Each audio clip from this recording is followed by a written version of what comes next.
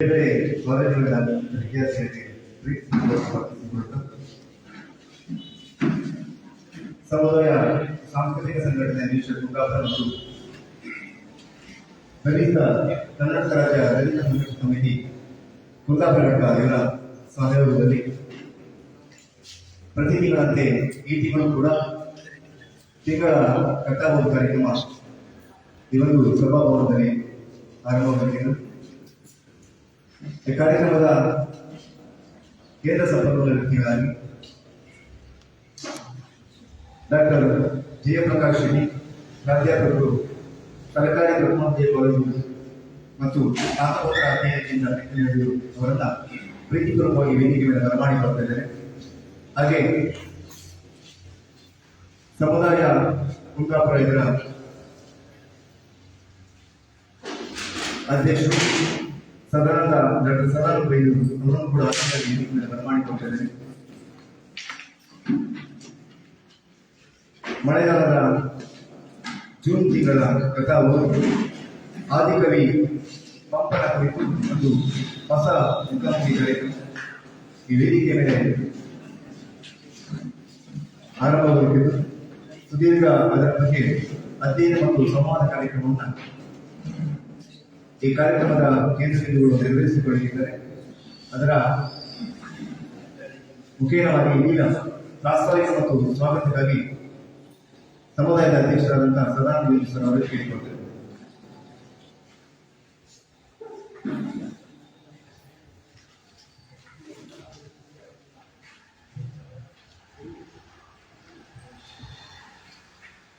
ಎಲ್ಲರಿಗೂ ನಮಸ್ಕಾರ.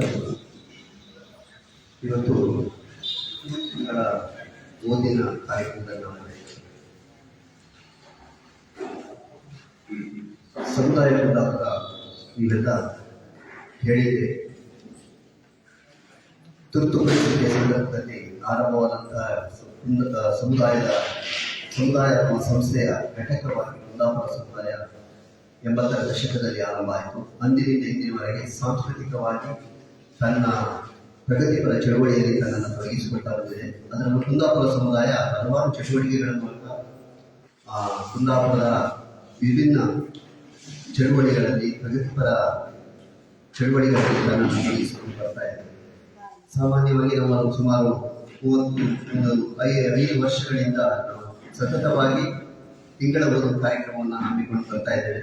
ಪ್ರತಿ ತಿಂಗಳು ಒಂದು ಕಥಾ ಓದಿರ್ಬೋದು, ಲೇಖನ ಓದಿರ್ಬೋದು, ಅಥವಾ ಚರ್ಚೆ ವಿಮರ್ಶೆಗಳು, ಹೀಗೆ ಬೇರೆ ಬೇರೆ ಪ್ರಬಂಧ ಓದಿರ್ಬೋದು, ಕವಿಗೋಷ್ಠಿ ಇರ್ಬೋದು, ಹೀಗೆ ಬೇರೆ ಬೇರೆ ವಿಭಿನ್ನ ರೀತಿಯ ತಿಂಗಳ ಒಂದು ಕಾರ್ಯಕ್ರಮವನ್ನು ನಡೆಸಿಕೊಂಡು ಬರ್ತಾ ಇದ್ದೇವೆ. ಅದಕ್ಕೆ ನೀವೆಲ್ಲರೂ ಬರ್ತಾ ಇದ್ದೀರಿ. ಮತ್ತು ಇವತ್ತು ಹೆಚ್ಚು ವಿದ್ಯಾರ್ಥಿಗಳು ಇರುವುದರಿಂದ ವಿದ್ಯಾರ್ಥಿಗಳಿಗೆ ಅನುಕೂಲವಾಗುವ ದೃಷ್ಟಿಯಿಂದ, ಜೊತೆಗೆ ಒಂದು ಸಾಹಿತ್ಯಿಕವಾದ ವಿಚಾರಗೋಷ್ಠಿ ಕಾರ್ಯಾಗಾರ ನಡೆಸಬೇಕನ್ನುವ ದೃಷ್ಟಿಯಿಂದ ವಿದ್ಯಾರ್ಥಿಗಳನ್ನು ಜಾಸ್ತಿ ಮಹತ್ವ ಕೊಟ್ಟು ಅವರನ್ನು ಕರೆಸಿದ್ದೇವೆ.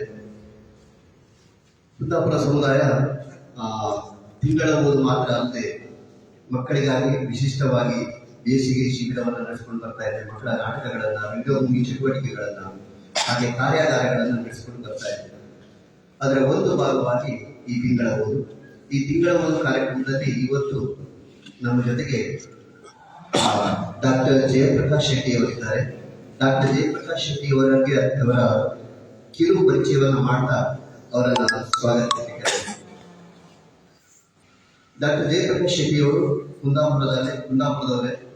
ನಮ್ಮ ಜೊತೆಗೆ ನಮ್ಮ ಪ್ರಗತಿಪರ ಚಳವಳಿಗಳಲ್ಲಿ ತಮ್ಮನ್ನು ತೊಡಗಿಸಿಕೊಂಡು, ಹಾಗೆ ಸಮುದಾಯದ ಪ್ರತಿಯೊಂದು ಕಾರ್ಯಕ್ರಮಗಳಲ್ಲಿ ನಮ್ಮ ಜೊತೆಗೆ ಇದ್ದು ನಮ್ಮನ್ನು ಪ್ರೋತ್ಸಾಹಿಸ್ತಾ ಬಂದಿದ್ದಾರೆ. ಅವರು ಮಂಗಳೂರು ವಿಶ್ವವಿದ್ಯಾನಿಲಯದಿಂದ MA ಪದವಿಯನ್ನು ಪಡ್ಕೊಂಡಿದ್ದಾರೆ. ಹಾಗೆ ಹಂಪಿ ವಿಶ್ವವಿದ್ಯಾನಿಲಯದಿಂದ ಡಾಕ್ಟರೇಟ್ ಪದವಿಯನ್ನು ಪಡ್ಕೊಂಡಿದ್ದಾರೆ. ಡಾಕ್ಟರೇಟ್ ಪದವಿಯನ್ನ ಪಂಪನ ಕಾವ್ಯಗಳ ವಿಭಿನ್ನ ಓದುಗಳು, ತಾತ್ವಿಕ ವಿಶ್ಲೇಷಣೆ ಇದರ ಕುರಿತು ತಮ್ಮ PhD ಮಹಾಪ್ರಬಂಧವನ್ನು ಮಂಡಿಸಿ PhD ಡಿಗ್ರಿಯನ್ನು ಪಡ್ಕೊಂಡಿರ್ತಾರೆ. ಇವರಿಗೆ ಮಾರ್ಗದರ್ಶಕರಾಗಿ ಅಹಮದ್ ತೆರಿಕೆರೆಯವರು ಹಂಪಿ ಯೂನಿವರ್ಸಿಟಿಯವರು ಇವರಿಗೆ ಮಾರ್ಗದರ್ಶಕರಾಗಿದ್ದಾರೆ.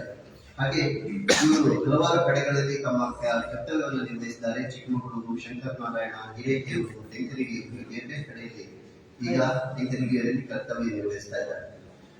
1996ರಲ್ಲಿ ಸೇವೆಗೆ ಸೇರಿದ ಇವರು ಇದೀಗ ಸಹಾಯಕ ಪ್ರಾಧ್ಯಾಪಕರಾಗಿ 2010ರಿಂದ ಕರ್ತವ್ಯವನ್ನು ನಿರ್ವಹಿಸ್ತಾ ಇದ್ದಾರೆ. ಇವರು ಹಲವಾರು ಪುಸ್ತಕಗಳನ್ನ ಲೇಖನಗಳನ್ನು ಬರೆದಿದ್ದಾರೆ.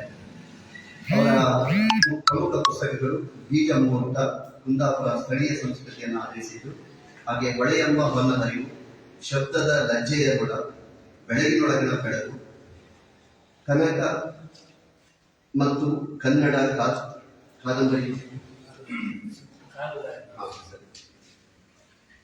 ಕನಕ ಮತ್ತು ಕನ್ನಡ ಬಯಲ ಬೆರವು, ಪಂಪನೋದು, ನುಡಿಯ ನಡೆಯಾಟ ಈ ಹಲವಾರು ಕೃತಿಗಳನ್ನು ರಚಿಸಿದ್ದಾರೆ. ಜೊತೆಗೆ ಹಲವಾರು ಲೇಖನಗಳನ್ನ ಬರೆದಿದ್ದಾರೆ. ನಾಗಬಂಧದ ಇದು ಅನಂತರ ಅತ್ಯಾಚಾರವು ಮತ್ತು ಅತಿರಂಜಿತ ಪ್ರಚಾರವು, ಕುಂದಾಪುರದ ಕೃಷಿ ಪರಂಪರೆಯ ಕುರಿತಾಗಿ, ಕುಂದಾಪುರದ ನೆಲದ ಸಂಸ್ಕೃತಿಯ ಕುರಿತಾಗಿ ಹಲವಾರು ಲೇಖನಗಳನ್ನ ಬರೆದಿದ್ದಾರೆ. ಅವರು ನಮ್ಮ ಜೊತೆಗೆ ಇವತ್ತಿದ್ದಾರೆ. ಹಾಗೆ ಇವರಿಗೆ ಕರ್ನಾಟಕ ಜಾನಪದ ಅಕಾಡೆಮಿಯಿಂದ 2014ರಲ್ಲಿ ನೆಲದ ನೆನಪು ಕುಂದಾಪುರದ ಜೀವನ ಸಂಸ್ಕೃತಿಗೆ ಪುಸ್ತಕಕ್ಕೆ ಅವರಿಗೆ ಪ್ರಶಸ್ತಿ ಬಂದಿರುತ್ತದೆ. ಜೊತೆಗೆ ಕನಕ ಯುವ ಪ್ರಶಸ್ತಿ 2018ರಲ್ಲಿ ಬಂದಿದೆ. ಕನಕ ಸಾಹಿತ್ಯದಲ್ಲಿನ ವಿಶೇಷ ಸೇವೆಯನ್ನು ಪರಿಗಣಿಸಿ ಪ್ರಶಸ್ತಿಯನ್ನು ನೀಡಲಾಗಿದೆ. ಹಾಗೆ ಪಂಪನ ಕುರಿತಾದ ವಿಶೇಷ ಸಂಶೋಧನೆಯಲ್ಲಿ ಇವರು ಆಸಕ್ತಿಯನ್ನು ಹೊಂದಿದ್ದಾರೆ. ಇನ್ನು ಮುಂದಿನ ದಿನಗಳಲ್ಲಿ ಆ ಕುರಿತು ಹೆಚ್ಚಿನ ಸಂಶೋಧನೆಯನ್ನು ಮಾಡಬೇಕು ಅನ್ನುವ ಆಸಕ್ತಿ ಅವರಲ್ಲಿದೆ. ಹೀಗೆ ಇವರನ್ನ ನಾನು ಇವತ್ತು ಸಮುದಾಯದ ತಿಂಗಳ ಒಂದು ಕಾರ್ಯಕ್ರಮಕ್ಕೆ ಎಲ್ಲ ವಿದ್ಯಾರ್ಥಿಗಳ ಪರವಾಗಿ ಹಾಗೆ ಸಮುದಾಯದ ಹಿತೈಷಿಗಳ ಪರವಾಗಿ ತಮ್ಮೆಲ್ಲರ ಪರವಾಗಿ ಅವರಿಗೆ ಆತ್ಮೀಯವಾಗಿ ಸ್ವಾಗತವನ್ನು. ಹಾಗೆ ಇಂದು ನಮ್ಮ ಜೊತೆಗೆ ಕನ್ನಡ ಪ್ರಾಧ್ಯಾಪಕರು, ಕನ್ನಡ ಉಪನ್ಯಾಸಕರು, ಹಾಗೆ ಬೇರೆ ಬೇರೆ ವಲಯಗಳಲ್ಲಿ ತಮ್ಮನ್ನು ಗುರುತಿಸಿಕೊಂಡವರು, ಲೇಖಕರು, ಕೃತಿಕಾರರು, ಹಾಗೆ ಶಿಕ್ಷಕರು ಎಲ್ಲರೂ ಆಗಮಿಸಿದ್ದೀರಿ. ತಮ್ಮೆಲ್ಲರನ್ನು ಆತ್ಮೀಯವಾಗಿ ಸ್ವಾಗತಿಸ್ತೇನೆ. ಜೊತೆಯಲ್ಲಿ ನಿಮ್ಮ ಜೊತೆಯಲ್ಲಿ ಹಲವಾರು ನಮ್ಮ ಕಾಲೇಜಿನ ಪ್ರಾಧ್ಯಾಪಕರು ಸಹ ನನ್ನ ಜೊತೆ ಸೇರ್ಕೊಂಡಿದ್ದಾರೆ. ಅವರೆಲ್ಲರೂ ಸಹ ನಾನು ಆತ್ಮೀಯವಾಗಿ ಕಾರ್ಯಕ್ರಮಕ್ಕೆ ಸ್ವಾಗತಿಸ್ತಾ ಇದ್ದೇನೆ. ಮತ್ತು ಈ ಕಾರ್ಯಕ್ರಮದಲ್ಲಿ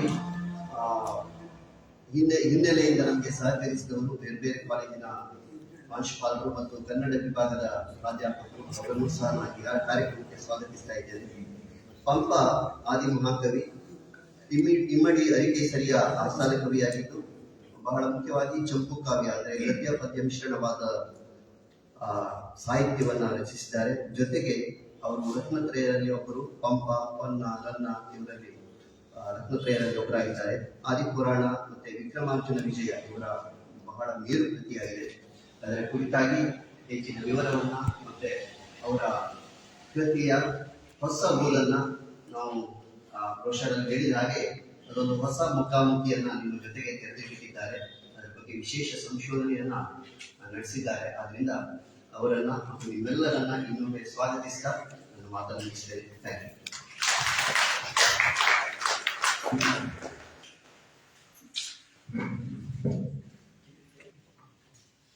ಸಮುದಾಯ ಕುಂದಾಪುರ ಬೆಳೆದು ಬಂದ ಹಾದಿ ಮತ್ತು ಸಮಾಜಮುಖಿ ಚಟುವಟಿಕೆಗಳ ಬಗ್ಗೆ ಸವಿಸ್ತರವಾಗಿ ಮಾಹಿತಿಯನ್ನು ನೀಡಿದಂತ ಸಮುದಾಯ ಕುಂದಾಪುರದ ಅಧ್ಯಕ್ಷರು ಡಾಕ್ಟರ್ ಸದಾನಂದ ಬೈಲು ಸರ್ ಅವರಿಗೆ ಪ್ರೀತಿಪೂರ್ವಕವಾಗಿ ಸ್ವಾಗತಿಸಿಕೊಳ್ಳುತ್ತಾ, ಹಾಗೆ ಮತ್ತೊಮ್ಮೆ ಈ ಕಾರ್ಯಕ್ರಮಕ್ಕೆ ಆಗಮಿಸಿದ ಎಲ್ಲ ಶಾಲಾ ಕಾಲೇಜುಗಳ ವಿದ್ಯಾರ್ಥಿಗಳಿಗೆ ಹಾಗೆ ಸಮುದಾಯದ ಸಂತತಿಗಳಿಗೆ ಮತ್ತೊಮ್ಮೆ ಸ್ವಾಗತಿಸಿಕೊಳ್ಳುತ್ತಾ, ಇದೀಗ ನೇರವಾಗಿ ಶ್ರೀಯುತ ಜಯಪ್ರಕಾಶ್ ಶೆಟ್ಟಿ ಪ್ರಾಧ್ಯಾಪಕರು ಮತ್ತು ಸ್ನಾತಕೋತ್ತರ ಅಧ್ಯಯನ ಕೇಂದ್ರ ಬೆಂಗಳೂರಿನ ಶಿಕ್ಷಕರಾಗಿರುವಂತಹ ಅವರಿಗೆ ಆದಿಕವಿ ಪಂಪ ಮತ್ತು ಅವರ ಹೊಸ ಮುಖ ಎನ್ನುವಂತಹ ವಿಚಾರದ ಕುರಿತು ಸವಿಸ್ತರವಾಗಿ ಮಾಹಿತಿಯನ್ನು ನೀಡಿದ್ದಾರೆ. ಅದರೊಂದಿಗೆ ಎಲ್ಲ ವಿದ್ಯಾರ್ಥಿಗಳು ಅವರೊಂದಿಗೆ ಸಂವಾದಕ್ಕೆ ತಾವು ಕೂಡ ಅಣಿಯಾಗಬೇಕು. ಹಾಗೆ ನಮಗೆ ಯಾವುದೇ ಡೌಟ್ಗಳಿದ್ರೆ ಅವರೊಂದಿಗೆ ಕೇಳಬೇಕು. ಮತ್ತೆ ನಿಮಗೆ ಒಂದು ನೋಟ್ ಪ್ಯಾಡ್ ಅನ್ನು ನೋಡಿದ್ದೇನೆ, ಏನೇ ಡೌಟ್ಸ್ ಇದ್ರೆ ಅದನ್ನು ಮೈಕ್ರೋಟ್ ಮಾಡಿ ಆಮೇಲೆ ಅದರ ವಿವರವನ್ನ ಸರ್ ನೀಡಿದ್ದೇನೆ.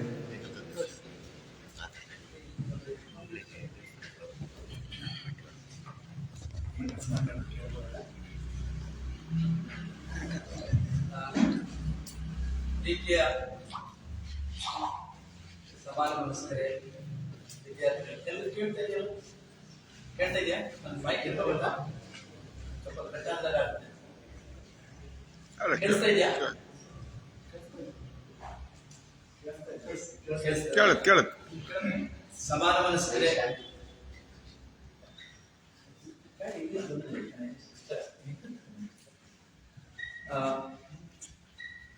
ಅನೇಕ ನನ್ನ ಪರಿಚಿತ ಮುಖಗಳು, ಗುರು ಸದೃಶರು, ಹಳೆಯ ಸಹೋದ್ಯೋಗಿಗಳು, ಬಹಳ ಮುಖ್ಯವಾಗಿ ಎಳೆಯ ತಲೆಮಾರಿನ ವಿದ್ಯಾರ್ಥಿಗಳು ಈ ಸಂದರ್ಭದಲ್ಲಿ ಈ ಕಾರ್ಯಕ್ರಮಕ್ಕೆ ಸಾಕ್ಷಿಯಾಗ್ತದೆ. ಪಂಪನನ್ನು ಓದುವುದು ನನಗೆ ಅತ್ಯಂತ ಖುಷಿಯ ಸಂಗತಿ. ಆದರೆ ಪಂಪನ ಕುರಿತಾದ ಓದು, ತೆರೆದುಕೊಳ್ಳುವ ಬಗ್ಗೆ ಮತ್ತು ಅದರ ಭಾಷೆಯ ಕುರಿತಾಗಿ ಇರುವ ಭಯ, ಈ ಕಾರಣಕ್ಕಾಗಿ ಬಹುಶಃ ವರ್ತಮಾನದ ಕಾಲದಲ್ಲಿ ಕೂಡ ಅದರ ಓದು ಒಂದು ಸವಾಲು.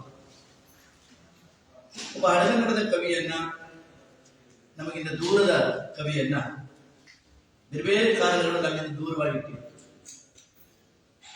ನಾನು ಅಧ್ಯಾಪಕನಾಗಿ, ವಿದ್ಯಾರ್ಥಿಯಾಗಿ, ಒಬ್ಬ ಓದುಗನಾಗಿ ಈ ಕಾರಣಗಳನ್ನು ದಾಟಿಕೊಂಡು ನಮ್ಮ ಕಾಲದ ಜೊತೆಗೆ, ನಮ್ಮ ಜೊತೆಗೆ ಪಂಪನನ್ನು ಓದಬಹುದು ಅಂತ ಅನ್ಕೊಂಡು ನಿಮಗೆ ಪ್ರಶ್ನೆಗಳನ್ನ ಬರ್ಕೊಳ್ಳಿ ಅಂತ ಗೆಳೆಯರು ಹೇಳಿದ್ರು. ಪ್ರಶ್ನೆಗಳು ನಿಮ್ಮ ಜೊತೆಗೆ ಎಲ್ಲದಕ್ಕೂ ಏಕಕಾಲದಲ್ಲಿ ಉತ್ತರ ಸಿಗ್ತದೆ ಅಂತ ಪ್ರಶ್ನೆಗಳನ್ನ ಎತ್ತುವುದನ್ನ ಮರಿಬೇಕು. ಯಾಕೆಂದ್ರೆ ಪ್ರಶ್ನಿಸದ ಹಾಗೆ ಬಾಯಿ ಮುಚ್ಚಿಸುವ ಒಂದು ವರ್ತಮಾನದ ಕಾಲದಲ್ಲಿ ನಾವು ಬದುಕ್ತಾ ಇದ್ದೇವೆ. ಬಹುಶಃ ನಮ್ಮ ಶಿಕ್ಷಣ ಕ್ರಮವೂ ಹಾಗೆ. ನಿನ್ಗೇನು ಗೊತ್ತಿಲ್ಲ ಕೂತುಕೋ ಅಂತ ಹೇಳುವ ತರಗತಿ ಆವರಣದಿಂದ ನೀನು ಮಾತಾಡಬೇಡ ಅನ್ನುವ ಸಾಮಾಜಿಕ ಆವರಣದವರೆಗೆ ನಾವು ವಿಸ್ತರಣೆಯನ್ನು ಪಡೆದಿದ್ದೀವಿ. ಅಂತ ಹೊತ್ತಿನ ಒಳಗಡೆ ಪಂಪ ನಮ್ಮನ್ನು ಹೇಗೆ ಮಾತಾಡಿಸ್ತಾರೆ. ನಾನು ನಿನ್ನೆ ಒಂದು ಫೇಸ್ಬುಕ್ ಅಲ್ಲಿ ಒಂದು ಸಣ್ಣ ಪ್ರತಿಕ್ರಿಯೆಯನ್ನು ನೋಡು. ಆ ಪ್ರತಿಕ್ರಿಯೆಯಲ್ಲಿ ಬಹಳ ಮುಖ್ಯವಾದ ಏನು ಕೇಳಿದ್ರೆ, ನೀವು ಹೇಗೆ ಅದನ್ನ ಡೀಲ್ ಮಾಡ್ತೀರಿ ಅನ್ನೋ ಒಂದು ಪ್ರಶ್ನೆ ಇದು ಕೇಳಿ.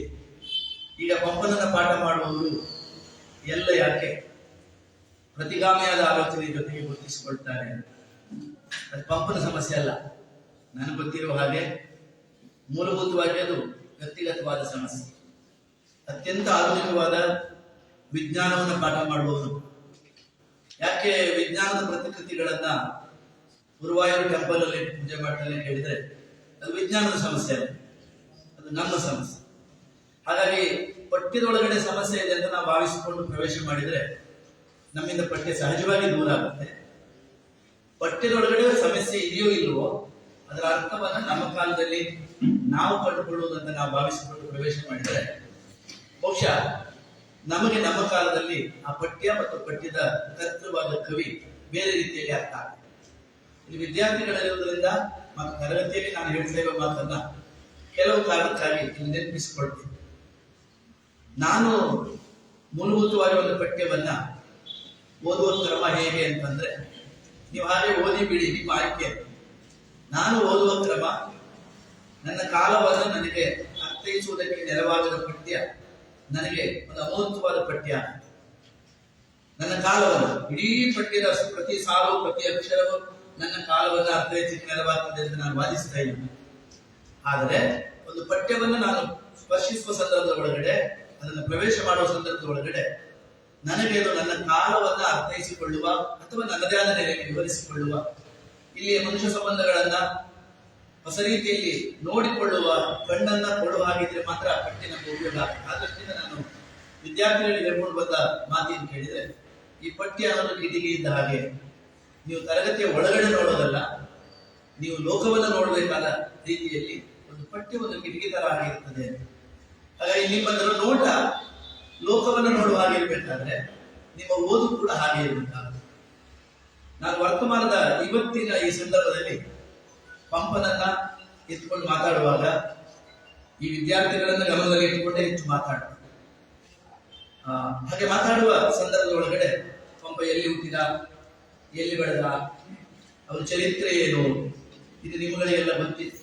ಒಂದು ನಿಶ್ಚಿತ ಮಾದರಿಯ ಜಾರ್ಖಂಡ್ ರೂಪದಲ್ಲಾದರೂ ಕೂಡ ಪಠ್ಯ ಪುಸ್ತಕದಲ್ಲಿ ಹಳೆಯ ಕಾವ್ಯ ಸಂಚಯದಲ್ಲಿ ಇದ್ದುದನ್ನ ಹಾಗೆಯೇ ಕಟ್ ಅಂಡ್ ಪೇಸ್ಟ್ ಮಾಡಿ ಪಂಪ ಜೈನನಾಗಿದ್ದ, ಆದರೆ ಅವನ ಪೂರ್ವಿಕರು ವೈದಿಕರಾಗಿದ್ದರು. ಈ ಕಥೆಗಳನ್ನ ಹೇಳಿ ಹೇಳಿ ಅವನ ಕಾವ್ಯದ ಒಳಗಡೆ ನೀವು ಏನು ಕಾಣಬೇಕೋ ಅದನ್ನ ನಿರ್ದೇಶನ ಕೊಟ್ಟು ನಿಯತವಾದ ತಾತ್ಪರ್ಯಾರ್ಥವನ್ನ ನಮ್ಮ ತಲೆ ಒಳಗಡೆ ಮೂಡಿಸಿಟ್ಟಿದ್ದಾರೆ.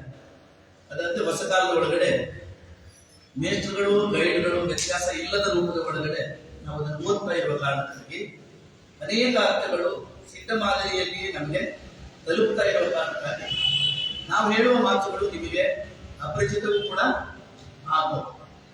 ನಾನು ವರ್ತಮಾನದ ಕಾಲದಲ್ಲಿ ಆ ಚರಿತ್ರೆಯ ಬಗ್ಗೆ ಮಾತಾಡಲಿಕ್ಕೆ ಹೋಗುವುದಿಲ್ಲ. ಪಂಪ ಏನಾಗಿದ್ದ, ಅವನು ಏನಾಗಿ ಬದಲಾದ ಎನ್ನುವುದು ಒಂದು ಚರಿತ್ರೆಯ ಮೂಲಕ ನಮಗೆ ದತ್ತವಾಗುವ ಸಂಗತಿ.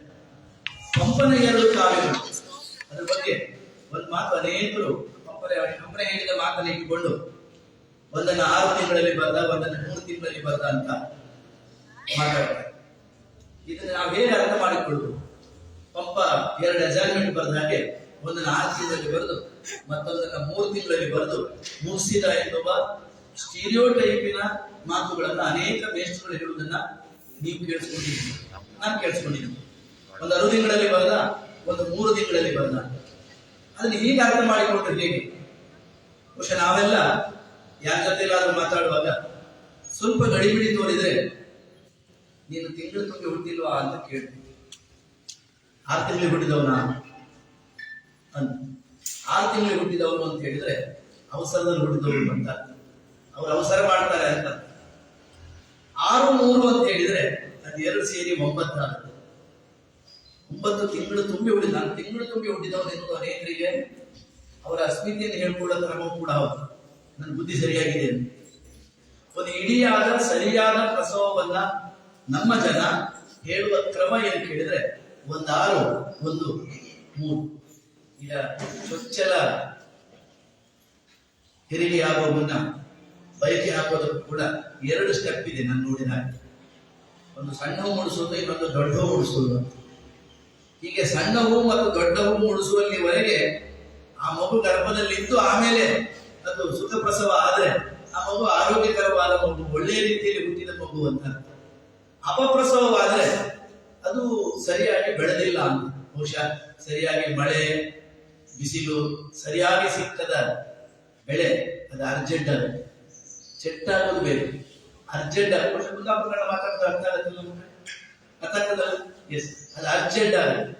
ಅರೆಬರೆ ಬೆಳವಣಿಗೆ ಆಗಿಸ್ತೀವಿ. ಪಂಪ ತನ್ನ ಕಾವ್ಯಗಳನ್ನು ಒಂದು ಪೂರ್ಣ ರೂಪದ ಪ್ರಸವ ಅಂತ ಹೇಳಿಕೊಳ್ಳುವ ಸಲುವಾಗಿ ಹೇಳಿದ್ದಿರಬಹುದಾದ 6 ತಿಂಗಳು 3 ತಿಂಗಳಿನ ಪರಿಭಾಷೆಯನ್ನ ನಾವು ಒಂದು 6 ತಿಂಗಳಲ್ಲಿ ಬರೆದ, ಮತ್ತೊಂದು 3 ತಿಂಗಳಲ್ಲಿ ಬರೆದ ಅಂತ ಓದೋದಕ್ಕೆ ಅಭ್ಯಾಸ ಮಾಡ್ತೀವಿ. ಹಾಗೆ ಅವನ ಲೌಕಿಕ ಆಗಮಿಕವನ್ನು ಕೂಡ ಹಾಗೆ ನಾವು ಎಲ್ಲಿ ಭೇದ ಮಾಡೋದು, ಇದು ಲೌಕಿಕ ಇದು ಆಗಮಿಕ ಅಂತ ನಮಗೊಂದು ಚಂದದ ಕಲ್ಪನೆ. ಇದು ಶೀರ, ಇದು ಗೌರು ಅಂತ.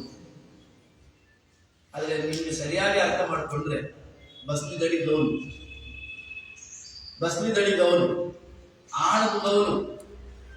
ನೀವು ಉಡುಪಿ ಸಮುದಾಯದವರನ್ನ ಕೇಳಿದ್ರೆ ಅವರಿಗೆ ಬರ್ಕ ಮತ್ತು ಮೊಲ ಗೌಲಲ್ಲ, ಶೀಲ. ಲೌಕಿಕ ಆಗಮಿಕವನ್ನು ಎಲ್ಲಿ ವಿಭಜಿಸಿ, ಹೇಗೆ ವಿಭಜಿಸಿ ಅರ್ಥ ಆಗ್ತದೆ ಮಕ್ಕಳೇ? ಈ ಗೆರೆಕೊಲದು ಇದು ಆಧ್ಯಾತ್ಮಿಕ, ಇದು ಲೌಕಿಕ. ಈ ಲೌಕಿಕ ಆಧ್ಯಾತ್ಮಿಕ ಇವತ್ತು ಫೋಟೋ ರೂಪದಲ್ಲಿ ಬರ್ತಾ ಇದೆ, ನೀವು ನೋಡ್ತಾ ಇದ್ದೀರಿ. ಇದು ಲೌಕಿಕ, ಇದು ಆಧ್ಯಾತ್ಮಿಕ ಅಂತ. ಈ ಚಿತ್ರ ಹೊಡೆದ ರೀತಿಯಲ್ಲಿ ಲೌಕಿಕ ಆಗಮಿಕವನ್ನು ವಿಭಜಿಸುವ ನಮ್ಮ ಚಾಳಿಯಿಂದಾಗಿ ಪಂಪನ 2 ಕಾವ್ಯಗಳಲ್ಲಿ ಒಂದನ್ನ ಲೌಕಿಕ ಕಾವ್ಯ ಅಂತಲೂ ಮತ್ತೊಂದನ್ನ ಆಗಮಿಕ ಕಾವ್ಯ ಅಂತಲೂ ನಾವು ವಿಭಜಿಸಿಕೊಂಡಿದ್ದೀವಿ. ಆದ್ರೆ ನನಗನ್ನಿಸುವ ಹಾಗೆ ಕುವೆಂಪು ಅವರ 2 ಕಾದಂಬರಿಗಳಲ್ಲಿ ಕಾನೂರು ಹೆಗ್ಗಡತಿ ಬಂದದ್ದು ಮೊದಲು, ಮಲೆಗಳಲ್ಲಿ ಮದುಮಗಳು ಬರೆಯಲ್ಪಟ್ಟದ್ದು ನಂತರ. ಆದರೆ ಕಥೆಯ ಸರಣಿಯನ್ನು ನೀವು ಗಮನಿಸಿದ್ರೆ ಅವೆರಡು ಬೇರೆ ಕಾದಂಬರಿಗಳಲ್ಲ, ಒಂದೇ ಕಾದಂಬರಿಯ ಮುಂದುವರಿದ ರೂಪಗಳು ಮತ್ತು ಇನ್ನೂ ಕೂಡ ಮುಕ್ತಾಯವಾಗದ ಕಾದಂಬರಿ. ಹಾಗೆ ಪಂಪನ 2 ಕಾವ್ಯಗಳನ್ನು ಕೂಡ ನಾವು ಕಾವ್ಯ ಸರಣಿಯಲ್ಲಿ ನೀವು ಅಂದುಕೊಳ್ಳಬಹುದು ಅದರಲ್ಲಿ ಜೈನ ಇದೆ, ಇದರಲ್ಲಿ ಜೈನೇತರ ಇದೆ. ಹಾಗಲ್ಲ.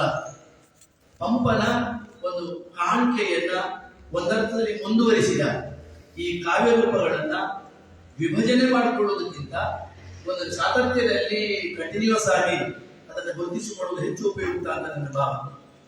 ಇನ್ನು ಪಂಪನ ಆದಿಪುರಾಣ ಮತ್ತು ವಿಕ್ರಮಾರ್ಜುನ ವಿಜಯ ನಾನು ಯಾಕೆ ಒಂದೇ ಅಂತ ಹೇಳ್ತೀನಿ ಅಂತ ಹೇಳಿದ್ರೆ ಅದರಲ್ಲಿ 2 ಮಾದರಿಗಳನ್ನು ಎದುರಿಗೆ, 2 ಮಾದರಿ, 2 ಸ್ಯಾಂಪಲ್ ಆಯ್ಕೆ ನಿಮ್ಮದು. ಒಂದರಲ್ಲಿ ಒಂದು ದೊಡ್ಡ ಯುದ್ಧ ಇದೆ, ಚಕ್ರರತ್ನ ಹುಟ್ಟುತ್ತೆ. ಆ ಚಕ್ರರತ್ನವನ್ನು ಮುಂದಿಟ್ಟುಕೊಂಡು ಒಂದು ದಂಡಯಾತ್ರೆಯನ್ನ ಮಾಡ್ತಾರೆ. ನೀವು ಆದಿಪುರಾಣವನ್ನು ಓದಿದವರಾಗಿದ್ರೆ ಆ ದಂಡಯಾತ್ರೆಯ ಇಡಿಯಾದ ಚಿತ್ರಣದಲ್ಲಿ ನಿಮಗೆ ನರಳುವಿಕೆ ಕಾಣಿಸೋದಿಲ್ಲ. ಯಾಕೆಂದ್ರೆ ಆಯುಧ ಬಳಕೆ ಆಗುತ್ತೆ, ಆಯುಧ ಬಳಕೆಯೇ ಆಗೋದಿಲ್ಲ, ನರಳುವಿಕೆ ಕಾಣಿಸೋದಿಲ್ಲ. ಬದಲಾಗಿ ನಿಮಗೆ ಕೌಮುದಿ ಮಹೋತ್ಸವ ಕಾಣಿಸ್ತದೆ. ನೀವು ಯಾವುದನ್ನ ಪುನಃಹುಣ್ಣಿಮೆ ಅಂತ ಕರಿತೀರಿ. ಆ ಅದ್ಭುತವಾದ, ನೀವು ಮಹಾಭಾರತಕ್ಕಿದ್ದರೂ ಅದ್ಭುತವಾದ ಕಾವ್ಯ ನನ್ನ ದೃಷ್ಟಿಯಲ್ಲಿ ಆದಿಪುರಾಣ. ಅದನ್ನ ನಮ್ಮ ಜೊತೆಗೆ ಓದೇ ಇದೆ. ಅಷ್ಟು ಅದ್ಭುತವಾದಂತಹ ಚಿತ್ರಗಳು ಬರ್ತವೆ. ನೀವು ಇವತ್ತು ಯಾರು ಸಂಸ್ಕೃತಿ ಮತ್ತೊಂದರ ಬಗ್ಗೆ ಮಾತಾಡುವವರು, ಇದು ಶೀಲ, ಇದು ಅಶ್ಲೀಲ ಇತ್ಯಾದಿ ಚರ್ಚೆಗಳನ್ನ ಮಾಡುವವರು, ಇದು ನಮ್ಮದಲ್ಲ, ಇದು ಹೊರಗಿನದ್ದು ಅಂತ ಹೇಳಿ ಮಾತಾಡುವವರು, ಬಹುಶಃ ಪಂಪನನ್ನು ಓದಿದ್ರೆ ಅವರ ಮಾತುಗಳು ಬೇರೆ ಆಗ್ತದೆ. ಸರಿಯಾಗಿ ಓದಿದ್ರು ಅಂತ ಒಂದು ಅದ್ಭುತವಾದ ಚಿತ್ರ ನಿಮಗೆ ರಣರಂಗಕ್ಕೆ ಹೊರಡುವ ಅಥವಾ ದಂಡಯಾತ್ರೆಗೆ ಹೊರಡುವ ಯಾತ್ರೆಯ ವೇಳೆ ನಿಮಗೆ ಇಂಥ ಆಹ್ಲಾದಕರವಾದ ಚಿತ್ರ ನಿಮ್ಗೆ ಪಂಪಭಾರತದಲ್ಲಿ ಸಿಗೋದಿಲ್ಲ. ಪಂಪಭಾರತದಲ್ಲಿ ಅಂಥ ಚಿತ್ರ ಸಿಗೋದಿಲ್ಲ. ಒಮ್ಮೆ ಯುದ್ಧ ಆರಂಭ ಆಯಿತು ಅಂತ ಹೇಳಿದ್ರೆ ಅಳುವ ಹೆಂಗಸರು ಕೊನೆಗೂ ಸಿಗ್ತಾರೆ ನಿಮಗೆ. ಮತ್ತವರು ಆ 14ನೇ ಆಶ್ವಾಸವನ್ನು ನಾವು ಹೆಚ್ಚು ಸೀರಿಯಸ್ ಆಗಿ ಓದೋದಿಲ್ಲ, ಯಾಕಂದ್ರೆ ಸಿಲೆಬಸ್ ಮುಂದಿತ್ತು ಅಂತ ಬಿಟ್ಟಿತ್ತು. ಆ 14ನೇ ಆಶ್ವಾಸದಲ್ಲಿ ಆ ಹೆಣ್ಮಕ್ಳು ಹೇಗೆ ನಡ್ಕೊಂಡ್ ಬಂದ್ರು ಅನ್ನೋದನ್ನು ಪಂಪ ಚಿತ್ರಿಸುತ್ತಾರೆ. ಒಂದು ಪದ್ಯ ಸಾಕು ಇಂಪಾರ್ಟೆಂಟ್ ಆಗಿ, ಕರುಣವೇ ನಡೆದು ಬರುವ ಹಾಗೆ ಬಂದು, ಕರುಣವೇ ನಡೆದು ಬರುವ ಹಾಗೆ. ಆದಿಪುರಾಣದ ಯುಗದಲ್ಲಿ ಇಂಥ ಚಿತ್ರ ನೀವು ನೋಡೋದು ಕೂಡ ಸಿಗಲಿಲ್ಲ. ಇಷ್ಟು ಮಾತ್ರ ಅಲ್ಲ, ಆದಿಪುರಾಣದಲ್ಲೂ ಅಣ್ಣ ತಮ್ಮನ ನಡುವಿನ ಸಮಸ್ಯೆ, ಅಣ್ಣ ತಮ್ಮನ ನಡುವಿನ ಸಮಸ್ಯೆ. ಅವರ ಅಪ್ಪ ಬಹಳ ದೊಡ್ಡ ವಿವೇಕ ಒಡೆಯ. ನಮ್ಮ ಬದುಕಿನಲ್ಲಿ 2 ಸಂಗತಿ ಇದೆ, ಒಂದು ಅನುಭವ, ಮತ್ತೊಂದು ಅರಿವು, ಮತ್ತೊಂದು ಮಾಹಿತಿ. ಮಾಹಿತಿ ಬೇರೆಯವರಿಂದ ಇಳ್ಕೊಂಡು ಬರಬಹುದು, ಆದರೆ ಅರಿವು ಹಾಗೆ ಇಳ್ಕೊಂಡು ಬರಲ್ಲ, ನಾವೇ ಸಂಪಾದಿಸಿಕೊಳ್ತೀವಿ. ಆ ಕಾರಣಕ್ಕಾಗಿ ಶರಣರು, ತತ್ವಪದಕಾರರು, ನಮ್ಮ ಸಿದ್ಧ ಸಾಧಕ ಪಂಥಕ್ಕೆ ಸೇರಿದವರೆಲ್ಲರೂ ಕೂಡ ಅರಿವಿಗೆ ವಿಶೇಷವಾದ ಒಂದನ್ನು ಕೊಟ್ಟು ಅದನ್ನು ಗುರುಸ್ವರೂಪಿಯಾಗಿ ಕಂಡು ಈ ಅರಿವು ನಾವೇ ಸಂಪಾದಿಸಿಕೊಳ್ಬೇಕಾಗ್ತದೆ. ಭರತ ಮತ್ತು ಬಾಹುಬಲಿ ಅಪ್ಪ ಬಿಟ್ಟು ಹೋದ ಸಾಮ್ರಾಜ್ಯಕ್ಕೆ ಒಡೆಯರಾಗಿದ್ದು, ಆದರೆ ಅವನ ಅರಿವಿಗೆ ವಾರಿಸುದಾರರಲ್ಲ. ಇವತ್ತು ನಮ್ಮ ವರ್ತಮಾನ ಕಾಲದಲ್ಲಿ ಅಪ್ಪ ಮತ್ತು ಅಜ್ಜನ ರಾಜಕಾರಣವನ್ನೆಲ್ಲ ಮಗ ಮೊಮ್ಮಗಳಿಗೆ ಶಿಫ್ಟ್ ಮಾಡೋದನ್ನ ಕಾಣ್ತೀವಿ, ಆದರೆ ಅರಿವನ್ನು ಅಷ್ಟು ಶಿಫ್ಟ್ ಮಾಡೋಕ್ಕಾಗಲ್ಲ. ಅದು ಉದಾಹರಣೆ ಕಂಡಿದ್ರೆ ಎಕ್ಸ್ಪೀರಿಯನ್ಸ್ ಅನ್ನು ಅಷ್ಟು ಸುಲಭದಲ್ಲಿ ಶಿಫ್ಟ್ ಮಾಡೋಕ್ಕಾಗಲ್ಲ.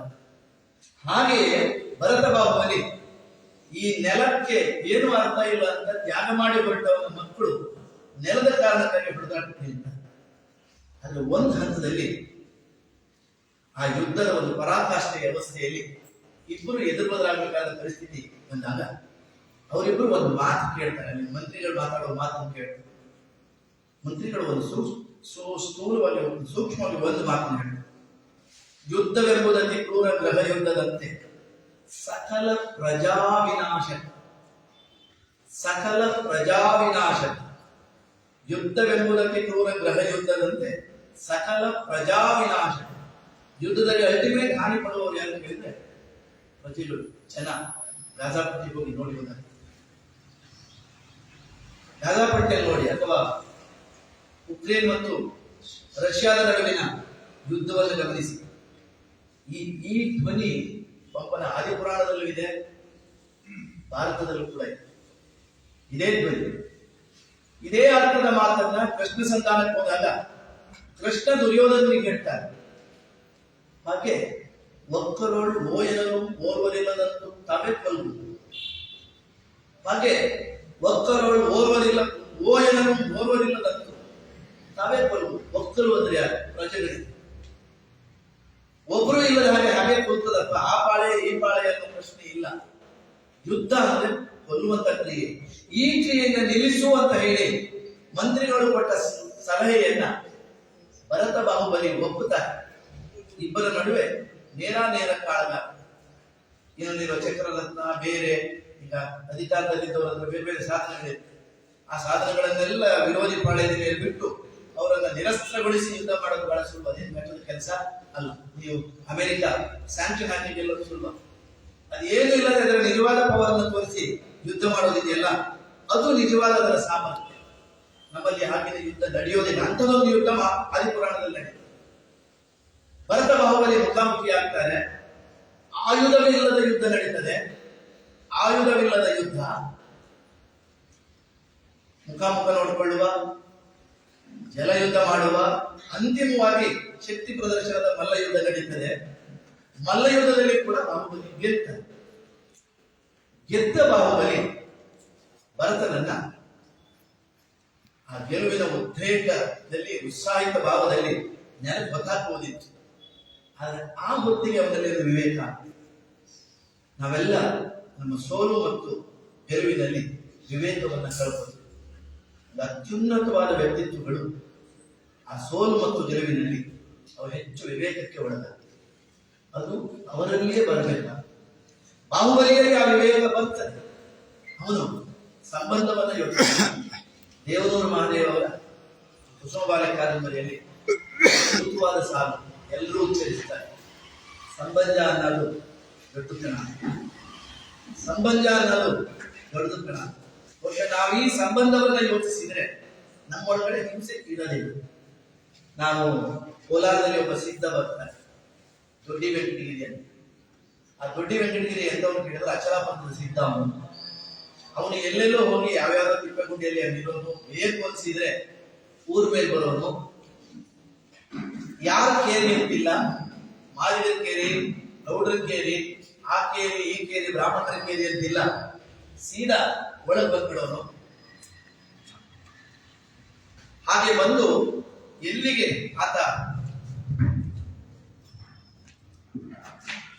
ಆತ ಬಂದರೂ ಕೂಡ ಅವನು ಮನೆಯನ್ನು ಬಂದು ನಿಂತಾಗ ಭಾಗ್ಯವೇ ಬಂತು ಅಂತ ಭಾವಿಸಿಕೊಂಡು ಅವನಿಗೆ ಆ ದಿನದ ಭಿಕ್ಷೆ ಕೊಡು. ಹಾಗೆ ಬರುವಾಗ ಅವನ ಜೊತೆಯಲ್ಲಿ ನಾಯಿ, ಅವನು ಒಂದು ದಿನ ನೀರುಗಂಡಿ ಗಂಗಮ್ಮನ ಮನೆಗೆ ಬರ್ತಾನೆ. ಹಾಗೆ ಮಾದಿಗರಿಗೆ ಆ ದಿವಸ ಅವಳು ದನದ ಕೊರಬಾಡನ್ನ ಮಾಡಿ, ದನದ ಕೊರಬಾಡ ನಮ್ಮಲ್ಲಿ ಮಕ್ಕಳಿಗೆ ಒಣಮೀನಂದ್ರೆ ಅರ್ಥ, ಕೊರಬಾಡ ಅಂದ್ರೆ ಒಣಸಿ, ಮತ್ತೆ ಉಳಿದದ್ದು ನಾನು ಹೇಳ್ಬೇಕಾಗಿಲ್ಲ. ದನದ ಕೊರಬಾಡನ್ನ ಮಾಡಿದ್ಲು, ಅದನ್ನು ಬೇಯಿಸಿದ್ಲವಳು ಸಿದ್ಧ ದೊಡ್ಡಿ ವೆಂಕಟಗಿರಿ. ಅವಳು ಮನೆಯನ್ನು ಬಂದು ನಿಂತಿದ್ದಾನೆ. ಇವಳಿಗೆ ಭಯ ಆಗಲಿ, ಅಯ್ಯೋ ಅಪ್ಪವ್ರು ಬಂದಿದ್ದಾರೆ, ನಾನು ಎಲ್ಲರೂ ತಿನ್ನೋದನ್ನು ಮಾಡಿಲ್ಲ, ನಾನು ತಿನ್ನೋದನ್ನು ಮಾಡಿದ್ದೀನಿ, ಹೇಗೆ ಬಡಿಸ್ತೀಯ ಅಂತ. ನಮ್ಮಲ್ಲಿ ಇವತ್ತು ಕೂಡ ಆಹಾರದ ಕೀಳರಿಮೆ ಎಷ್ಟು ಗಟ್ಟಿಯಾಗಿದೆ ಅಂತ ಹೇಳಿದ್ರೆ, ನಾವೇನಾದ್ರೂ ಬೂತಾಯಿ ಬೈಗೆ ನಿಂತಿದ್ರೆ 3 ಸರಿ ಸೋಪ್ ಹಾಕೊಂಡು ಬಿಡಿಸ್ಕೊಂಡು ಕೊಡೋದು, ನಾವು ಶುದ್ಧ ಅಂತ ಮಾಡಿಕೊಂಡು 4 ಜನರಲ್ಲಿ ಎದುರು ಹೋಗುವಂತ ಆ ಕೀಳರಿಮೆಯನ್ನು ನಾವು ಬೆಳೆಸ್ಕೊಳ್ತೀವಿ. ಒಬ್ಬ ನೀಲಗಂಗಮ್ಮನ ಮನೆಯಲ್ಲಿ ಮನಸ್ಸಲ್ಲಿ ಕೂಡ ಇದು ಇದ್ರೆ ಆಶ್ಚರ್ಯ ಅಲ್ಲ. ಅವಳು ಹೇಳ್ತಾಳೆ, ಅಪ್ಪೋರೆ ಇವತ್ತೇನು ಮಾಡಿಲ್ಲ, ಹಿಟ್ಟು ಮಾಡಿಲ್ಲ, ಇನ್ನೊಂದಪ್ಪ ಬನ್ನಿ ಬಟ್ ತುಂಬಾ ಬಡಿಸ್ತೀನಿ ಅಂತ. ಆದ್ರೆ ಸಿದ್ಧನಿಗೆ ಗೊತ್ತಾಗುತ್ತೆ ಇವಳು ಸುಳ್ಳು ಹೇಳ್ತಾ ಇದ್ದಾಳೆ. ಅದಕ್ಕೇನು ದೊಡ್ಡ ದಿವ್ಯಜ್ಞಾನ ಏನ್ ಬೇಕಿಲ್ಲ, ಮೂಗ್ ಸರಿಯಾಗಿದ್ರೆ ಆಯ್ತು. ಯಾಕೆಂದ್ರೆ ಬೆಂಡೆಕಾಯಿ ಬೇಯಿಸಿದ್ರೆ ನೀವು ಮನೆಯಿಂದ ಹೊರಗಡೆ ಯಾರಿಗೆ ಗೊತ್ತಾಗಲ್ಲ. ಆದ್ರೆ ಮೀನು ಮಾಂಸ ಬೇಯಿಸಿದ್ರೆ 1 ಕಿಲೋಮೀಟರ್ ವ್ಯಾಪ್ತಿಯಲ್ಲಿ ಅದರ ಪ್ರಭಾವ ಕಾಣಿಸ್ತಾ ಇರುತ್ತೆ. ಸಹಜವಾಗಿ ಸಿದ್ಧ ಹೇಳ್ತಾನೆ, ಹುಚ್ಚಿ ಹುಟ್ಟಿ ಮ್ಯಾಗಿರುವ ಕೊಳವಾಟವನ್ನು ಬಿಡಿಸು ಅಂತ. ಅಪ್ಪವರೇ ಹೇಳಿದ ಮೇಲೇನೋ ಇನ್ನೇನು ಉಳಿತು ಅಂತ ಹೇಳಿ ಆ ಪರವಾಡಂತ ಬೆಳೆಸ್ತಾಳೆ. ಅವನು ಸಟನಕ್ಕೆ ಆ ಭಿಕ್ಷೆ ಪಾತ್ರೆಗೆ ಪರವಾಡ ಹಾಕಿ ಬಟ್ ತುಂಬಾ ತಿನ್ಲಿ ಅಂತ ಬೆಳೆಸಿದ ತಾಯಿಯಂದ್ರಿಗೆ ಇರ್ತದೆ, ನಾವು ಬಡಿಸಿದ್ದ ತಿನ್ನೋರು ಚೆನ್ನಾಗಿ ತಿನ್ಲಿ ಅಂತ. ಆದ್ರೆ ಈ ಸಿದ್ಧ ಒಂದು ತಾನು ತಿನ್ನೋನಂತೆ ಒಂದು ಕೆಳಗೆ ಸೇರಿದ ನಾಯಿ ಕೊಡೋನಂತೆ. ಅವಳಿಗೆ ಸಂಕಟ ಆಗುತ್ತೆ, ತಾನು ತಿನ್ನದೆ ಕೂಡ ನಾಯಿ ತಿಂತದಲ್ಲ. ನೀವು ತೇಜಸ್ವಿಯವರ ಮಾಸ್ತಿ ಬೈಲ ಕಥೆಯನ್ನು ಓದಿದ್ರೆ ನಿಮ್ಗೆ ಅರ್ಥ, ಅವರ ಪರಿಸರದ ಕಥೆಗಳು ಬರುವ ಮಾಸ್ತಿ ಬೈಲವನ್ನು ಓದಿದ್ರ ಅಂತ. ಅವಳು ಹೇಳ್ತಾಳೆ, ಅಪ್ಪವರೇ ನೀವು ಹೊಟ್ಟು ತುಂಬ ತಿನ್ನಿ, ನಾಯಿಗೆ ಇನ್ನೊಂದಪ್ಪ ಹಾಕ್ತೀನಿ. ಆಗ ಒಂದು ಮಾತನ್ನ ನೀರುಗಂಟಿ ಗಂಗಮ್ಮನಿಗೆ ಆ ಸಿದ್ಧ ಹೇಳ್ತಾರೆ, ಹುಚ್ಚಿ ನೀ ಬೇರೆ ನಾ ಬೇರೆ ನಾಯಿ ಬೇರೆ ಅಂತ ತಿಳ್ಕೊಂಡು ಕೆಟ್ಟೋದ್ವಿ, ನಾವೆಲ್ಲ ಒಂದು ಮರದ ಕೊಂಡಿದ್ದು. ಈ ಭ್ರಾತೃತ್ವದ ಪರಿಭಾಷೆ ನಮ್ಮ ಸಂವಿಧಾನದ ಅಸ್ಥಿಭಾರ. ನಮ್ಮ ಸಂವಿಧಾನದ ಅಸ್ಥಿಭಾರ ಯಾವುದು ಕೇಳಿದ್ರೆ ಸ್ವಾತಂತ್ರ್ಯ, ಸಮಾನತೆ, ಸಹೋದರತ್ವ. ಈ ಸಹೋದರತ್ವದ ಭಾವ ಬಂದ ಗಳಿಗೆಯಲ್ಲಿ ವಿಭಜನೆ ಮತ್ತು ಹಿಂಸೆ ಸಾಧ್ಯ ಆಗುವುದಿಲ್ಲ. ಬಾಹುಬಲಿಗೆ ಆ ಭಾವ ಬರ್ತಾ ಇದ್ದ ಹಾಗೆ ಅಣ್ಣನನ್ನು ಕೆಳಗಿಳಿಸ್ತಾನೆ. ಆದ್ರೆ ಬಾಹುಬಲಿಗೆ ಬಂದದ್ದು ಏಕಕಾಲದಲ್ಲಿ ಭರತನಿಗೂ ಬರ್ಬೇಕಾಗಿಲ್ಲಲ್ಲ, ಭರತನಿಗೆ ಅದು ಉಂಟಾಗೋದಿಲ್ಲ. ಅವನ ಅಧಿಕಾರ ಕಳ್ಕೊಂಡ ಸಿಟ್ಟು ಡೊನಾಲ್ಡ್ ಟ್ರಂಪ್ ಹಾಗೆ ನುಗ್ಗಿಸಿಬಿಡ್ತಾನೆ. ಇಲ್ಲಿಗೆ ಶ್ವೇತಭವನಕ್ಕೆ ನುಗ್ಗಿಸಿದ ಹಾಗೆ ಇವನು ನೇರವಾಗಿ ಚಕ್ರರತ್ನವನ್ನ ಪ್ರಯೋಗಿಸ್ತಾನೆ. ಆದ್ರೆ ನೀವು ಎಲ್ಲಿ ಪ್ರೀತಿ ಹುಟ್ಟುತ್ತೆ? ನೀವು ಬುದ್ಧನನ್ನ ಪ್ರೇಮ ಭಿಕ್ಷು ಅಂತ ಕರೀತೀರಿ. ಅಂಗುಲಿಮಾಲನೇ ಬುದ್ಧನ ಎದುರುಗಡೆ ಆ ಇಡೀ ಹಿಂಸೆಯ ಜಗತ್ತನ್ನ ಮರೆತು ಬೇರಾಗುವುದನ್ನ ನಾವು ಕಥೆಯಲ್ಲಿ ಓದಿದ್ದೇವೆ. ಎಲ್ಲಿ ಪ್ರೀತಿ ಇರ್ತದೆ, ಎಲ್ಲಿ ಸಂಬಂಧ ಅನ್ನೋದಿರ್ತದೆ, ಅಲ್ಲಿ ದ್ವೇಷ ತನ್ನಿಂದಾನೇ ಸತ್ತು ಹೋಗುತ್ತೆ. ಅದನ್ನು ಸೂಚಿಸುವ ಹಾಗೆ ಆ ಆಯುಧ ಆ ಬಾಹುಬಲಿಯ ಸುತ್ತಕ್ಕೆ ಬಂದು ಅವನ ಬಲಭುಜದ ಕೆಳಗೆ ಕಳಾಹೀನವಾಗಿ ನಿಂತುಕೊಳ್ಳುತ್ತೆ. ಆಗ ನಿಮಗೆ ಗೊತ್ತಿದೆ ಬಾಹುಬಲಿ ಹೇಳುವ ಪದ್ಯ, ನೆಲಸುವೆ ನಿನ್ನ ವಕ್ಷಗಳ ನಿಶ್ಚಲಂಬಿ ಬಟಕಂಡ ಬಟಲೋತ್ಪಲವನ ವಿಕ್ರಮ ಭ್ರಮರಿಯ ಮನೋಹರಿ ರಾಜ್ಯ ಲಕ್ಷ್ಮಿ ಭೂವಲಯ ಮನ್ ಅಯ್ಯನಿದ್ದು ಮನ್ ಆವನಿಯಾಗಿದ್ದೇನೆ ಇದೇವು ದಂಡ ನೀನೊಲಿದರ ತಾಂಗಿಗಂದರೆ ಮಾಡಿಸಿದಂದು ನೆಗಳತೆ ಪಾಸದೆ ಅಂತ ಹೇಳಿ ಈ ಹಿಂಸೆ ಜೊತೆಗಿರುವ ರಾಜ್ಯ ನಾವು ಬದುಕುವುದಕ್ಕೆ ಲಾಯಕ್ಕಾದದ್ದಲ್ಲ ಅಂತ ಹೇಳಿ ಅಧಿಕಾರವನ್ನು ತ್ಯಜಿಸಿ ದಾಟ್ತಾರೆ. ಆದ್ರೆ ಮುಖ್ಯವಾಗಿ ಆಯುಧ ಸೋಲ್ತದೆ. ಅದೇ ನೀವು ಪಂಪ ಭಾರತಕ್ಕೆ ಬಂದ್ರೆ ಆಯುಧ ಗೆಲ್ತವೆ, ಮನುಷ್ಯತ್ವ ಸತ್ತು ಹೋಗುತ್ತೆ, ಮನುಷ್ಯರು ಸಾಯ್ತಾರೆ. ರಂಜಾನ್ ದರ್ಗಾ ಅವರದ್ದು ಬಂಡಾಯದ ಹೊತ್ತಲ್ಲಿ ಒಂದು ಕವಿತೆ ಇದೆ. ಬಂದೂಕಿನ ನಳಿಗೆಯಲ್ಲಿ ಗುಬ್ಬಿಗೂಡು ಕಟ್ಟಿಲಿಯ. ಬಹುಶಃ ಜಗತ್ತಿನ ಒಳಿತನ್ನು ಹಾರೈಸುವ ಎಲ್ಲಾ ಮನಸ್ಸುಗಳಿಗೂ ಜಗತ್ತಿನ ಆಯುಧಗಳು ಇಲ್ಲವಾಗಲಿ ಅಂತಿದೆ. ಜಗತ್ತಿನ ಆಯುಧಗಳು ಇಲ್ಲವಾದ ಗಳಿಗೆಯಲ್ಲಿ ಮನುಷ್ಯರ ಆಕ್ರಂದನ ಕಡಿಮೆಯಾಗುತ್ತೆ. ಲೋಕ ಚೆನ್ನಾಗಿರ್ಬೇಕಾದ್ರೆ ಆಯುಧಗಳು ಸೋಲ್ಬೇಕು. ನಿಮಗೆ ಮಹಾಭಾರತದ ಸಂದರ್ಭದಲ್ಲಿ ಈ ಹಳ್ಳಿಗಾಡಿನಲ್ಲಿ ಈ ಮಹಾಭಾರತವನ್ನ ಕಥೆ ಹೇಳ್ತಾ ಹೋಗುವ ಇಬ್ಬರನ್ನ ನಮ್ಮ ಹನೂರು ಕೃಷ್ಣಮೂರ್ತಿ ಭೇಟಿಯಾಗಿ ಅವ್ರ ಜೊತೆಗೆ ಮಾತಾಡ್ತಾರೆ. ತುಂಬಾ ಚೆನ್ನಾಗಿದೆ ಮಾತು. ಅವ್ರ ಹತ್ರ ಮಾತಾಡ್ತಾ ಮಹಾಭಾರತದಲ್ಲಿ ನಿಮಗೆ ತುಂಬಾ ಇಷ್ಟವಾದ ಭಾಗ ಯಾವುದು? ಆ ಹಳ್ಳಿಗಾಡಿನ ಜನ ಹೇಳ್ತಾರೆ, ಅದು ವಿರಾಟ ನಗರಿಯಲ್ಲಿ ಅವರು ಇದ್ದ ಭಾಗ. ಆ ವಿರಾಟ ನಗರಿಯಲ್ಲಿ ಪಾಂಡವರು 1 ವರ್ಷ ಅಜ್ಞಾತವಾಸದಲ್ಲಿದ್ದರಲ್ಲ, ಆ ಭಾಗ ನಮಗೆ ಬಹಳ ಇಷ್ಟವಾದ ಭಾಗ. ಯಾಕೆ? ಅವ್ರು ನಮ್ಮ ತರ ಇದ್ರು, ಅವ್ರು ರಾಜರ ತರ ಇರಲಿಲ್ಲ, ನಮ್ಮ ತರ ಇದ್ರು. ಅಷ್ಟೇ ಅಲ್ಲ, ಬಹಳ ಮುಖ್ಯವಾಗಿ ಆಗ ಆಯುಧ ಹೆಣವಾಗಿ ಮಲಗಿದ್ದವರು. ನಿಮಗೆ ಗೊತ್ತಿದೆ, ಕಥೆಯ ಪ್ರಕಾರ ಆಯುಧವನ್ನು ಒಂದು ಹೆಣಾಕೃತಿಯಲ್ಲಿ ಕಟ್ಟಿ ಬನ್ನಿ ಮರಕ್ಕೆ ಕಟ್ಟಿದ್ರು ಅಂತ. ಆಯುಧಗಳು ಯಾವಾಗ ಹೆಣವಾಗಿ ಮಲಗಿರ್ತವೆ, ಲೋಕ ಸಹಜವಾಗಿ ಇರ್ತದೆ. ಇದನ್ನ ಪಂಪನ 2 ಭಾರತದ ತುಂಡುಗಳು, ಒಂದು ಆದಿಪುರಾಣ ಮತ್ತೊಂದು ಮಹಾಭಾರತ, ಈ 2 ಮಾದರಿಗಳನ್ನು ನಿಮ್ಮೆದುರಿಡುವ ಮೂಲಕವಾಗಿ ನಿಮಗೆ ಬೇಕಾದದ್ದು ಯಾವುದು ಎನ್ನುವುದನ್ನ ಮನುಷ್ಯ ಲೋಕದ ವಿವೇಕಕ್ಕೆ ಬಿಡುತ್ತದೆ. ಇದು ಪಂಪನ ಕಾವ್ಯದ ಒಂದು ಬಹುಮುಖ್ಯವಾದ ಕಾರಣ. ಇನ್ನು ಧರ್ಮದ ಬಗೆಗೆ ಇವತ್ತಿನ ಎಳೆಯ ತಲೆಮಾರಿನ ಮತ್ತು ವಯಸ್ಸಾದವರ ತಲೆಯ ಒಳಗಡೆ ಅತಿ ಹೆಚ್ಚು ಶೋಭೆಯನ್ನು ಉಂಟು ಮಾಡ್ತಾ ಇರತಕ್ಕಂಥ ಸಂಗತಿ ಬರೀ ನಮ್ಮ ದೇಶದಲ್ಲ, ಜಾಗತಿಕವಾಗಿ ಅಂತಾರಾಷ್ಟ್ರೀಯವಾಗಿ ಇವತ್ತು ಅತಿ ಹೆಚ್ಚು ಶೋಭೆಗೆ ಕಾರಣವಾಗಿರುವ ಸಂಗತಿ ಯಾವುದು ಹೇಳಿದ್ರೆ ಧರ್ಮ. ಹಾಗಿದ್ರೆ ಧರ್ಮ ಅಂದ್ರೆ ಏನು? ಧರ್ಮ ಅಂದ್ರೆ ಏನು? ಯಾವುದನ್ನ ಧರ್ಮ ಅಂತ ಭಾವಿಸಬೇಕು? ಪಂಪನ ಆದಿಪುರಾಣದಲ್ಲಿ ಒಂದು ಮಾತು ಬರುತ್ತೆ. ಬಹುಶಃ ನೀವು ಕಲಿಸಿಕೊಟ್ಟಿರುವ ಪದ್ಯಗಳಲ್ಲಿ ಆ ಪದ್ಯ ಇದೆ. ಸ್ವಯಂಬುದ್ಧ ಮಾಡುವ ವರ್ಣನೆ. ಭವ ವಾರಾಶಿನಿಮಗ್ನರಂ ದಯೆ ದಮಂ ದಾನಂ ತಪಂ ಶೀಲಂ. ಈ 5 ಗುಣಗಳಿಂದ ಕೂಡಿ ಯಾವುದು ಮೇಲೆ ಇರ್ತದೆಯೋ ಅದು ಧರ್ಮ. ಹಾಗಾದ್ರೆ ಧರ್ಮ ಅಂದ್ರೆ ಧ್ವಜ ಅಲ್ಲ, ಧರ್ಮ ಅಂದ್ರೆ ಸಂಕೇತ ಅಲ್ಲ. ಧರ್ಮ ಅಂದ್ರೆ ನಾವು ನಮ್ಮ ನಡತೆಯಲ್ಲಿ ಕಂಡುಕೊಳ್ಳಬೇಕಾದಂತ ದಯಾಮೂಲವಾದ ಸಂಗತಿ. ದಯಾಮೂಲವಾದ ಸಂಗತಿ ಇಲ್ಲದೆ ಇರುವುದು ಧರ್ಮ ಅನಿಸಿಕೊಳ್ಳೋದಕ್ಕೆ ಸಾಧ್ಯ ಇಲ್ಲ. ಹಾಗಿದ್ರೆ ನಾವು ನಮ್ಮ ಎದುರುಗಡೆ ಕಾಣ್ತಾ ಇರುವುದು ಏನನ್ನ ಕೇಳಿದ್ರೆ ಅದು ಧರ್ಮದ ಹೆಸರಿನ ರಾಜಕಾರಣ. ನಮ್ಮೆದುರಿಗೆ ನಾವು ನೋಡ್ತಾ ಇರುವಂತಹದ್ದು ಧರ್ಮದ ಹೆಸರಿನ ರಾಜಕಾರಣವನ್ನು ಹೊರತು ಧರ್ಮವನ್ನ ಅಂತ ಹೇಳಿ ಆಗದ ಹಾಗೆ ಪಂಪನ ನಿರೂಪಣೆ ಇದೆ ಎನ್ನುವುದು ನನ್ನ ಭಾವ. ಗಾಂಧೀಜಿ ಒಂದು ಕಡೆ ಹೇಳ್ತಾರೆ, ಒಂದು ಧರ್ಮ ಶ್ರೇಷ್ಠ ಆಗುವುದು ಅದರದ್ದೇ ಆದಂತಹ ತತ್ವ ಮತ್ತೊಂದರಿಂದಲ್ಲ, ಅದನ್ನು ಆಚರಿಸುವವರಿಂದ. ಹಾಗಾಗಿ ಆಚರಿಸಬಹುದಾದ ಧರ್ಮ ಹೇಗಿರಬೇಕು? ದಯೆ, ದಮಂ, ದಾನಂ, ತಪಂ, ಶೀಲಂ, ಇವುಗಳೇ ಎಲ್ಲಿರ್ತದೆ ಅದೇ ನಿಜವಾದ ಧರ್ಮ ಅಂತ ಪಂಪ ಹೇಳಿದ್ರೆ, ಬರೀ ಪಂಪ ಮಾತ್ರ ಹೇಳಿದಿಲ್ಲ ಅದನ್ನ, ಇಲ್ಲ, ನೀವು ಜನರನ್ನ ಓದಿ. ಜೀವದಯ ಧರ್ಮಂ, ಜೀವದಯ ಧರ್ಮಂ ಎಲ್ಲ ನೀವು ಪಂಪನಿಂದ ತೊಡಗಿ ಬಸವಣ್ಣ ಕಡೆಕೋಳ ಮಡಿವಾಳಪ್ಪನ ತನಕ ಈ ಮಾತನ್ನು ನೀವು ಹೇಳ್ಕೊಂಡು ಬರ್ಲಿಲ್ಲ. ಜೀವದಯೆ ಧರ್ಮಂ, ನಿಜವಾದ ಧರ್ಮ ಯಾವುದು ಕೇಳಿದ್ರೆ ಜೀವದಯೆ. ಇಲ್ಲೊಂದು ತಪ್ಪು ಗ್ರಹಿಕೆ ಇದೆ. ಜೀವದಯೆ ಅಂದ್ರೆ ಕುರಿ ಕೋಣ ಇದನ್ನೆಲ್ಲ ಕಡಿದೆ ಇರುವುದು ಜೀವದಯೆ, ಉಳಿದದ್ದು ಜೀವದಯೆ ಅಲ್ಲ. ಅದು ಪ್ರಶ್ನೆ ಬರುವುದು. ಒಂದು ಕಡೆ ಎನ್.ಕೆ. ಹನುಮಂತಯ್ಯ ಒಂದು ಪದ್ಯ ಬರೀತಾರೆ, ತುಂಬಾ ಚೆನ್ನಾಗಿದೆ. ಅಂಶ ಇವತ್ತು ನಮ್ಮ ಜೊತೆಲಿ ಇಲ್ಲ. ನಾನು ಗೋವು ತಿಂದು ಗೋವಿನಂತಾದವನು, ನೀವು ಕೊಡುವ ಮೇವು ತಿನ್ನಲಾರೆ. ನಾವು ಗೋವು ತಿಂದು ಗೋವಿನಂತಾದವನು, ನೀವು ಕೊಡುವ ಮೇವು ತಿನ್ನಲಾರೆ. ನೀವು ಕೊಡುವ ಮೇವು ತಿಂದು ಮನುಷ್ಯರನ್ನು ಕೊಲ್ಲಲ. ನೀವು ಕೊಡುವ ಮೇವು ತಿಂದು ಮನುಷ್ಯರನ್ನು ಕೊಲ್ಲಲ. ಬಹುಶಃ ಹಿಂಸೆ ಮತ್ತು ಅಹಿಂಸೆಯ ವ್ಯಾಖ್ಯಾನ ನಿಮ್ಮಲ್ಲಿ ಅರ್ಥ ಆಗ್ತದೆ ಅಂತ ನಾನು ಭಾವಿಸ್ತೇನೆ. ಹೌದು, ಜೈನ ಕಾವ್ಯಗಳು ಕೋಳಿ ಕೊಲ್ಲುವುದನ್ನ ಮತ್ತೊಂದನ್ನ ಹಿಂಸೆ ಅಂತ ವರ್ಣಿಸ್ತವೆ. ಅಲ್ಲಿ ಹಿಂಸೆ ಇಲ್ಲ ಅಂತ ಹೇಳ್ತಾ ಇಲ್ಲ.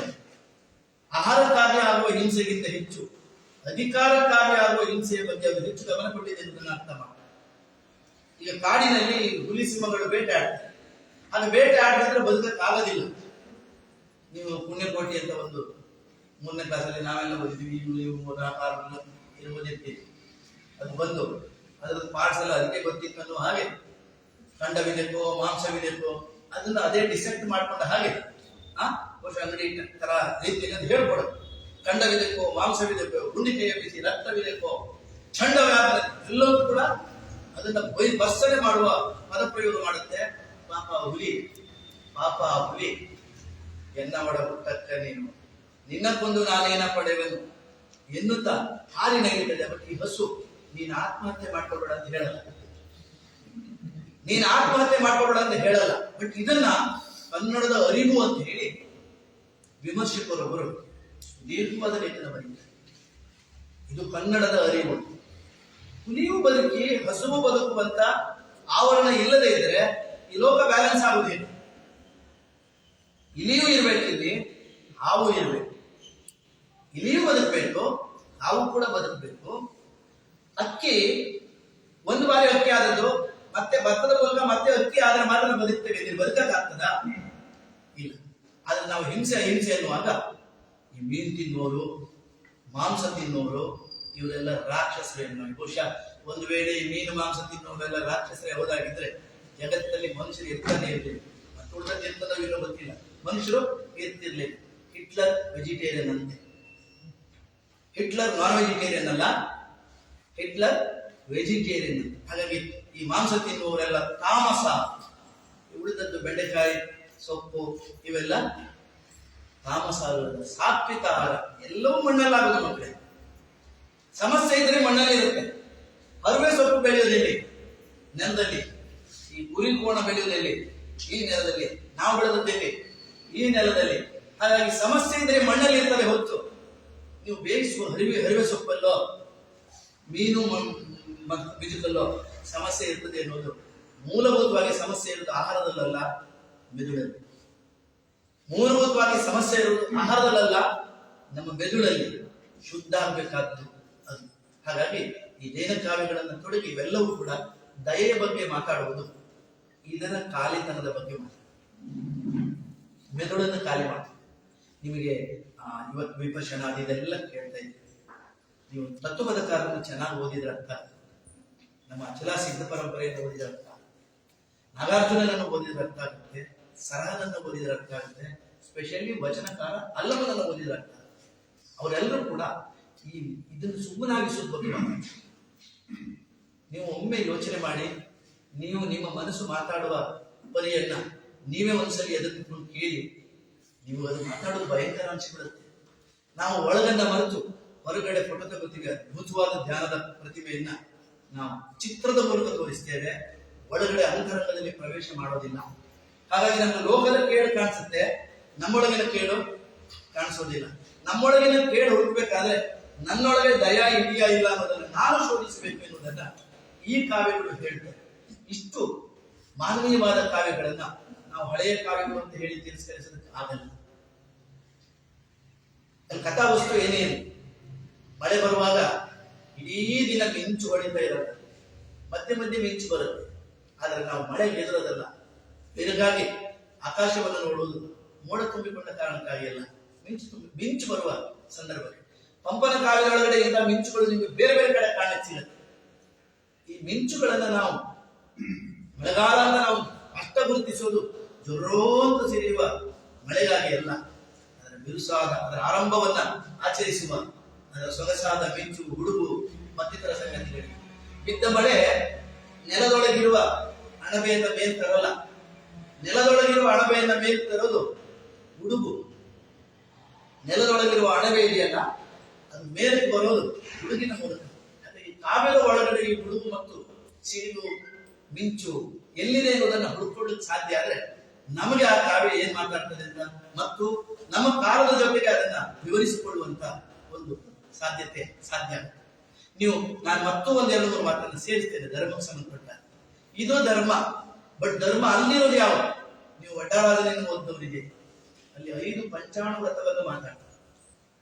ಕುಸಿಯದ, ಕೊಲ್ಲದ, ಅನ್ಯ ಸಂಸರ್ಗವನ್ನ ಬಯಸದ, ಕದಿಯದ ಮತ್ತು ಸ್ವದಾರ ಸಂತೋಷದ ಈ 5 ವಿವರಗಳನ್ನ ಎದುರಿಗಿಡ್ತಾನೆ.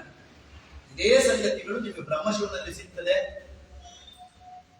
ಯಶೋಧರ ಚರಿತೆಯಲ್ಲಿ ಕೂಡ ಸಿಗ್ತದೆ, ನಯಸನ್ನಲ್ಲಿ ಕೂಡ ಸಿಗ್ತದೆ, ಧರ್ಮ ಪರೀಕ್ಷೆಯಲ್ಲೂ ಸಿಗುತ್ತೆ, ಧರ್ಮಾಮೃತದಲ್ಲೂ ಸಿಗ್ತದೆ. ಯಾವುದು ನಿಮಗೆ ಇವತ್ತೊಂದು ಸ್ವಲ್ಪ ನೆನಪಾಗ್ಬೋದು ಅನ್ನೋ ಕಾರಣಕ್ಕಾಗಿ ಆ ಪದ್ಯವನ್ನು ನೆನಪು ಮಾಡ್ಕೊಂಡು ತಂದಿದ್ದೇನೆ.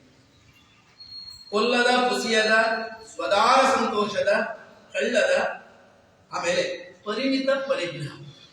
ಪರಿಮಿತ ಪರಿಗ್ರಹ, ಇದೈದನ್ನ ಅವರು ಮುಖ್ಯವಾಗಿ ಮಾತಾಡ್ತಾರೆ. ಧರ್ಮ ಅಂದ್ರೆ ಇವೆಲ್ಲ, ಧರ್ಮ ಅಂದ್ರೆ ಇವೆಲ್ಲ. ದಯೆ ಮಾತ್ರ ಅಲ್ಲ, ಕೊಲ್ಲದ, ಕುಸಿಯದ, ಕಳ್ಳದ, ಕದಿಯದ, ಸ್ವದಾರ ಸಂತೋಷದ ಅಂದ್ರೆ ನಮ್ಮ ಮನೆಯ ಕುಟುಂಬದ ಒಳಗಡೆ ತೃಪ್ತಿ ಕೊಡುವ, ಊರೆಲ್ಲ ಮೇಯದ. ಆಮೇಲೆ ಪರಿಮಿತ ಸಂಗ್ರಹದ, ನಿಮ್ಗೆಷ್ಟು ಬೇಕೋ ಅಷ್ಟು. ಇವುಗಳನ್ನೆಲ್ಲ ನೀವು ಒಂದು ಆರೋಗ್ಯಕರವಾದ ಸಮಾಜದ ಸಂಗತಿ ಅಲ್ಲ ಅಂದ್ರೆ ಮತ್ತೆ ಯಾವುದನ್ನ ಆರೋಗ್ಯಕರವಾದ ಸಮಾಜದ ಸಂಗತಿ ಅಂತ ಹೇಳಿ. ಮತ್ತೆ ನಿಮಗೆ ಜನನ ಯಶೋಧರ ಚರಿತೆಯಲ್ಲಿ ಬರುತ್ತೆ ಈ ಸಾಲು: ಕೊಲ್ಲಲಾಗದು, ಕುಸಿಯಲಾಗದು, ಕಳಲಾಗದು, ಪೆರರ ಹೆಣ್ಣಿನೊಳ್ ಮನಂಸಲಲಾಗದು. ಬೇರೆಯವರ ಹೆಂಡರಲ್ಲಿ, ಬೇರೆ ಹೆಣ್ಣು ಮಕ್ಕಳಲ್ಲಿ ಮನವನ್ನ ಇಡಲಾಗದು. ತೀರದುದಕ್ಕೆ ಅಳವರಲಾಗದು. ಯಾವುದು ದಕ್ಕೋದಿಲ್ವೋ ಅದು ದಕ್ಕೋದಿಲ್ಲ ಅಂತ ಹೇಳಿ ಅದನ್ನು ದಕ್ಕಿಸಿಕೊಳ್ಳೋದಕ್ಕೆ ಹೋಗ್ಬಾರ್ದು. ಇಷ್ಟು ಆರೋಗ್ಯಕರವಾದದನ್ನ ನಾವು ಬದುಕಕ್ಕೆ ಸಾಧ್ಯ ಆದ್ರೆ ನಾವು ಧಾರ್ಮಿಕರಾಗಿದ್ದೇವೆ ಅಂತ. ಬಹುಶಃ ಆ ಅರ್ಥದಲ್ಲಿ ಗಾಂಧಿ ತನ್ನನ್ನ ಪರಮ ಸನಾತನಿಯು ಮತ್ತೆ ಏಕಕಾಲದಲ್ಲಿ ನಾನು ಪಾರಸಿಕನು, ಕ್ರಿಶ್ಚಿಯನನು, ಜೈನನು ಎಲ್ಲವೂ ಆಗಿದ್ದೇನೆ. ಒಬ್ಬ ವ್ಯಕ್ತಿ ಈ ಅದ್ಭುತವಾದ ಧಾರ್ಮಿಕತೆಯ ದಾರಿಯಲ್ಲಿ ಬದುಕಿದ್ರೆ ಧರ್ಮ ಒಂದು ಗೋಡೆ ಆಗೋದಿಲ್ಲ, ಧರ್ಮ ಒಂದು ಬಯಲ. ಧರ್ಮ ಯಾವಾಗ ಬಯಲಾಗುತ್ತೆ ಆಗ ಧರ್ಮ ಸಂಘರ್ಷದ ಸಂಗತಿ ಆಗೋದಿಲ್ಲ. ಆದ್ರೆ ನಮ್ಮ ನಡುವೆ ಧರ್ಮ ಅನ್ನೋದು ಬಯಲಲ್ಲ, ಧರ್ಮ ಅನ್ನೋದು ಗೋಡೆ. ಅದಕ್ಕಾಗಿ ನಮ್ಮ ಹಿರಿಯರು ಪ್ರಶ್ನಿಸಿದ್ದು. ಬಸವಣ್ಣ ಹೇಳ್ತಾರೆ, ದಯೆ ಇಲ್ಲದ ಧರ್ಮ ಅದೇ ಉದಯ, ದಯೆ ಇಲ್ಲದ ಧರ್ಮ ಅದೇ ಉದಯ, ದಯೇ ಧರ್ಮದ ಮೂಲ. ಬಹುಶಃ ನಾವು ಈ ಅರ್ಥದಲ್ಲಿ ಧರ್ಮವನ್ನು ಅರ್ಥೈಸಿಕೊಂಡ್ರೆ, ನಮ್ಮ ಮನಸ್ಸನ್ನ ಹಾಗೆ ಖಾಲಿ ಮಾಡಿಕೊಂಡ್ರೆ ಇನ್ಯಾರೋ ತಂದು ನಮ್ಮ ತಲೆಯಲ್ಲಿ ಕಸ ಹಾಕಲಿಕ್ಕೆ ಆಗೋದಿಲ್ಲ. ನಾವು ದೂರೀಕರಿಸಿಕೊಳ್ಬೇಕಾದ ಈ ಕಸವನ್ನು ನಮ್ಮ ಮನಸ್ಸಿನ ಒಳಗಡೆ ಇನ್ಯಾರೋ ತಂದು ಕಸ ಹಾಕದ ಹಾಗೆ ನಾವು ಅದನ್ನ ಶೋಧಿಸಿಕೊಳ್ತಾ ಹೋದ್ರೆ, ಮನಸ್ಸನ್ನ ಬಯಲಾಗಿ ಇಟ್ಕೊಳ್ಳಿಕ್ಕೆ ಸಾಧ್ಯ ಆದ್ರೆ, ಒಳಗಿ ಬೆಳಗಿ ಇಟ್ಕೊಳ್ಳೋದಕ್ಕೆ ಸಾಧ್ಯ ಆದ್ರೆ ನಾವು ಮನುಷ್ಯರನ್ನ ಮನುಷ್ಯರಾಗಿ ನೋಡೋದಕ್ಕೆ ಸಾಧ್ಯ ಆಗುತ್ತೆ. ಇಷ್ಟೇ ಧರ್ಮ ಅಂದ್ರೆ ಮತ್ತೇನಿಲ್ಲ. ನಮ್ಮ ಎದುರಿಗಿರುವ ಮನುಷ್ಯರನ್ನ ಮನುಷ್ಯರಾಗಿ ನೋಡಿ. ನಿಮಗೆ ಸಾಧಕ್ ಹಸನ್ ಭಟ್ರು ಅವರದೊಂದು ಸಣ್ಣ ಕಥೆ ಇದೆ, 3-4 ಸಾಲಿನ ಕಥೆ. ಏನಿಲ್ಲ, ಮಿಸ್ಟೇಕ್ ಅಂತ ಕಥೆ ಹೆಸರು. ಅದು ಹೆಚ್ಚಿನ ಜನರಿಗೆ ಗೊತ್ತಿದೆ. ಭಾರತ ಮತ್ತು ಪಾಕಿಸ್ತಾನದ ವಿಂಗಡಣೆಯ ಸಂದರ್ಭದಲ್ಲಿ ಈ ಗಡಿ ದಾಟಿಕೊಂಡು ಬರುವ ಸಂದರ್ಭದಲ್ಲಿ ಇವರನ್ನವರು ಅವರನ್ನ ಇವರು ಇರಿದುಕೊಂಡ ಕಥೆಯನ್ನ ಬಹಳ ಒಂದು ಸ್ವಲ್ಪ ಹ್ಯೂಮರ್ ಮತ್ತು ವಿಷಾದದಿಂದ ದಾಖಲಿಸುವ ಕಥೆ. ಗಡಿ ದಾಟಿಕೊಂಡು ಬಂದವರನ್ನ ಈಚೆಗಿದ್ದವರು, ಅದು ಆಚೆಯೂ ಆಗ್ಬೋದು ಈಚೆಯೂ ಆಗ್ಬೋದು, ತನ್ನ ಕೈಯಲ್ಲಿರುವ ಕತ್ತಿಯನ್ನು ಹಿಡಿದು ಚಾಕುವಿನಿಂದ ಇರಿಯುವಾಗ ಅವನ ಪೈಜಾಮದ ಲಾಡಿಯನ್ನು ಕೂಡ ಕತ್ತರಿಸಿಕೊಂಡು ಹೊಟ್ಟೆಗೆ ಚಾಕು ನುಗ್ಗುತ್ತೆ. ಅದಕ್ಕೇನು ಗೊತ್ತು ಯಾವ ಧರ್ಮ ಅಂತ ಅದಕ್ಕೇನು ಗೊತ್ತು. ಚಾಕುವನ್ನು ಹೊರತೆಗೆಯುವಾಗ ಆ ಪೈಜಾಮದ ಲಾಡಿ ಬಿಚ್ಚಿ ಕೆಳಗೆ ಬೀಳುತ್ತೆ. ಇರಿದವನು ಒಂದು ಉದ್ಘೋಷವನ್ನು ತೆಗಿತಾನೆ, ಅವಕಾಶ ಮಿಸ್ಟೇಕ್, ಯಾಕಂದ್ರೆ ಇರಿದದ್ದು ಅವನವನು ಗೊತ್ತಾ, ಒಂದು ಸಣ್ಣ ಹ್ಯೂಮರ್ ಇದೆ. ಆದ್ರೆ ನಾವು ಕೊಲ್ತಾ ಇರೋದು ನಮ್ಮನ್ನೇ ಅಂತ ಭಾವಿಸಿಕೊಳ್ಳೋದಕ್ಕೆ ಸಾಧ್ಯ ಆಗುತ್ತೆ. We are all homo sapiens. Under the skin we are all belong to the same root ಅಂತ ನಮಗೆ ಸಾಧ್ಯ ಆದ್ರೆ, ಎಲ್ಲರನ್ನ ಒಂದಾಗಿ ತಿಳ್ಕೊಳ್ಬೇಕಂತ ದೊಡ್ಡ ವೆಂಕಟಗಿರಿ ಹೇಳಿದ ಮಾತು ನಮ್ಮಲ್ಲಿ ಸತ್ಯವಾಗುವುದಾದ್ರೆ ಹಿಂಸೆ ಅನ್ನೋದು ಹೇಗೆ ಸಾಧ್ಯ ಆಗುತ್ತೆ? ಇದಕ್ಕಿಂತ ದೊಡ್ಡ ಧರ್ಮದ ನಿರೂಪಣೆಯ ಅಗತ್ಯ ವಾಸ್ತವಿಕವಾಗಿ ಇದೆಯಾ? ವಾಸ್ತವಿಕವಾಗಿ ಇಲ್ಲ. ಪಂಪ ಇಂತಹ ಧರ್ಮದ ನಿರೂಪಣೆಯನ್ನು ಕೊಟ್ಟಿದ್ದ ಅಂತ ನಾನು ನಿಮ್ಗೆ ಹೇಳಿದೆ. ದೊಡ್ಡ ಒಡಕೋಳ ಮಡವಾಳಪ್ಪ ಹೇಳ್ತಾನೆ, ತನ್ನ ತಾನು ತಿಳಿದ ಮೇಲೆ ಇನ್ನೇನು ತನ್ನಂತೆ ಸರ್ವರ ಜೀವ ಮನ್ನಿಸಿ ಮೂಕಾದ ಮೇಲೆ ಇನ್ನೇನೇನೆ. ಸರ್ವಜ್ಞ ಹೇಳ್ತಾನೆ, ತನ್ನಂತೆ ಪರರ ಬಗೆ ಒಡೆ ಕೈಲಾಸ ವಿನ್ನಾಣವತ್ತು ಸರ್ವಜ್ಞ. ಎಲ್ಲ ಮನಸ್ಸುಗಳು ಲೋಕದ ಈ ಕಲ್ಯಾಣವನ್ನು ಭಾವಿಸಿ ಇವರೆಲ್ಲರನ್ನ ಅವರ ಬೇರೆ ಸರಕುಗಳನ್ನ ಇಟ್ಟುಕೊಂಡು ನಾವು ಮಾತಾಡೋ ಬದಲು ಈ ಸರಕುಗಳನ್ನ ಇಟ್ಟುಕೊಂಡು ತರಗತಿ ಒಳಗಡೆ ಮಾತಾಡಿದ್ರೆ ಬಹುಶಃ ಬೀದಿಯಲ್ಲಿ ನಮ್ಮ ಮಕ್ಕಳು ಈ ಸ್ವರೂಪದಲ್ಲಿ ನಡೀತಾ ಇರಲಿಲ್ಲ, ತಿರುಗ್ತಾ ಇರಲಿಲ್ಲ. ಹಾಗಾಗಿ ಗ್ರೇಟ್ ರೆಸ್ಪಾನ್ಸಿಬಿಲಿಟಿ ಯಾರನ್ನು ಕೇಳಿದ್ರೆ ವಿ ದ ಟೀಚರ್ಸ್. ನನಗೆ ಅತ್ಯಂತ ಪಾಪಾತ್ಮರಾಗಿ ಕಾಣಿಸಿದ ಆತ್ಮೀಯತೆಯಲ್ಲಿ ಗೊತ್ತಿಲ್ಲ ನನಗೆ, ಪಾಪಾತ್ಮರಾಗಿ ಕಾಣಿಸೋದು ನೀವಲ್ಲ ಮಕ್ಕಳೇ, ನಾವು. ಹಾಗಾಗಿ ನಾವು ಯಾರು ಬರೆದು ನೋಡ್ಕೊಳ್ಬೇಕಾಗಿಲ್ಲ, ನಮ್ಮನ್ನು ನಾವು ನೋಡ್ಕೊಳ್ಬೇಕಾಗಿ. ನಾವು ನಿಮ್ಗೇನು ಕಲಿಸಿದೀವಿ,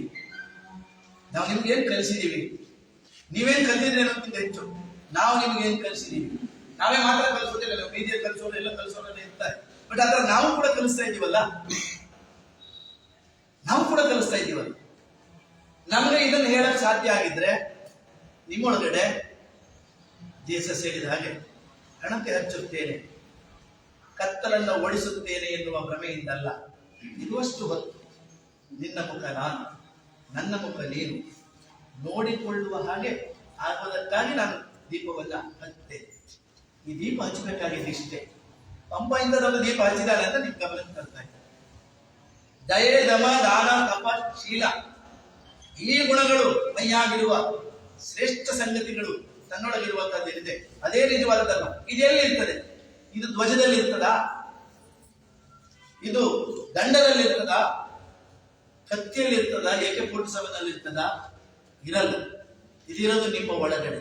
ಹಾಗಾಗಿ ಧರ್ಮ ಎನ್ನುವುದು ಅಂತರಂಗದ ಸತ್ಯವೇ ಹೊರತು ಬಾಹ್ಯವಾದ ಸಂಗತಿ ಅಲ್ಲ. ನಾವು ನಮ್ಮ ಧರ್ಮವನ್ನ ನಾವು ಆಚರಿಸಬೇಕು. ಆಚರಿಸಬೇಕು. ಅದು ಪ್ರತಿಯೊಬ್ಬನ ಒಳಗಡೆ ಅವನೇ ಕಂಡುಕೊಂಡು ಕಾಪಿಟ್ಟುಕೊಂಡು ನಡೆಯಬೇಕಾದ ದಾರಿ. ಗಾಂಧಿ ಆ ಕಾರಣಕ್ಕಾಗಿ ಮೈ ಎಕ್ಸ್ಪೆರಿಮೆಂಟ್ ವಿತ್ ಟ್ರೂತ್ ಅನ್ನೋ ಸತ್ಯದ ಜೊತೆಗೆ ನನ್ನ ಅನುಸಂಧಾನ, ಸತ್ಯದ ಜೊತೆಗೆ ನನ್ನ ಅನುಸಂಧಾನ. ಸತ್ಯದ ಜೊತೆಗೆ ಅನುಸಂಧಾನ ಮಾಡಬೇಕಾದ್ರೆ ವರ್ಗೆಲ್ಲೋ ಕಾಟ ಕೂತ್ಕೊಂಡ್ರೆ ಆಗ್ಲಿಕ್ಕಿಲ್ಲ. ತನ್ನನ್ನ ತಾನು ತಿಳಿದುಕೊಂಡ್ರೆ ನನಗೆ ಲೋಕ ಗೊತ್ತಾ. ನನ್ನೊಳಗ ನಾನು ತಿಳಿದುಕೊಂಡೆ, ನನಗೆ ಬೇಕಾದ ಗಂಡನ ಕಟ್ಟಿಕೊಂಡೆ ಅಂತ ಶಿಶುನಾಳ ಸೇರಿ ಕಾಣ. ನನ್ನೊಳಗೆ ನಾನು ತಿಳ್ಕೊಳ್ಳುವುದೇನಿದೆ, ಒಳಗಡೆ ಏನಿದೆ ದ್ರವ್ಯ, ಆ ದ್ರವ್ಯವನ್ನ ಕಂಡುಕೊಳ್ಳುವ ಹಾದಿಯೇ ಆ ನೆಲೆಯಲ್ಲಿ ದಯೆ ದಮದ ಮಾತನ್ನ ಅವನು ಮಾತಾಡ್ತಾನೆ ಅಂತ ನಾನು ಭಾವಿಸ್ತೇನೆ. ಇನ್ನು ದೇಶ ಈಗ ಹೆಚ್ಚು ಸುದ್ದಿ ಮಾಡುವ ಸಂಗತಿ. ಆಧುನಿಕ ಕಾಲದ ಒಳಗಡೆ ಈ ರಾಷ್ಟ್ರೀಯತೆ, ರಾಷ್ಟ್ರ ಎನ್ನುವ ಆಧುನಿಕ ವಿದ್ಯಮಾನ ಅದು ಮಾರುಕಟ್ಟೆ ರಾಜಕಾರಣದ ಜೊತೆಯಲ್ಲಿ ಕೈಗಾರಿಕಾ ಕ್ರಾಂತಿಯ ತರುವಾಯದಲ್ಲಿ ಕಾಣಿಸಿಕೊಂಡಿದೆ. ಹಳೆಯ ಕಾಲದ ನಾಡು, ಊರು ಆ ಪರಿಭಾಷೆಯಲ್ಲಿ ಹೊಸ ಪರಿಭಾಷೆಯಲ್ಲಿ ರಾಷ್ಟ್ರ ಮತ್ತೊಂದನ್ನು ಕಾಣ್ತದೆ. ದೇಶ, ಪಂಪ ಒಂದು ದೇಶವನ್ನು ಕಟ್ಟಿಕೊಳ್ತಾನೆ. ನಿಮಗೆ ಬಹಳ ಪರಿಚಿತವಾದ ಸಾಲು. ತೆಂಕಣ ಗಾಳಿ ಸೋಂಕಿದೊಡಂ, ಒಳ್ಳುಡಿ ಎಳೆದೊಡಂ, ಇಂಪನಾದಗೆ ಕಿವಿಯ ಹುಟ್ಟಡಂ, ಬಿರಿದ ಮಲ್ಲಿಗೆ ಗಂಡಡಂ. ಅದು ಮಹೋತ್ಸವಂ ಆದಳು ಆದ ಕೆಂದರಂಪಂ ಕೆಳಗೊಂಡಳು ಆ ಅಂಕುಶಂ ಇಟ್ಟೊಡಂ ಏನು ನಂಗೆ ಆ ಅಂಕುಶಂ ಇಟ್ಟೊಡಂ ನೆನೆಯುವುದು ಎನ್ನವನ ವನವಾಸಿ ದೇಶ. ಇಲ್ಲೊಂದು ಯೋಚನೆ ಮಾಡಿ, ಕುಂದಾಪುರ ಈಗ ದೋಸೆ ಹಾಗೆ ಏನು ಗೊತ್ತಿಲ್ಲ ನನಗೆ. ಕುಂದಾಪುರ ಅಂದ ತಕ್ಷಣ ಪಾರಿಜಾತದ ಮಸಾಲೆ ದೋಸೆ ನೆನಪಾದ್ರೆ ಕುಂದಾಪುರ ಒಂದು ಎಕ್ಸ್ಪೀರಿಯನ್ಸ್ ಬಂತು ಅಂತ. ನಿಮಗೆ ಧಾರವಾಡ ಅಂತ ಹೇಳಿದ್ರೆ ಅಲ್ಲಿ ಬೇಡ ನೆನಪಂದ್ರೆ ಧಾರವಾಡ ಒಂದು ಎಕ್ಸ್ಪೀರಿಯನ್ಸ್ ಬಂತು ಅಂತ. ನಿಮಗೆ ದಾವಣಗೆರೆಯಲ್ಲಿ ಬೆಣ್ಣೆ ದೋಸೆ ನೆನಪಾದ್ರೆ ಅಲ್ಲಿ ನೆನಪಾಯ್ತು ಅಂತ. ನೀವು ಬನವಾಸಿ ಹೋದ್ರೆ ಅಲ್ಲಿನ ಹೆಣಸಿನ ಹಣ್ಣುಗಳು ನೆನಪಾದ್ರೆ ನಿಮಗೆ ಇದೆಲ್ಲ ಒಂದು ದೇಶ ಅರಿವಿಗೆ ಬರುವಂತಹ ದೇಶಗಳು. ಇಂದ್ರಿಯ ಬದ್ಧವಾದ ದೇಹಕ್ಕೆ ಅರಿವಿಗೆ ಬರುವ ಹಾಗೆ ದೇಶವನ್ನ ಅರ್ಥೈಸಿಕೊಳ್ಳುವುದು, ದೇಶವನ್ನ ಕೆಲವು ಸಂಕೇತಗಳ ಮೂಲಕವಾಗಿ. ನೀವತ್ತು ಭಾರತದ ಚರಿತ್ರೆ ಬಗ್ಗೆ ಮಾತಾಡುವಾಗ ಅಥವಾ ನೀವೇ ಬೆಳಿಗ್ಗೆ ನಾಡಗೀತೆಯನ್ನು ಹಾಡ್ತೀರಿ, ಕುವೆಂಪು ಹಾಗೆ ಬರ್ತು ಬೇರೆ ಇತ್ತು ಅಂತ ಹೇಳ್ತಾರೆ. ಕುವೆಂಪು ಅವರ ಹಸ್ತಪ್ರತಿಯಲ್ಲಿ ಬೇರೆ ಇತ್ತು ಅಂತ. ನೀವು ಬೆಳಿಗ್ಗೆ ಎದ್ಕೊಂಡು ನಾಡಗೀತೆಯನ್ನು ಹಾಡ್ತೀರಿ, ಜೈ ಭಾರತ ಜನನೀಯ ಜಾತಿದೆ ಹೇ ಕರ್ನಾಟಕ. ನೀವು ತೈಲಪ್ಪ ಹೊಯ್ಸಳ ಆಳಿದ ನಾಡೆ ಎಲ್ಲ ಬರ್ತದೆ. ಬರೀ ಇದೇ ಒಂದೇ ಕೆಟಗರಿಯವರು ಈ ನಾಡನ್ನು ಆಳಿದ್ರ, ಬರೀ ಒಂದೇ ಕೆಟಗರಿಯವರು ಆಳಿದ್ರ. ಜೊತೆಗೆ ಇಲ್ಲಿರುವ ಅದ್ಭುತವಾದಂತಹ ಶಿಲ್ಪಾಕೃತಿಗಳು, ವಾಸ್ತುಶಿಲ್ಪಗಳು.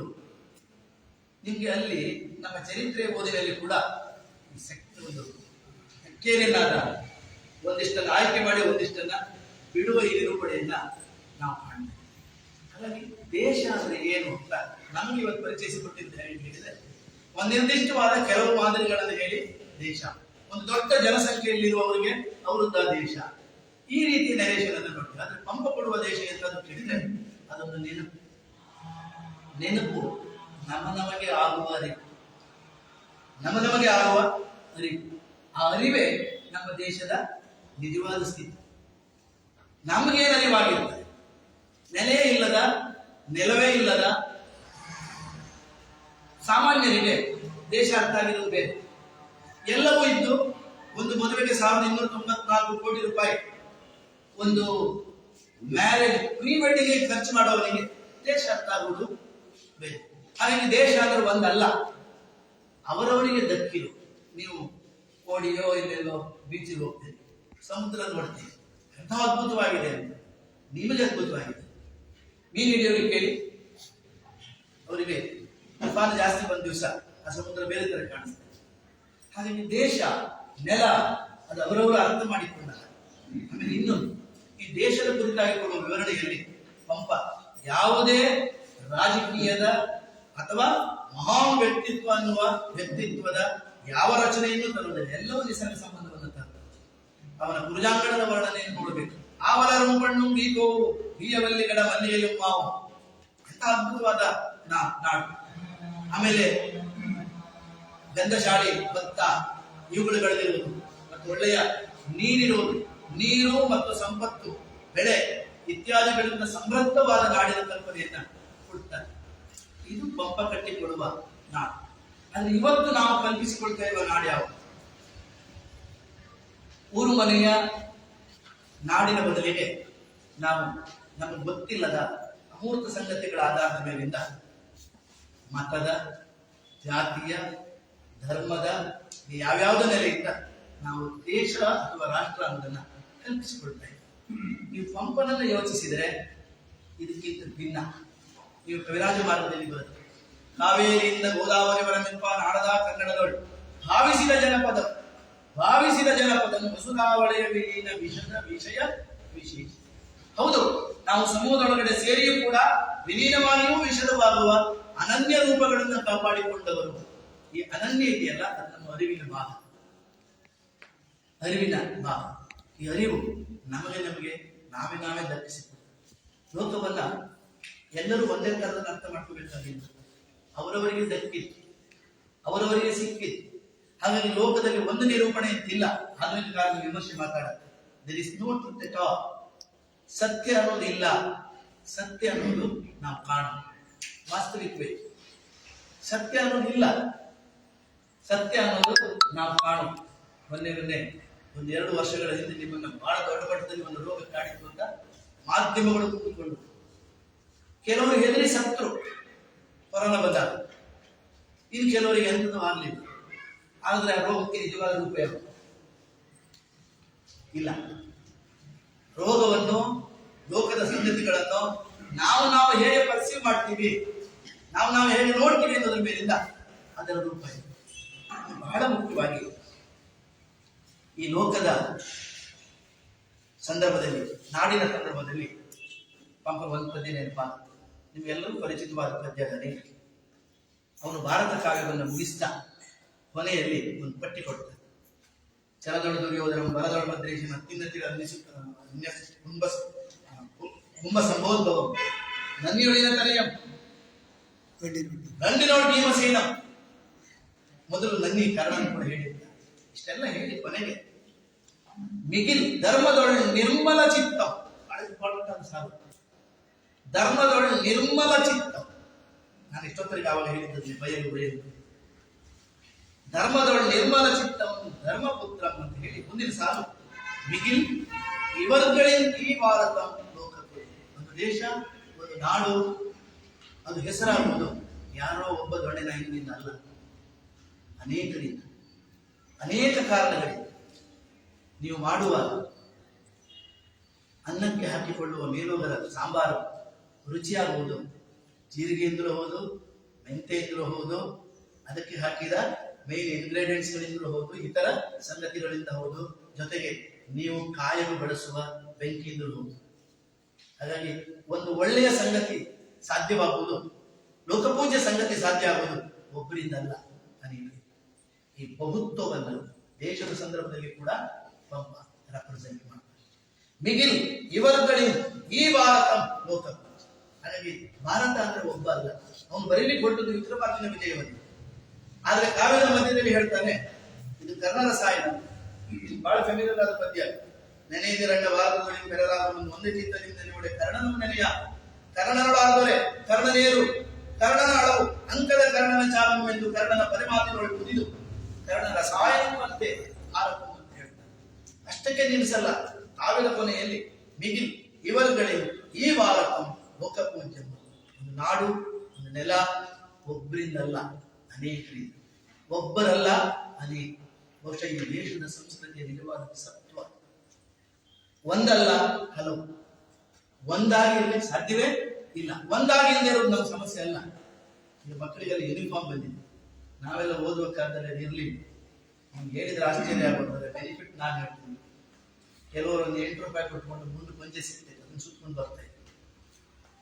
ಇವತ್ತಿನ ಯೂನಿಫಾರ್ಮ್ ಸಮಾನತೆ ತರ್ತದೆ ಅಂತ ಹೇಳುವ ಯೂನಿಫಾರ್ಮ್ 8 ರೂಪಾಯಿ ಮುಂದೆ ಪಂಚೆ ಸುತ್ಕೊಂಡು ಶಾಲೆ ಬರೋರಿಗೆ ಅವಕಾಶ ಕೊಡೋದಿಲ್ಲ. ನೆನಪಿಟ್ಟು ಸಮಾನತೆ ಹೆಸರಲ್ಲಿ ನಿಜಕ್ಕೂ ಕೂಡ ಅಸಮಾನತೆ. ನೀವು ಹಾಕೊಳ್ಳುವ ಯೂನಿಫಾರ್ಮ್ ಅದು ಒಂದು 600-800 ರೂಪಾಯಿ ಬಟ್ಟೆ ಸಿಗ್ತದೆ. ಹೊಲಿಯೋನಿಗೆ ದುಪ್ಪಟ್ಟು ಚಾರ್ಜ್ ಕೊಡಬೇಕು. ನೀವು ಇವತ್ತಿನ ಕಾಲದಲ್ಲಿ ಒಂದು 100 ರೂಪಾಯಿ ಒಂದು ಪ್ಯಾಂಟ್ ಸಿಗ್ತದೆ, ಒಂದು 100-200 ರೂಪಾಯಿ ಒಂದು ಚೂಡಿ ಸಿಕ್ಬಿಡುತ್ತೆ. ಪಾಪ ಏನು ಇಲ್ಲದ ಮಕ್ಕಳು ಅದನ್ನ ಹಾಕೊಂಡು ಕಾಲೇಜಿಗೆ ಬರ್ಬೋದು. ಈಗ ಆಗಲ್ಲ. ಅವನು ಕಂಪಲ್ಸರಿ ಆ ಪೋಷಾಕನ್ನು ಹಾಕೊಂಡು ಬರಬೇಕು. ಇದರ ಮೂಲ ಎಲ್ಲಿ ಕೇಳಿದ್ರೆ ಕಾರ್ಪೊರೇಟ್ ಜಗತ್ತಿನಲ್ಲಿ.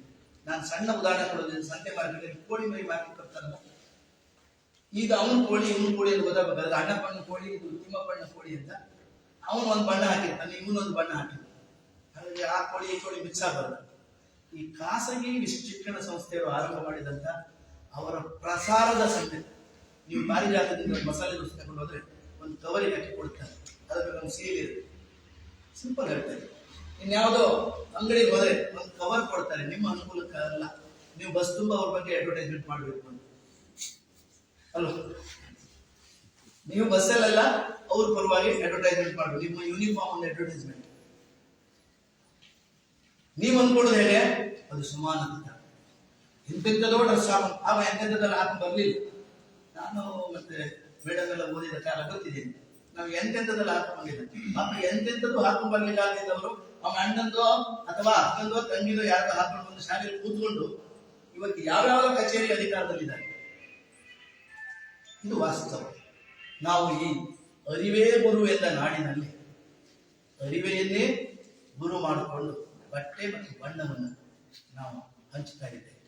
ಈ ಮೂಲಕವಾಗಿ ನಾಡಿನ ಕಲ್ಪನೆಯನ್ನ, ನೆಲದ ಕಲ್ಪನೆಯನ್ನ, ಧರ್ಮದ ಕಲ್ಪನೆಯನ್ನ ವ್ಯತ್ಯಸ್ತಗೊಳಿಸುವ ಕೆಲಸವನ್ನ ಮಾಡ್ತಾರೆ. ನಾನು ಇನ್ನೊಂದು ಮುಖ್ಯವಾದ ಕಲ್ಪನೆ ಹೋಗಿರೋದು ಪವರ್ ಮೀನ್ಸ್ ವಾಟ್. ನಾನು ಸುಮಾರು ಪಾಲಿಸಿದೆ. ಅಧಿಕಾರ ಅಂದ್ರೆ ಏನು, ಅಧಿಕಾರ ಅಂದ್ರೆ ಏನು, ನಾನು ಹೆಚ್ಚು ವ್ಯವಸ್ಥೆಗೆ ಹೋಗಲ್ಲ. ಅಧಿಕಾರ ಅಂದ್ರೆ ಸೊತ್ತು, ನಿಮ್ಗೆ ಗೊತ್ತಿದೆ. ಅಧಿಕಾರ ಅಂದ್ರೆ ಅಹಂಕಾರ. ಸಂಪೂರ್ಣ ಭಾರತದಲ್ಲಿ ರಾಜಬೀಜ ಸಂಜನಿತ ಗುಣಂ ಮದಂ ಮದಮನಾಳ ಗುಣಂ ಅವಿವೇಕ. ಶಲ್ಯ ದುರ್ಯೋಧನಿಗೆ. ಅದೇ ಅಧಿಕಾರ ಸೊತ್ತು, ಅಹಂಕಾರ ಮಾತ್ರ ಅಲ್ಲ, ಅಧಿಕಾರ ಅಂದ್ರೆ ಸುಖ. ಅಯ್ಯೋ ನಾವು ನಿಮ್ಮೆಲ್ಲರ ಸೇವೆಗಾಗಿ ಅವತರಿಸಿ ಬಂದಿದ್ದೇನೆ ಅಂತ ಹೇಳುವವರು ಕೂಡ ಸುಖ ಪಡುವುದು ಹೊತ್ತು ಅದು ಜವಾಬ್ದಾರಿ ಅಲ್ಲ. ಹೊಣೆ ಅಂತ ನಾವು ಫೋಕಸ್ ಮಾಡೋದು.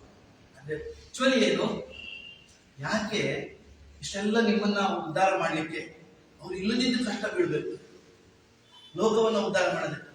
ದೊಡ್ಡ ವೆಂಕಟೇಶರಿಗೆ ಆ ಕಷ್ಟ ಇರಲಿಲ್ಲ, ದೊಡ್ಡ ವೆಂಕಟೇಶರಿಗೆ ಆ ಕಷ್ಟ ಇರಲಿಲ್ಲ. ಈ ಲೋಕ ಉದ್ಧಾರ ಮಾಡೋದಕ್ಕೆ ಇವರಿಗೆ ಸಿಕ್ಕಾಪಟ್ಟೆ ಕಷ್ಟ ಆಯ್ತು. ಜೈನ ಕಥೆಗಳು ತುಂಬಾ ಚೆನ್ನಾಗಿ ಹೇಳ್ತಾರೆ. ನೀವು ವಟಾರದಲ್ಲಿ ಕಥೆಗಳನ್ನು ಓದ್ತಾರೆ. ಹಾವ ಭಾವ ವಿಭ್ರಮ ವಿಲಾಸಂಗಳಿ ಒಡೆಯರಾಗಿ ಸುಖ. ಎಷ್ಟು ಜನ ಹೆಣ್ಣಂದ್ರು, ನಿಮಗೆ ಸುಕುಮಾರಸ್ವಾಮಿ ಚಿತ್ರ ಬರುತ್ತೆ, ಅವನಿಗೆ 32 ಜನ ಹೆಂಡಂದಿರು. ಮತ್ತೆ ಅವನು ಸುಖ ಎಂತಾದ್ರು ಕೇಳಿದ್ರೆ, ಅವನು ಶ್ರೇಷ್ಠಿ, ಅವನು ಸುಖ ಎಂತಾದ್ರು ಕೇಳಿದ್ರೆ ರಾಜನಿಗಿಂತ ಹೆಚ್ಚು. ಕಂಪೇರ್ ಮಾಡೋದು ಹೇಗೆ? ಸುಖದ ನೆಲೆಯಲ್ಲಿ 1,00,000 ದಿನಾರ್ ಬೆಲೆ ಮಾಡುವ ಬಟ್ಟೆಯನ್ನ ಅವನ ತಾಯಿ ಕೊಂಡ್ಕೊಂಡು ಚೂರು ಚೂರು ಮಾಡಿ ಆ ರಾಣಿಯರಿಗೆ ಕೊಡ್ತಾನೆ, ಅವಳ ರಾಣಿಯರಿಗೆ ಕೊಡ್ತಾಳೆ. ಅವರುಗಳದನ್ನ ಕಾಲಿನ ಕೇಳಿಗೆ ಹಾಕೊಂಡ್ರು. ಆ ಸುದ್ದಿ ರಾಜನಿಗೆ ಗೊತ್ತಾಗಿ, ಹೋಗಿ ಎಂಥ ಪುಣ್ಯಾತ್ಮಂತ ನೋಡಕ್ ಹೋಗ್ತಾನೆ, ನಿನ್ನ ಶುಗರ್ ಕಡಿಮೆ ಆಯ್ತು. ಬಹುಶಃ ಕಾರ್ಪೊರೇಟ್ ದನಿಗಳನ್ನ ನೋಡ್ಲಿಕ್ಕೆ ಹೋಗುವ ನಮ್ಮನ್ನ ಆಡುವವರ ಹಾಗೆ, ಅವರ ಮನೆ ಬಾಗಿಲಿಗೆ ಹೋಗಿ ನಿಲ್ಲುವ ದನಿಗಳ ಮನೆ ಬಾಗಿಲಿಗೆ ಹೋಗಿ ನಿಲ್ಲುವ ನಮ್ಮನ್ನ ಆಡುವವರ ಹಾಗೆ ಇವನು ಹೋಗ್ತಾನೆ ರಾಜ. ಈ ರಾಜ ಅಂದ್ರೆ ಏನು ವಾಸ್ತವ? ಅಧಿಕಾರ ಅಂದ್ರೆ ಏನು? ಸುಖ. ರಾಜ್ಯ ಸುಖವೆಂಬ ಸನ್ನಿಪಾತ ನಿದ್ರೆ ಇನ್ನಿಲ್ಲದ ಸುಖ. ಆ ಸುಖದಿಂದಲೇ ಸೋಕು. ಮಹಾಭಾರತದ ಯುದ್ಧ ಆಗಿದೆ, ತುಂಬಾ ಚೆನ್ನಾಗಿದೆ ಭಾಗ. 14ನೇ ಆಶ್ವಾಸದಲ್ಲಿ ಎಲ್ಲ ಸತ್ತು ಹೋಗಿದ್ದಾರೆ. 11 ಅಕ್ಷೋಹಿಣಿ ಪ್ಲಸ್ 5 ಅಕ್ಷೋಹಿಣಿ, 16 ಅಕ್ಷೋಹಿಣಿ ಸೇರಿ ಸತ್ತು ಹೋಗಿದೆ. ಪಾಂಡವರಲ್ಲಿ ಕೆಲವರು ಸತ್ತಿದ್ದಾರೆ, ಅಭಿಮನ್ಯು ಇನ್ನಿತರು, ಘಟೋತ್ಕಚ ಇನ್ನಿತರು ಸತ್ತಿದ್ದಾರೆ. ಅವರವರಲ್ಲಿ ಯಾರೂ ಇಲ್ಲ. ಮತ್ತು ಪ್ರಜೆಗಳ ಪಾಡು ಗೊತ್ತಿದೆ ನಿಮಗೆ, ಪ್ರಜಾ ವಿನಾಶಕರವಾದ ಯುದ್ಧ, ಎಲ್ಲ ನಾಶ ಆಗಿದೆ. ಈ ನಾಶ ಆದ್ಮೇಲೂ ಕೂಡ ಒಂದು ಪಟ್ಟ ಕಟ್ಟುವ ಕೆಲಸ ಆಗುತ್ತೆ. ವಿನಾಶದ ನಡುವೆ ಕೂಡ ಅಧಿಕಾರ. ಅಫ್ಘಾನಿಸ್ತಾನವನ್ನ ಅಮೆರಿಕ ನುಚ್ಚುನೂರು ಮಾಡಿದ ಮೇಲೂ ಕೂಡ ಹಮೀದ್ ಕರ್ಜೈಗೆ ಅಧಿಕಾರಿಸುತ್ತೆ. ಒಂದು 10-15 ವರ್ಷಗಳ ಏನಿರೋದಿಲ್ಲ ಅಲ್ಲಿ. ಆದ್ರೂ ಅರಸ ಇರ್ತಾನೆ. ಅರಸ ಹೇಗಿರ್ತಾನೆ? ಅರ್ಜುನನಿಗೆ ಪಟ್ಟ ಆಗುತ್ತೆ. ಆ ಪದ್ಯ ಓದಬೇಕು ಮಕ್ಕಳ ನಿಮಗೆ, ಯಾಕೆಂದ್ರೆ ನಿಮಗೆ ವರ್ತಮಾನ ವಂಚರಾಗಲಿ. ಪಸದನಂ ಆವುದು ಆವ ಋತುವಿಗೆ ಅಮರ್ದು ಒಪ್ಪುವು ಆವ ಕೊಳುತ್ತಲು ಆವೆಸಕದೊಳಗೆ ಒಂದುವು ವಿನಯವು ಆವೆಳೆಗೆ ಆವುದು ಚೆಲ್ಲುವಿತ್ತು ರಂಜಿಸುವು ಅದಕ್ಕೆ ಅದಂ ಸಮಯ. ಈಗ ನಮ್ಮನ್ನ ಆಳುವವರು ಒರಿಸ್ಸಾಕ್ಕೆ ಹೋದ್ರೆ ಒಂದು ಡ್ರೆಸ್ಸು, ಅಸ್ಸಾಮಿ ಬಂದ್ರೆ ಮತ್ತೊಂದು ಡ್ರೆಸ್ಸು. ಚೆನ್ನ ವಿಷಯ ಗೊತ್ತಲ್ಲ ನಿಮಗೆ, ವೆರೈಟಿ. ಈ ವೆರೈಟಿ ಡ್ರೆಸ್ ಇದೆಯಲ್ಲ, ಜೊತೆಗೆ ಬೇಸಿಗೆಯಲ್ಲಿ ಒಂದು ನಿಮಗೆ ಟಿಪ್ಪುವಿನ ಅರಮನೆ, ಬೇಸಿಗೆ ಅರಮನೆ ಬೆಂಗಳೂರಲ್ಲಿದೆ, ಮತ್ತೊಂದು ಅರಮನೆ ಮತ್ತೊಂದು ಕಡೆ ಇದೆ ಅಲ್ವಾ. ಯಾವ ಹೊತ್ತಿಗೆ ಎಲ್ಲಿ ಇರಬೇಕು ಎನ್ನುವುದನ್ನ, ಆ ಸುಖಕ್ಕೆ ಬೇಕಾದದನ್ನ ಸಮರಿಕೊಂಡು ಬದುಕುವುದು. ಮನೆ ಒಂದು ಸಾಲು ಬರೀತಾನೆ ಪಂಪ, ಭೋಗಿಸಿದ ಪದಗಳು. ಅರಸುತನವನ್ನು ಏನ್ ಮಾಡಿದಂತೆ? ಭೋಗಿಸಿದ. ಹಾಗಾಗಿ ಅರಸುತನ ಅಂದ್ರೆ ಭೋಗಿಸು, ಸುಖ ಪಡು. ನಾವೇನ್ ತಿಳ್ಕೋತೀವಿ? ನಮ್ಮನ್ನ ಕಾಪಾಡು. ಆದ್ರೆ ಜೈನ ಕಾಲದಲ್ಲಿ ಒಂದು ವಿವರಣೆ ಇದೆ. ಸುಖ ಪಡುವುದು ಯಾಕೆ ಕೇಳಿದ್ರೆ, ಅವನು ಪುಣ್ಯ ಮಾಡಿ ಬಂದಿದ್ದಾನೆ, ಕರ್ಮ ಸಿದ್ಧಾಂತದ ನೆಲೆಯಲ್ಲಿ ಕೊಡು. ನಾವೆಲ್ಲ ಇಲ್ಲಿ ಕಷ್ಟಪಡ್ತೀವಿ, ಕರೆಂಟ್ ಇಲ್ಲ, ಸೆಕೆ ಆಗ್ತಿದೆ ಅಂತ ಹೇಳಿ ನಮ್ಮ ಮನೆ ಕರ್ಮ ಸಿದ್ಧಾಂತದ ವಿವರಣೆಯ ಪ್ರಕಾರ ಇದು ನಮ್ಮ ಹಣೆ ಬರುತ್ತೆ. ಅಲ್ಲಿ ಲೈನ್ ಹಾಳಾಗಿದ್ದು ಇದೆಲ್ಲ ಕಾರಣ ಅಂತ ಮಾತಾಡೋದು. ನಾವೆಲ್ಲ ಎಲ್ಲಿ ಮಾತಾಡೋದು? ನಾವು ಪೂರ್ವ ಜನ್ಮದಲ್ಲಿ ಮಾಡಿದ ಪಾಪದ ಫಲವಾಗಿ ಆ ಪುಣ್ಯ ನಮ್ಮ ಹತ್ರ ಇಲ್ಲದೆ ಇರೋ ಕಾರಣಕ್ಕಾಗಿ ನಾವೀಗ ಹೀಗೆ ಮಾಡ್ಕೊತ ಹುಟ್ಟಬೇಕಾಗಿದೆ. ಇದು ಪಾಪ ಪುಣ್ಯದ ಲೆಕ್ಕಾಚಾರ. ಹಾಗಾಗಿ ಮೇಲ್ಜಾತಿಯಲ್ಲಿ ಹುಟ್ಟುವುದು ಪುಣ್ಯ, ರಾಜನಾಗಿ ಹುಟ್ಟುವುದು ಮತ್ತು ಪುಣ್ಯ. ಹಾಗಾಗಿ ಹೀಗಾದ ರೈಟ್ ನೋಡಿ, ನಾವು ಅವನ ಯೋಗ ಅವನು ಅನುಭವಿಸ್ತಾನೆ. ಅವನು ಅದ್ಭುತವಾದ ಯೋಗ, ಅವನು ಪಟ್ಕೊಂಡು ಬಂದಿದ್ದಾನೆ. ಹೌದಲ್ಲ? ಹಾಗಾಗಿ ನಮ್ಮ ಇಡೀ ಗ್ರಹಿಕೆಯನ್ನ ಕರ್ಮ ಸಿದ್ಧಾಂತ ಏನ್ ಮಾಡಿಬಿಟ್ಟಿದೆ, ತಿದ್ದು ಬಿಟ್ಟಿದೆ. ಜೈನ ಕಥೆ ಇದನ್ನೇ ಹೇಳೋದು. ಆ ಸುಖವನ್ನ ಪಡ್ಕೊಂಡ್ಬಂದವರು ರಾಜರಾದವರು ಅದನ್ನು ದಾಟಿ ಅನಂತ ಅಚ್ಯುತ ಕಲ್ಪದಲ್ಲೂ ಮತ್ತೊಂದನ್ನು ಹುಟ್ಟುವ ಹಾಗೆ ಸಮಾಧಿ ಮರಣವನ್ನು ಎದುರಿಸಿ ಆಚೆಗೆ ಹೋಗುವುದು. ಹಾಗಾಗಿ ರಾಜ್ಯ ಅಂದ್ರೆ ಅದೊಂದು ಸುಖ, ಅದೊಂದು ಭೋಗ. ಪಂಪ ಬಹಳ ಚೆನ್ನಾಗಿದೆ ಅಂತ ಹೇಳಿ ಆದಿಪುರಾಣದಲ್ಲೂ ಈ ತರದ ಮಾತುಗಳು ಬರ್ತವೆ, ಇಲ್ಲೂ ಬರ್ತವೆ. ಇನ್ನೊಂದು ರಾಜ್ಯ ಅಥವಾ ಅಧಿಕಾರ ಅಂದ್ರೆ ನಾವೆಲ್ಲ ಅನ್ಕೋತೇವೆ, ಸಂವಿಧಾನ ಮುಟ್ಟಿಕೊಂಡು ಎಲ್ಲರೂ ಪ್ರತಿಜ್ಞೆ ಮಾಡ್ತಾರೆ, ವಿಧಿ ದ್ವಾರ ಸ್ಥಾಪಿತವಾದ ಇದನ್ನು ನಾನು ಪಾಲಿಸ್ತೇನೆ. ಆಮೇಲೆ ಅವ್ರು ನಂಗೆ ಓಟ್ ಹಾಕಲಿಲ್ಲ, ಇವ್ರು ನಂಗೆ ಓಟ್ ಹಾಕಿದ್ದಾರೆ, ನೀವೆಲ್ಲ ಬರೋದೇ ಬೇಡ, ಈ ರೀತಿ ಡಿಸ್ಕ್ರಿಮಿನೇಷನ್ ಮಾಡ್ತೀವಿ. ಇದು ಇವತ್ತಲ್ಲ, ಆದಿನಾಥನ ಕಾಲದಲ್ಲೂ ಕೂಡ ಇತ್ತು. ಪಂಪ ಹೇಳ್ತಾರೆ, ಅವನು 10ನೇ ಭವಾಲು ಆದಿನಾಥನ, ಅವನು ಇನ್ನೇನು ಆ ನೀಲಾಂಜನೆಯ ನಾಟ್ಯ ಆಗಿನಷ್ಟು ಹೊರಡಿ ಬಾಕಿ ಇದೆ, ನಿರ್ಗಮನಕ್ಕೆ ಬಾಕಿ ಇದೆ. ಗುರುದೇವನಾದ ಆ ಭವದಲ್ಲಿ 10ನೇ ಭಾವದಲ್ಲಿ ಆತ ತಿಳುವಳಿಕೆ ಎತ್ತರಕ್ಕೆ ಹೋಗುವಂತ ಹಂತದಲ್ಲಿದ್ದಾನೆ. ಆ ಭಾವದಲ್ಲಿ ರಾಜನಾಗಿದ್ದಾಗ ಅವನು ಏನೇನು ಮಾಡ್ದ, ಅವನು ತನ್ನವರಿಗೆಲ್ಲ ಏನೇನು ಕೊಟ್ಟ ಅಂತ ಹೇಳ್ದ. ಕವಿ ಒಂದು ಸಣ್ಣ ಶರ ಬರೀತಾನೆ ಮಕ್ಕಳೇ, ಬಹಳ ಅದ್ಭುತವಾದ ಸಾಲದು. ಸುತರುಮನ್ ಅವರ್ಗೆ ಅವರ ಅಭಿಮತಂ ಎಂತದು ಅದನ್ ಇತ್ತು ನಿರೀಕ್ಷಿದ. ಸುತರುಮನ್ ಅವನು ಸುಮಾರು ಜನ ಮಕ್ಕಳು, 100 ಜನ ಮಕ್ಕಳು, ಭರತ ಬಾಹುಬಲಿ ಮಾತ್ರ ಅಲ್ಲ, 100 ಜನ ಮಕ್ಕಳಿಗೆ ಯಾರ್ಯಾರಿಗೆ ಏನ್ ಬೇಕೋ ಅವ್ರು ಕೇಳಿದ್ದನ್ನ ಅವರಿಗೆ ಕೊಟ್ಟು ನಿರೀಕ್ಷಿದ. ಪ್ರಭು ನಿಜ ಸಂತತಿಯಂ ತಣಿಕೆ. ನೀವು ಸುಮ್ಮನೆ ಲೋಕಕ್ಕೆಲ್ಲ ಅವರು ಒಳ್ಳೇದು ಮಾಡ್ತಾರೆ. ಮೊದಲು ಅವರ ಫ್ಯಾಮಿಲಿ ಸಮಸ್ಯೆ ಸಿಕ್ಕಾಗಲೂ ಕೂಡ ನೀವು ಸಮಸ್ಯೆ ಸಿಕ್ಕರೆ ಅವ್ರ ತಲೆಗೆಡ್ಸ್ಕೊಳ್ಳಲ್ಲ, ಅವ್ರ ಕಡೆಯವರು ಸಮಸ್ಯೆ ಸಿಕ್ಕಿದ್ರೆ ಅವ್ರು ತಲೆಗೆಡ್ತಾರೆ. ನಡಿಲಿಕ್ಕಾದ ಸ್ಥಿತಿಯಲ್ಲೂ ಕೂಡ ಆಕ್ಟಿವ್ ಆಗ್ಬಿಡ್ತಾರೆ. ಅಂಥ ಸ್ಥಿತಿ. ನಿಜ ಸಂತತಿಯಂ ತಣಿಪಿ ಸುರತ್ ಸಂತತಿಯಂ ಪೆರ್ಚಿಪುದು. ನಿಜ ಸಂತತಿಯಂ ತಣಿಪಿ ಸುರತ್ ಸಂತತಿಯಂ ಪೆರ್ಚಿಪುದು. ರಾಜ್ಯ ಫಲಂ ಇಲ್ಲಿ. ರಾಜ್ಯದ ಫಲ ಏನು ಕೇಳಿದ್ರೆ, ತಮಗೆ ಬೇಕಾದವರಿಗೆ ಬೇಕಾದ್ದನ್ನು ಬಿಟ್ಟು ತಮ್ಮ ಸಂತತಿಯನ್ನ ವರ್ಧಿಸಿ. ಒಂದು ಕಾಲದಲ್ಲಿ 2, 3, 4 ಎಕರೆ ಜಾಗ ಇದ್ದು 1000 ಎಕರೆ ಒಡೆಯನಾಗಿ, ಜೊತೆಗೆ ಎಲ್ಲವನ್ನ ತ್ಯಾಗ ಮಾಡಿದವನಾಗಿ ಲೋಕ ಸುಖಕ್ಕಾಗಿ ಒದ್ದಾಡ್ತಾ ಇರುವ ಉದಾಹರಣೆಗಳು ನಮ್ಮ ಕಣ್ಣಲ್ಲಿ ಇವೆಯಲ್ಲ. ಇದನ್ನು ಯಾರಿಟ್ಕೊಂಡು ಮಾತಾಡ್ತಾ ಇರೋದವನು? ಆದಿನಾಥನಂತವನನ್ನು ಇಟ್ಕೊಂಡು, ಅವನ ಪರಮ ಪವಿತ್ರ ಸಂಕೇತವಾದ ಮೊದಲ ತೀರ್ಥಂಕರನಾಗುವ ವ್ಯಕ್ತಿತ್ವವನ್ನು ಇಟ್ಕೊಂಡು ಕೂಡ ಕಾವ್ಯದ ಒಳಗಡೆ ರಾಜ್ಯ ಫಲಂ ಇನಿತೆ ಫಲಂ. ರಾಜ್ಯ ಅಂದ್ರೆ ಇಷ್ಟೇ ಅಪ್ಪ, ಅಧಿಕಾರ ಅಂದ್ರೆ ಇಷ್ಟೇ, ತನ್ನ ಸಂತತಿಯನ್ನ ಪೆರ್ಚಿಪುದು. ಸುರತ್ ಸಂತತಿಯನ್ನು ತನಗೆ ಪರವಾಗಿದ್ದವರಿಗೆ ಅನುಕೂಲ ಮಾಡಿಕೊಡುವುದು. ಅಂದ್ರೆ ಎಲ್ಲರ ಒಟ್ಟಿಗೆ ಇರ್ತೇನೆ ಎನ್ನುವುದು ಬೊಗಳೆ ಎನ್ನುವುದು ಸತ್ಯ ಅಲ್ವಾ? ಎಲ್ಲರನ್ನೂ ಒಳಗೊಳ್ತೇನೆ ಎನ್ನುವುದು ಅದು ಬೊಗಳೆ ಎನ್ನುವುದು ಸತ್ಯ ಅಲ್ವಾ? ಇದು ಯಾರ ಮಾತು? ಪಂಪನ ಮಾತು. ನಿಜ ಸಂಗತಿಯನ್ನು ತಣಿಪಿ ಸುರತ್ ಸಂಗತಿಯನ್ನು ಪೆರ್ಚಿಪುದು. ರಾಜ್ಯ ಸುಖಂ ಇನಿತೆ ಬಲ. ಇಷ್ಟೇ ರಾಜ್ಯ ಸುಖ ಅಂದ್ರೆ ಇಷ್ಟೇ. ಇದು ರಾಜ್ಯಕ್ಕೆ ರಾಜ್ಯ ಅನ್ನೋದು ಇಲ್ಲ.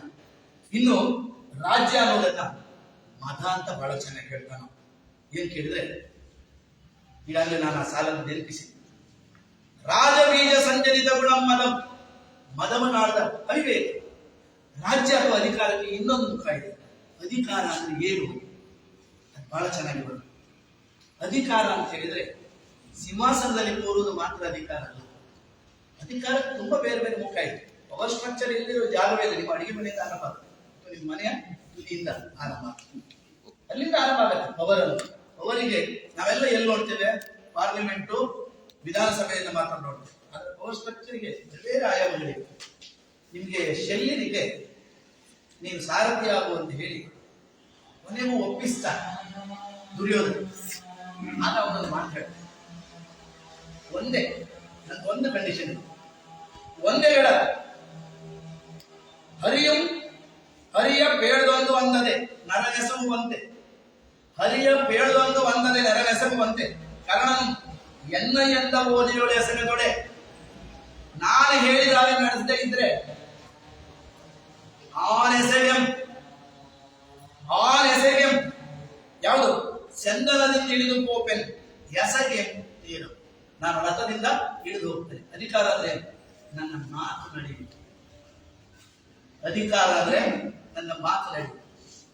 ಈ ಮಾತು ನಡೆಯಲಿಲ್ಲ ಅಂತ ಹೇಳಿದ್ರೆ ಯಾವ ದೇಶ, ಯಾವ ಯುದ್ಧ, ಎಂಥದ್ದು ಕೂಡ ಇಲ್ಲ. ನೀವು ಅಂಬೇಡ್ಕರ್ ನೋಡಿ, ಚೆನ್ನಾಗಿ ಗೊತ್ತಾಗುತ್ತೆ, ಬಹಳ ಚೆನ್ನಾಗಿ ಗೊತ್ತಾಗುತ್ತೆ. ಈ ದೇಶದ ದೇಶಭಕ್ತಿ, ದೇಶ ಪ್ರೇಮ ಎಂಥದ್ದು ಅನ್ನೋದನ್ನು ಅಂಬೇಡ್ಕರ್ ತುಂಬಾ ಚೆನ್ನಾಗಿ ಹೇಳ್ತಾರೆ. ಅದು ಕೊನೆಗೆ ತಗೊಂಡು ಹೋಗಿ ಜಾತಿ ಪ್ರೇಮದ ಜೊತೆಗೆ ಲಿಂಕ್ ಮಾಡಿ, ನಮ್ಮ ಜಾತಿಗೆ ಬೇಕಾದ ಸಿಗಲಿಲ್ಲ ಅಂದ್ರೆ, ನಮಗೆ ಬೇಕಾದ ಸಿಗಲಿಲ್ಲ ಅಂದ್ರೆ ದೇಶ ಅಂತ ಇರುವುದಿಲ್ಲ.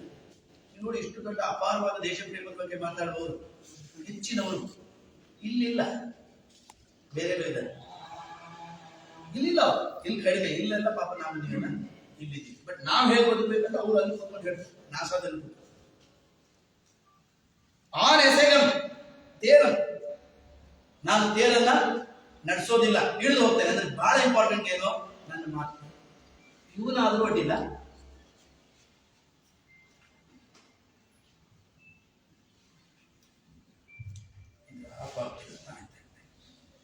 ಇವನಾದ್ರೂ ಅಡ್ಡಿಲ್ಲ, ಅವನ ಪ್ರಿನ್ಸಿಪಲ್ ಅಂತ ನೋಡಿಲ್ಲ. ಇವನ ಬಹಳ ಸೂಕ್ಷ್ಮ ಇದೆ. ನಾನು ನೆಕ್ಸ್ಟ್ ಬರೋದು ಜಾತಿಗೆ. ಶಲ್ಯ ಮೇಲ್ಜಾತಿ, ಇವನು ಜಾತಿ ಒಂದು ಅಧಿಕಾರ, ನೆನಪಿಟ್ಟುಕೊಳ್ಳಿ. ಬಹಳ ದೊಡ್ಡ ಪವರದು. ಅದು ಎಲ್ಲಿದೆ ಕೇಳಿದ್ರೆ ಈಗೆಲ್ಲ ಜಾತಿ ಇಲ್ಲ. ಜಾತಿ ಎಲ್ಲಿದೆ ತಗೊಂಡ್ಬಿಟ್ಟಿದ್ದು ತಗೊಂಡ್ಬಿಡ್ಬೇಕು. ಜಾತಿ ಎಲ್ಲ ಹೊರಗೆ ಸಿಗೋದಿಲ್ಲ. ಜಾತಿ ಇರೋ ನಿಜಕ್ಕೆ ಏನು ಕೇಳಿದ್ರೆ ನಮ್ಮ ತಲೆ ಒಳಗೆ ತುಂಬಾ ಗಟ್ಟಿಯಾಗಿ ಪಟ್ಟಾಗಿ ಕೂತ್ಬಿಟ್ಟಿದೆ. ಇವನು ರಥ ನಡೆಸೋದಕ್ಕೆ ಸಮಸ್ಯೆ ಅಲ್ಲ, ಆದ್ರೆ ಆರ್ಡರ್ ಇವನೇ ಪಾಸ್ ಮಾಡಬೇಕು. ಆರ್ಡರ್ ಇವನೇ ಪಾಸ್ ಮಾಡ. ರಥ ನಡೆಸೋದು ಹೌದು, ಆದ್ರೆ ಅದು ಉದಾಹರಣೆ ಕೊಟ್ಟಲ್ಲ, ಅದು ಕೃಷ್ಣ ಹೇಳ್ದಾಗ ಕೇಳ್ತಾನಲ್ಲ, ಅದು ನಾನು ಹೇಳ್ದಾಗ ಕೇಳಬೇಕು. ಯಾಕಂದ್ರೆ ಅದಕ್ಕಿಂತ ಮುಂಚಿನ ಸಾಲಲ್ಲಿ ಬಂದಿದೆ, ಅದು ಮುಂದೆ ಓದ್ತಿಲ್ಲ. ನೀ ನನಗೆ ಎಂತ ಕೆಲಸ ಕೊಡ್ತೆ ಅಂತ ಹೇಳಿದ್ರೆ, ಈಗ ನಮ್ಮ ಇಡೀ ವ್ಯವಸ್ಥೆ ಹೀಗೆ. ಇವನು ಏನ್ ಮಾಡಿದಾರಾಯ್ತು, ಹೀಗೆ ನಮ್ಮ ವ್ಯವಸ್ಥೆಯಲ್ಲಿ ಇಲ್ಲಿದ್ದವರ ಸೇವೆ ಇವ್ರು ಮಾಡ್ಬೋದು. ಓಕೆ, ಇವ್ರ ಸೇವೆಯನ್ನ ಇವ್ರು ಮಾಡ್ಬೋದು. ಇವ್ರ ಸೇವೆ, ಈ 3 ಜನರ ಸೇವೆಯನ್ನ ನಾವು ಕಾಲದವರು ಮಾಡ್ತೀವಿ, ಕೆಳಗುಡಿದವರು ಮಾಡ್ಬೇಕು. ಇದನ್ನ ಬಟ್ ಆ ಅರ್ಥದಲ್ಲಿ ಸೂಚಿತವಾಗುವುದು ಯಾರು? ಕನ್ನಡ. ನೀವು ಪಂಪ ಭಾರತದಲ್ಲಿ ನೀವು ಡಿಕ್ಷನ್ ಮಾಡಿ ನೋಡಿ ಮಕ್ಕಳ ಹುಡುಕಿ, ಅತಿ ಹೆಚ್ಚು ಅವನನ್ನ ಸೂತ ಸೂತ ಸೂತ ಅಂತ ಮತ್ತೆ ಮತ್ತೆ ಕರೆಯೋದು ಯಾರು ಕೇಳಿದ್ರೆ ದ್ರೋಣ, ಶಲ್ಯ, ಅಶ್ವತ್ಥಾಮ, ದ್ರೌಪದಿ ಅಂತ ತಾನೆ. ಇಂತಹ ಕ್ಯಾರೆಕ್ಟರ್ಗಳು ಜಾಸ್ತಿ ಕರೀತಾರೆ. ಅವರೆಲ್ಲ ಯಾರು? ಕೃಪ, ದ್ರೋಣ, ಇವರೆಲ್ಲ ಯಾರು? ಇಲ್ಲಿಗೆ ಸೇರು, ತುದಿಯಲ್ಲಿ ಸೇರು. ಇಲ್ಲಿಗೆ ಸೇರಿದವರು ಎಲ್ಲೂ ಕೂಡ ಇಲ್ಲಿನವರ ಸೇವೆ ಮಾಡ್ಲಿಕ್ಕೆ ಸೇರಿರುವುದಿಲ್ಲ. ನಿಮಗೆ ಸಂವಿಧಾನದ ಬಗ್ಗೆ ಕೆಲವರಿಗೆ ಯಾಕೆ ನಿಜಕ್ಕೂ ಒಳಗಡೆ ಅಸಮಾಧಾನ ಇದೆ ಕೇಳಿದ್ರೆ, ಈ ಸಣ್ಣ ಪುಟ್ಟ ಬದಲಾವಣೆಯನ್ನು ಚೂರು ಮಾಡಿಬಿಡಿ.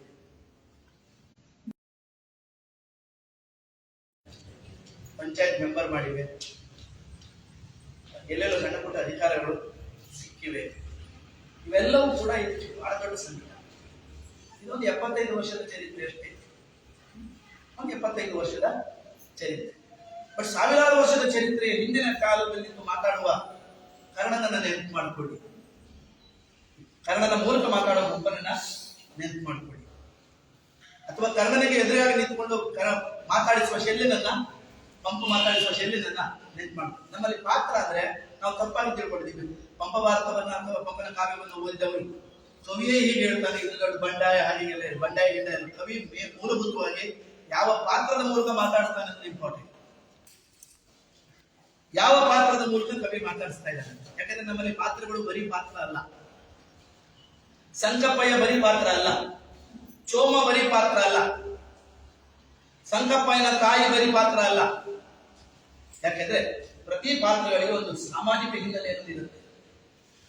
ಆ ಸಾಮಾಜಿಕ ಹಿನ್ನೆಲೆಯಿಂದ ಮಾತುಗಳು ಬರ್ತವೆ ಅಂತ ನಾವು ಅರ್ಥ ಮಾಡಿಕೊಂಡ್ರೆ, ಈ ಮಾತುಗಳಿಗೆ ಇರುವ ಸಾಮಾಜಿಕ ಚರಿತ್ರೆಯ ನಂಟು ನಮಗೆ ಅರ್ಥ.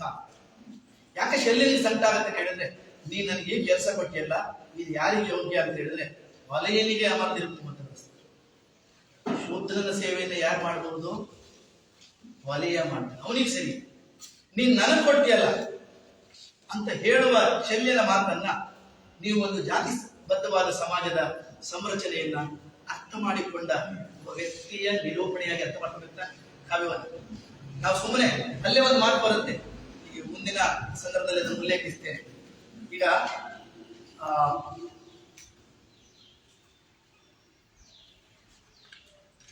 ಇವನು ಬರ್ತಾನೆ ಎಲ್ಲಿಗೆ, ಕರ್ಣ ಶಸ್ತ್ರ ಪ್ರದರ್ಶನದ ಸಂದರ್ಭಕ್ಕೆ ಬರ್ತಾನೆ. ಅಲ್ಲಿ ಅವನನ್ನು ಮೊದಲು ತಡೆಯೋದು ಯಾರು ಕೇಳಿದ್ರು, ಬಹಳ ಕುತೂಹಲ ಚೆನ್ನಾಗಿದೆ. ಈ ಕರ್ಣನಿಗೆ ಅವನು ಈ ತಲೆ ಎತ್ತಾನೆ ಅನ್ನುವಾಗಲೆಲ್ಲ ದೊಡ್ಡ ಅಂತ ಹೊಡೆಯೋದು ಯಾರು ಕೇಳಿದ್ರೆ ದ್ರೋಣ, ಕರಪ. ನೆಕ್ಸ್ಟ್ ಅವ್ರು ಇಲ್ಲದಿದ್ದಾಗ ಆ ಚಾರ್ಜ್ ತಗೊಂಡು ಇನ್ಚಾರ್ಜ್ ತಗೊಂಡು ಕೆಲಸ ಮಾಡುವುದು ಅಶ್ವತ್ಥಾಮ. ನೆಕ್ಸ್ಟ್ ಸ್ವಲ್ಪ ಶಲ್ಯ, ಇಂಥವ್ರು. ಈ ಕಡೆಯಿಂದ ಅಲ್ಲ, ಈ ಕಡೆಯಿಂದ ಪಾತ್ರಗಳು ಇಲ್ಲ, ಈ ಕಡೆಯಿಂದ ನಿಜ ಹೊಡೆಬಿಟ್ಟು ಅವನ ತಲೆಯನ್ನು ಹೊಡೆಯೋರು ಯಾರು ಕೇಳಿದ್ರೆ ಇವನು ಶಸ್ತ್ರವಿದ್ಯಾ ಪ್ರದರ್ಶನಕ್ಕೆ ಬರ್ತಾನೆ. ಹೌದು, ಗುರುಗಳು ಹೌದು, ಆದ್ರೆ ಅವರು ಅವನ ಸಾಮರ್ಥ್ಯವನ್ನ ಮಾತಾಡೋದಿಲ್ಲ. ಅವರ ಪ್ರಶ್ನೆ ಏನಿದೆ, ಆವುದು ಸಮಕಟ್ಟು ನಿನಗೂ ಅರಿಕೇಸರಿ, ಆವುದು ಸಮಕಟ್ಟು ನಿನಗೂ ಮತ್ತು ಅರಿಕೇಸರಿಯು ಎಲ್ಲಿದೆ ಹೋಲಿಕೆ? ಅಂದ್ರೆ ನೀವು ಲೆವೆಲ್ ಅನ್ನೋದು ಇಲ್ಲ, ಲೆವೆಲ್ ಗ್ರೌಂಡ್ ಇದೆ, ಲೆವೆಲ್ ಪ್ಲೇ ಅನ್ನೋ ಕಾನ್ಸೆಪ್ಟೇ ಇಲ್ಲ. ಲೆವೆಲ್ ಪ್ಲೇ ಆಗಬೇಕಾದ್ರೆ ಜಾತಿಗೆ ಬಂದಿದೆ. ನಿನಗೆ ಎಲ್ಲಿಯ ಸಮಪಟ್ಟು ಕೇಳ್ತಾನೆ. ಆ ಸಂದರ್ಭದಲ್ಲಿ ದುರ್ಯೋಧನ ಅವನ ಹೆಲ್ಪಿಗೆ ಬರ್ತಾನೆ, ಮೂಲಭೂತವಾದ ಪ್ರಶ್ನೆಗಳನ್ನ ಹಾಕ್ತಾನೆ. ಅದಕ್ಕೆ ನಮ್ಮ ವಿಮರ್ಶಕರು ಕೆಲವರು ಬಹಳ ಬೇಜಾರು ಮಾಡಿಕೊಳ್ಳೋರು ಇದ್ದಾರೆ. ಕುಲವಿರುತ್ತದೆ ಕೊಡದೊಳಂ ಶರಸ್ತಂಭದೊಳಂ ಅಂತ ಹೇಳಿ ದ್ರೋಣ ಮತ್ತು ಕೃಪಾಚಾರ್ಯರ ಹುಟ್ಟನ್ನ ದುರ್ಯೋಧನ ಪ್ರಶ್ನಿಸ್ತಾನೆ. ಇವನನ್ನ ಈಗಲೇ ಕುಲಜನನ್ನಾಗಿ ಮಾಡಿ ತೋರಿಸ್ತೇನೆ ಅಂತ ಹೇಳಿ ಅಂಗರಾಜದ ಪಟ್ಟವನ್ನು ಕೂಡ ಕೊಡ್ತಾನೆ. ನಾನು ಇದನ್ನು ಹೇಗೆ ಅನಲೈಸ್ ಮಾಡ್ತೀನಿ ಅಂತ ಹೇಳಿದ್ರೆ, ಕರ್ಣನಿಗಿರುವ ಸಾಮರ್ಥ್ಯ ನಾವು ಆಧುನಿಕ ಕಾಲದಲ್ಲಿ ತಳಜಾತಿಗಳಿಗೋ ಇನ್ಯಾರಿಗೋ ಸಂವಿಧಾನ ಒಂದು ಭದ್ರತೆ ಕೊಟ್ಟಿದೆಯಲ್ಲ ಮಕ್ಕಳೇ, ರಿಸರ್ವೇಶನ್ ಅದನ್ನು ಹಾಳು ಮಾಡುತ್ತಾ ಬರಲಾಗ್ತಾ ಇದೆ. ಈ ತಳಜಾತಿಗಳಿಗೆ ಸಿಕ್ಕಿದ ರಿಸರ್ವೇಶನ್ ಮತ್ತು ಶಾಲೆಗಳೆಲ್ಲ ಓಪನ್ ಆದ್ಮೇಲೆ ಅವ್ರಿಗೆ ಮಾತಾಡ್ಲಿಕ್ಕೆ ಬರ್ಲಿಕ್ಕೆ ಶುರುವಾಗಿದೆಯಲ್ಲ. ನೀವು ಸಿದ್ಧಲಿಂಗಯ್ಯ ಶಾಲಾ ಕಾಲೇಜನ್ನೆಲ್ಲ ಓದಿ ಆಗಿ ವಿಶ್ವವಿದ್ಯಾಲಯದಲ್ಲಿ ಅಧ್ಯಾಪಕರಾದ ಮೇಲೆ ಬರೀತಾರೆ, ಇಕ್ಕಿರ್ಲ ಬದಿರ್ಲ ಚರ್ಮ ಇದು ಬರಲ್ಲ, ಹೌದಲ್ಲ? ಇನ್ನೂ ಒಂದು ಸಾಲು ಬರೀತಾರೆ, ಅದಾಗಿದೆ ಇಲ್ವಾ ಬೇಡ, ದಲಿತರು ಬರುವರು ದಾರಿ ಬಿಡಿ, ದಲಿತರ ಕೈಗೆ ರಾಜ್ಯ ಕೊಡಿ ಅಂತ ಬರೀತಾರೆ. ಚೋಮ ಕಾರಂತರ ಬರೆದ ಚೋಮ ಕೇಳೋದಕ್ಕೆ ಹೇಳಿಕೊಂಡು ಕೇಳಿ ಕೊನೆಗೆ ಅವನೇ ನಿರ್ಗಮನ ಆಗ್ತಾನೆ. ಸಿದ್ಧಲಿಂಗಯ್ಯ ದಲಿತರು ಬರುವರು ದಾರಿ ಬಿಡಿ, ದಲಿತರ ಕೈಗೆ ರಾಜ್ಯ ಕೊಡಿ. ಎರಡೂ ಕೃತಿಗಳ ನಡುವೆ ಅಗಾಧವಾಗಿ 40 ವರ್ಷಗಳ ವ್ಯತ್ಯಾಸ ಇದೆ. ಅದು ನಾನು 30 ಹೊತ್ತಿಗೆ ಬಂದಿರೋ ಕೃತಿ, ಇದೊಂದು 70, 73, 75 ಹೊತ್ತಿಗೆ ಬಂದಿರುವ ಕೃತಿ. ಈ 40 ವರ್ಷದಲ್ಲಿ ಸಿದ್ಧಲಿಂಗಯ್ಯ ದಲಿತರು ಬರುವರು ದಾರಿ ಬಿಡಿ, ದಲಿತರ ಕೈಗೆ ರಾಜ್ಯ ಕೊಡಿ ಅಂತ ಕೇಳಿದ್ದು ಯಾವಾಗ ಮತ್ತೆ ಯಾಕೆ ಅಂತ ಹೇಳಿದ್ರೆ, ಅಯ್ಯೋ ನಾನು ಉಳೋದಕ್ಕೆ ಸಾಗಣೆ ಮಾಡೋದಕ್ಕೆ ಏನೇ ಮಾಡೋದಕ್ಕೆ ಜಾಗ ಕೊಡಿ ಅಂತ ಹೇಳುವ ಚೋಮ, ಇಲ್ಲ ನನಗೆ ರಾಜ್ಯ ಕೊಡಿ ಅಂತ ಹೇಳುವ ಚೋಮನ ಮಕ್ಕಳ ಹಾಡನ್ನು ಬರೆದಿರುವ ಸಿದ್ಧಲಿಂಗಯ್ಯ. ಈ ಎರಡು ಕಾಲದ ಅವಸ್ಥೆಯ ವ್ಯತ್ಯಾಸ ಯಾವುದರಿಂದ ಆಯ್ತು ಕೇಳಿದ್ರೆ, ಇಟ್ ಈಸ್ ಬೈ ಕಾನ್ಸ್ಟಿಟ್ಯೂಷನ್. ಇದು ಸಂವಿಧಾನದಿಂದ ಆಗಿದೆ. ಪ್ರಭುತ್ವ ಮನಸ್ಸು ಮಾಡಿದ್ರೆ ಸ್ವಲ್ಪ ಅಪ್ಲಿಫ್ಟ್ ಮಾಡುವ ಸಾಧ್ಯತೆಗಳು ಇರ್ತವೆ. ಬಟ್ ಹಾಗೆ ಅಪ್ಲಿಫ್ಟ್ ಮಾಡುವ ಪ್ರಯತ್ನಗಳನ್ನೆಲ್ಲ ಹೇಗೆ ಸಪ್ರೆಸ್ ಮಾಡಲಾಗ್ತಾ ಇದೆ ಅಂತ ಹೇಳಿದ್ರೆ, ಸಪ್ರೆಸ್ ಮಾಡ್ತಾ ಹೋಗಲಾಗುತ್ತೆ. ಅದಕ್ಕೆ ನೀವು ಕರ್ಣನಿಗೂ ದ್ರೋಣ ಅಶ್ವತ್ಥಾಮನಿಗೂ ಬರುವ ಸಂಘರ್ಷಗಳನ್ನ ಪತ್ಯ ಮಾಡ್ಕೋತ ಹೋಗ್ಲಾಗ್ತದೆ. ಸಪ್ರೆಸ್ ಮಾಡಲಾಗ. ನೀವು ಅವನು ನೆಕ್ಸ್ಟ್ ಭೀಷ್ಮನಿಗೆ ಪಟ ಕಟ್ತಾರೆ, ಬಹಳ ಪ್ರಖ್ಯಾತವಾದ ಸಂದರ್ಭ. ಅದಕ್ಕೆ ನಮ್ಮ ಎಸ್ ಪಿ ಪರಮೇಶ್ವರ್ ಭಟ್ರು ಪಂಪನು ಬೆಳಗಿದ ಒಂದು ಲೌಕಿಕದ 2 ಚಿತ್ರ ಅಂತ ಸುದೀರ್ಘವಾಗಿ ಬರೆದಿದ್ದಾರೆ. ಆ ಲೌಕಿಕ ಚಿತ್ರ ನನಗೆ ಸ್ವಲ್ಪ ಮಿತವಾಗಿ ಕಾಣಿಸುತ್ತೆ, ಬಹಳ ಸುದೀರ್ಘವಾದ ಲೇಖನ. ಇವತ್ತು ನಮ್ಮ PG ಮಾಡುವ ಮಕ್ಕಳು ಒಳ್ಳೆಯ ಮಾರ್ಗದರ್ಶಿ ಲೇಖನಾಗಿ ಅದನ್ನು ಓದ್ತಾರೆ, ಅಂದ್ರೆ ಮಿತಿಗಳನ್ನು ಅರ್ಥ ಮಾಡ್ಕೋತಾರೆ.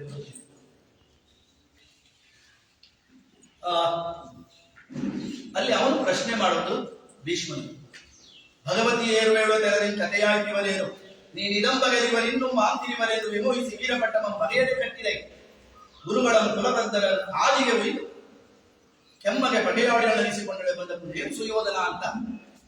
ದುರ್ಯೋಧನ ಇವನನ್ನ ಕಟ್ಟ ಕಟ್ಟಿ ಹರೆಗಳನ್ನು ನನ್ನ ಮಂಚದ ಕಾಲಿಗೆ ಕಟ್ಟಿಕೊಂಡೆ ಅಂತ ಕೊಟ್ಟಳಿಸಿದ್ರೆ ಅದಕ್ಕೆ ಆ ಪ್ರತಿಕ್ರಿಯೆಯನ್ನು ಕೊಡ್ತಾನೆ. ಅಷ್ಟೇ ಹೇಳಿ ಸುಮ್ಮನಾಗೋದಿಲ್ಲ, ಇವರು ವಯೋವೃದ್ಧರು ಅನ್ನೋದನ್ನು ಹೇಳ್ತಾರೆ. ಕಟ್ಟಿದ ಪಟ್ಟಮೆ ಸರವಿಂಗೆ ನೆಟ್ಟನೆದವರ ಬಿರಿದ ಬಿಲ್ಲೆ ದಂಟಿಂಗೆನೆ ಕಣ್ಣಿಟ್ಟ ಮುದುಕಂಗೆ ಪಗೆಬರ ನಿಟ್ಟೆಲ್ಲುವ ಮುರಿಗಳ ಎಲೆಗೆ ಪಟ್ಟಂಗಟ್ಟ ಅಂತ ಹೇಳಿ ಕ್ಲೀಮನ್ನು ಮುಂದಿಡ್ತಾನೆ. ಆ ನಡುವೆ ಒಂದು ಮಾತು ಹೇಳಿರ್ತಾನೆ, ಆದಿಯೊಳು ಕಿರಿದೊಂದಾದರ ನಿಮ್ ಕಾದಿದ ಅಜ್ಜರಪ್ಪುದರಿ ಕಾದರಿವರ್ ಇವರೂ ಕಾದ ಅವರೊಳು ನೆರೆದಿವರ ನೆಂತು ನಂಬುವೆ ಪ್ರತಿ. ಇವರು ಹೋರಾಟ ಮಾಡಿದ್ರೆ ಡ್ರಾಮಾ ನಡೀತದೆ, ಯುದ್ಧ ಹಾಗಾಗತ್ತೆ, ಹಾಗಾಗಿ ಪಟ್ಟ ಕಟ್ಟುವುದಾದ್ರೆ ನನಗೆ ಕಟ್ಟುವಂತ. ಅವನು ಕ್ವಶನ್ ಮಾಡಿರೋದು ದುರ್ಯೋಧನನನ್ನ, ಅವನು ನಿರಾಕರಿಸಿರುವುದು ಭೀಷ್ಮನನ್ನ, ಮಾತಾಡುವುದು ದ್ರೋಣ. ಇದು ನೋಡು, ಅವನು ಪ್ರಶ್ನೆ ಮಾಡಿರೋದು ದುರ್ಯೋಧನನನ್ನ, ನಿರಾಕರಿಸಿರುವುದು ಭೀಷ್ಮನನ್ನ, ಅಂದ್ರೆ ಮಾತಾಡಿರುವುದು ದ್ರೋಣ. ಅವನು ಏನ್ ಮಾತಾಡ್ತಾನೆ? ಕುಲಜರಂ, ಅವನು ಸ್ಟಾರ್ಟ್ ಮಾಡೋದೇ ಕುಲದಿಂದ. ಕುಲಜರಂ, ಉದ್ದತರಂ, ಭುಜಬಲಯುತರಂ, ಹಿತರಂ, ಎಲ್ಲ ಪೊಸಿಟಿವ್ ಕ್ಯಾರೆಕ್ಟರ್ಸ್ ಯಾವ ಜೊತೆ ಬರುತ್ತೆ? ಜಾತಿ ಜೊತೆ ಬರುತ್ತೆ. ಎಲ್ಲ ಪಾಸಿಟಿವ್ ಕ್ಯಾರೆಕ್ಟರ್ಸ್. ಜಾತಿ ಶ್ರೇಷ್ಠ ಅಂತ ಹೇಳಿದ್ರೆ they are good for everything. ಕುಲಜರಂ, ಹಿತರಂ, ಭುಜಬಲಯುತರಂ, ಉದ್ದತರಂ, ಈ ಸಭೆಗಳು ಅಗ್ಗಲಿಸಿದವರದಿ. ಮುಂದಿನ ಸಾಲು ಅನೇಕರಿಗೆ ಸಂಕಟ. ಕುಲವನ್ನಾಲಿಗೆ ತುಪ್ಪುವವರು ಅದೇ ನಿಮ್ ಕಡೆ ನುಡಿಬೇಕು ಅಷ್ಟೇ ಹೇಳಿ ಸುಮ್ಮನೆ ನಾವು. ಕುಲವನ್ನಾಲಿಗೆ ತುಪ್ಪುವವರು, ನಿನ್ನ ಬಾಯಿ, ನಿನ್ನ ನಾಲಿಗೆ, ನಿನ್ನ ಜಾತಿಯನ್ನು ತೋರಿಸ್ತದೆ. ನಮ್ಮ ನೆಲದಲ್ಲಿ ಕೆಲವರಿಗೆ ಜಾತಿ ಕ್ಯಾಪಿಟಲ್, ಬಹುಜನರಿಗೆ ಲೈಬ್ರರಿ. ಆ ಲೈಬ್ರರಿ ಆದವರಿಗೆ ಯಾರಿಗೆ ಅದು ಬಂಡವಾಳ ಅಲ್ವೋ ಅವ್ರ ಪಾಲಿಗೆ ನಿನ್ನ ಜಾತಿ ಯಾವುದು ಅಂತ ಕೇಳಿದ್ರೆ ಸಂಕಟ. ನಾವೆಲ್ಲ ನಮ್ಮ ಸರ್ನೇಮನ್ನ ಬಹಳ ಅದ್ದೂರಿಯಾಗಿ ಹಾಕೊಂಡು ಪ್ರಕಟಿಸ್ತೇವೆ. ಆದರೆ ಕೆಲವರಿಗೆ ಸರ್ನೇಮ್ ಹಾಕೊಳ್ಳಿಕ್ಕೆ ಕಷ್ಟ. ಯಾಕೆ ಕೇಳಿದ್ರೆ they don't want to reveal. ಅಂಥವ್ರಿಗೆ ನಿನ್ನ ಜಾತಿ ಯಾವುದು ಕೇಳಿದ್ರೆ ಅವ್ನು ಕುಸಿದು ಹೋಗುದು. ಅದಕ್ಕೆ ಬಸವಣ್ಣ ಹೇಳಿ ಇವನಾರವ ಎಂದೆನಿಸಲಿದೆಯ, ಇವ ನಮ್ಮವ, ಇವನ್ ಬಸವಣ್ಣ ಹಾಗೆ ಹೇಳ್ತಾನೆ ಅಂತ ಹೇಳಿದ್ರೆ ಹಾಗೆ ಹೇಳ್ತಾ ಇದ್ದಂತ. ಇವನಾರವ ಎಂದೆನಿಸಲಿದೆಯ, ಇವ ನಮ್ಮವ ಎಂದೆನಿಸಯ್ಯ ಅಂತ ಹೇಳುವ ಬಸವಣ್ಣನ ಸಾಲು ಒಂದು ಸಾಂಸ್ಕೃತಿಕ ಸತ್ಯದ ಮೇಲೆ ಮಾತಾಡುವ ಸಾಲು. ಅದನ್ನೇ ಸರಿಯಾಗಿ ಕ್ಯಾಚ್ ಮಾಡಿ ಈಗ ಇವನು ಮಾತಾಡ್ತಾನೆ. ಯಾಕೆ ಕೇಳಿದ್ರೆ ಹಿ ಗಾಟ್ ದ ರೈಟ್ಸ್. ಆರ್ಥಿಕವಾದ ಬೆಂಬಲ ಸಿಕ್ಕಿದೆ ಅವನಿಗೆ, ಅದನ್ನೇ ನಾನು ರಿಸರ್ವೇಶನ್ ಅಂತ ಹೇಳೋದು. ಆರ್ಥಿಕವಾದ ಬೆಂಬಲ ಸಿಕ್ಕಿದೆ, ಅದರ ಪರಿಣಾಮವಾಗಿ ಅವನು ಮಾತಾಡ್ತಾನೆ. ಕುಲ ಮನೆ ಮುನ್ನ ಮುಗ್ಗಡಿ ಬೇರೆಗಳ ಮಾತೆತ್ತಿದ್ರೆ ಜಾತಿಯಲ್ಲಿ ಮಾತಾಡ್ತೀರೇನು? ತಲೆ ಮೇಲೆ ಹೊಡೆದಾಗೆ ನಿಮ್ಮ ಕುಲಗಳ ಆಂತು ಮಾರುಮನೆಯನ್ನು ಅಟ್ಟಿ ತಿಂಬುವೆ ಅಂತ ಹೇಳಿ ಕುಲಂ ಗುಣಂ ಚಲಂ ಕುಲಂ ಅಭಿಮಾನ ಒಂದೇ ಕುಲಂ ಅಣ್ಣು ಕುಲಂ ಮುಂದೊಂದು ಸಾಲ ಬರೀತಾರೆ. ಕನ್ನಡದ ಬಾಯಿ ಬರೆಸ್ತಾರೆ. ಬಗೆವಾದಳು ಈಗಳು ಈ ಕಲಹದಳು ಅಣ್ಣ ನಿಮ್ಮ ಕುಲ ವಾಕುಲಮಂ ನಿಮ್ಮ ಉಂಟು ಮಾಡುತ್ತೆ, ನಿಮಗೆ ಚಿಂತೆ ಉಂಟು ಮಾಡುತ್ತೆ, ಹೋಗಿ ಅಳಿಸ್ಕೊಂಡು ತಿಂತದ ಅಂತ. ಬಹುಶಃ ಅದರ ಸತ್ಯಾಸತ್ಯತೆಯನ್ನು ನೀವು ಅರ್ಥ ಮಾಡ್ಕೊಳ್ಬೇಕಾದ್ರೆ ಭಾರತದ ಚರಿತ್ರೆಯನ್ನು ಗಮನಿಸಬೇಕು, ವಿವೇಕಾನಂದರು ಬರೆದ ಬರಹಗಳನ್ನು ಗಮನಿಸಬೇಕು.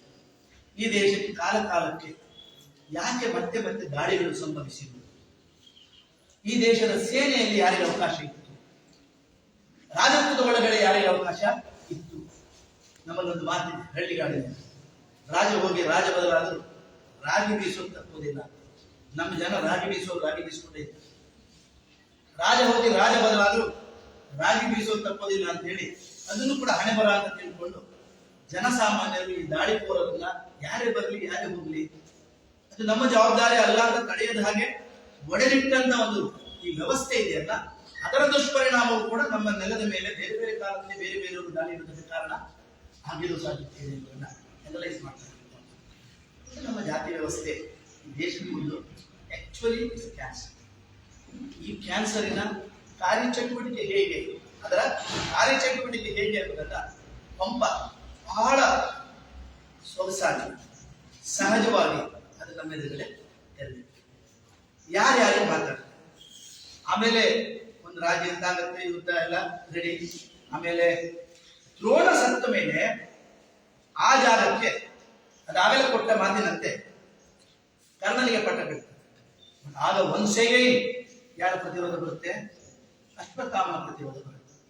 ಅವಾಗ ಬಹಳ ಆ ಭಾಗವನ್ನ ನಮ್ಮ ಕನ್ನಡದಲ್ಲಿ ಅನೇಕ ವಿಮರ್ಶಕರು ಇದು ಪಂಪ ರಾಜನ ಎದುರುಗಡೆ ಹೂಡಿದಂತ ಬಹಳ ದೊಡ್ಡ ಬಂಡಾಯ, ಹೀಗೆ ಅದನ್ನು ಶೋಧಿದಾಗ ಅನಿಸಿರೋದು. ಇದು ಪಂಪ ಬಂಡಾಯ ಮಾಡಿದಂತ ನಾವು ಹೇಳುವವರಿಗೆ ನಿಜವಾದ ಪ್ರತಿಗಾಮಿ ಆಲೋಚನೆಯ ಬಗ್ಗೆ ನಮಗೆ ಅದು ನಿಲುಕಲಿಲ್ಲ ಅಂತ ಅನಿಸುತ್ತೆ. ಅವನು ಹೇಳಿದಿಷ್ಟು, ನಿನ್ನದೊಳಗೆ ಭೂಪರೆಂಬ ಅವಿವೇಕಿಗಳಪ್ಪ ನೀನು ಕೊಡುಗೆ ಇದು. ಈ ಸೂತಜನನ್ನೇ ನಂಬುವುದಾದ್ರೆ ಆ ಪ್ರಸದ್ವಜನುವ ನಿಕ್ಕಿ ಎಂದು ಅರಿಯನೋಳು ಇವನು ತಲೆ ಒಟ್ಟಿದಿರಾಗಿ ಎಂತಾಗ ಕೊನೆಯ ಸಾಲು ಬರೀತಾನೆ, ಬಗೆಯನೇಂಗಳ ಪಟ್ಟಮೆ ಪಾರೆ ತಿನ್ನುವೆ, ಹಿಂದಿವೇನ್ ಬೇಕು ಅಂತ ಕುಲ ಬೇಕು ಅಂತ. ಬಗೆಯನೇಂಗಳ ಪಟ್ಟಮೆ ಪಾರೆ ತಿನ್ನುವೆ ಅದಕ್ಕೇನ್ ಬೇಕು? ಕುಲ ಬೇಕು. ಪ್ರತಿ ಸಂದರ್ಭದಲ್ಲಿ ಕೂಡ ಅಧಿಕಾರದ ಅವಕಾಶವನ್ನ ಹೊರಗಿಡುವ ರಾಜಕಾರಣವಾಗಿ ಜಾತಿ ಎನ್ನುವುದು ಹೇಗೆ ಬಳಕೆ ಆಗ್ತದೆ ಅಂತ ಹೇಳೋದನ್ನ ಪಂಪನ ಕಾವ್ಯ ಬಗ್ಗೆ ಬಹಳ ಸಾರಿ ರಿವ್ಯೂ ಮಾಡ್ತಾ ಹೋಗುತ್ತೆ. ಅದು ಮಾತಾಡ್ತಾರೆ, ನಿನಗೆ ಹೆದರೋರು ಯಾರಿಲ್ಲ ಅಂತ ಹೇಳ್ತಾ ವಿಷಂ ಒಳ್ಳೆ ಗುಡಲು ಒಳ್ಳೆಯೇ ಅದೆಂದಿಗೂ ಕಾಳಿಯ ನಾಗನಾಗದು ಅಂತ ಹೇಳಿ ಭರ್ಸನೆ ಮಾಡ್ತಾನೆ. ಆ ಹೊತ್ತಿನಲ್ಲಿ ರಾಜನನ್ನ ಮೂರ್ಖ ಅಂತ ಕರೆದಂತ ಅಶ್ವತ್ಥಾಮ ತನ್ನ ಬಿಲ್ಲನ್ನ ಇಸಿದ್ದಾನೆ. ನನಗೆ ಈ ಭಾಗ ಓದುವಾಗ ಮಿಲ್ಲರ್ ಕಮಿಷನ್ ಮತ್ತು ಆ ಸಂದರ್ಭದಲ್ಲಿ ರಾಜೀನಾಮೆ ಕೊಟ್ಟ ಉದಾಹರಣೆಗಳು ನೆನಪಿ ಬಂತು.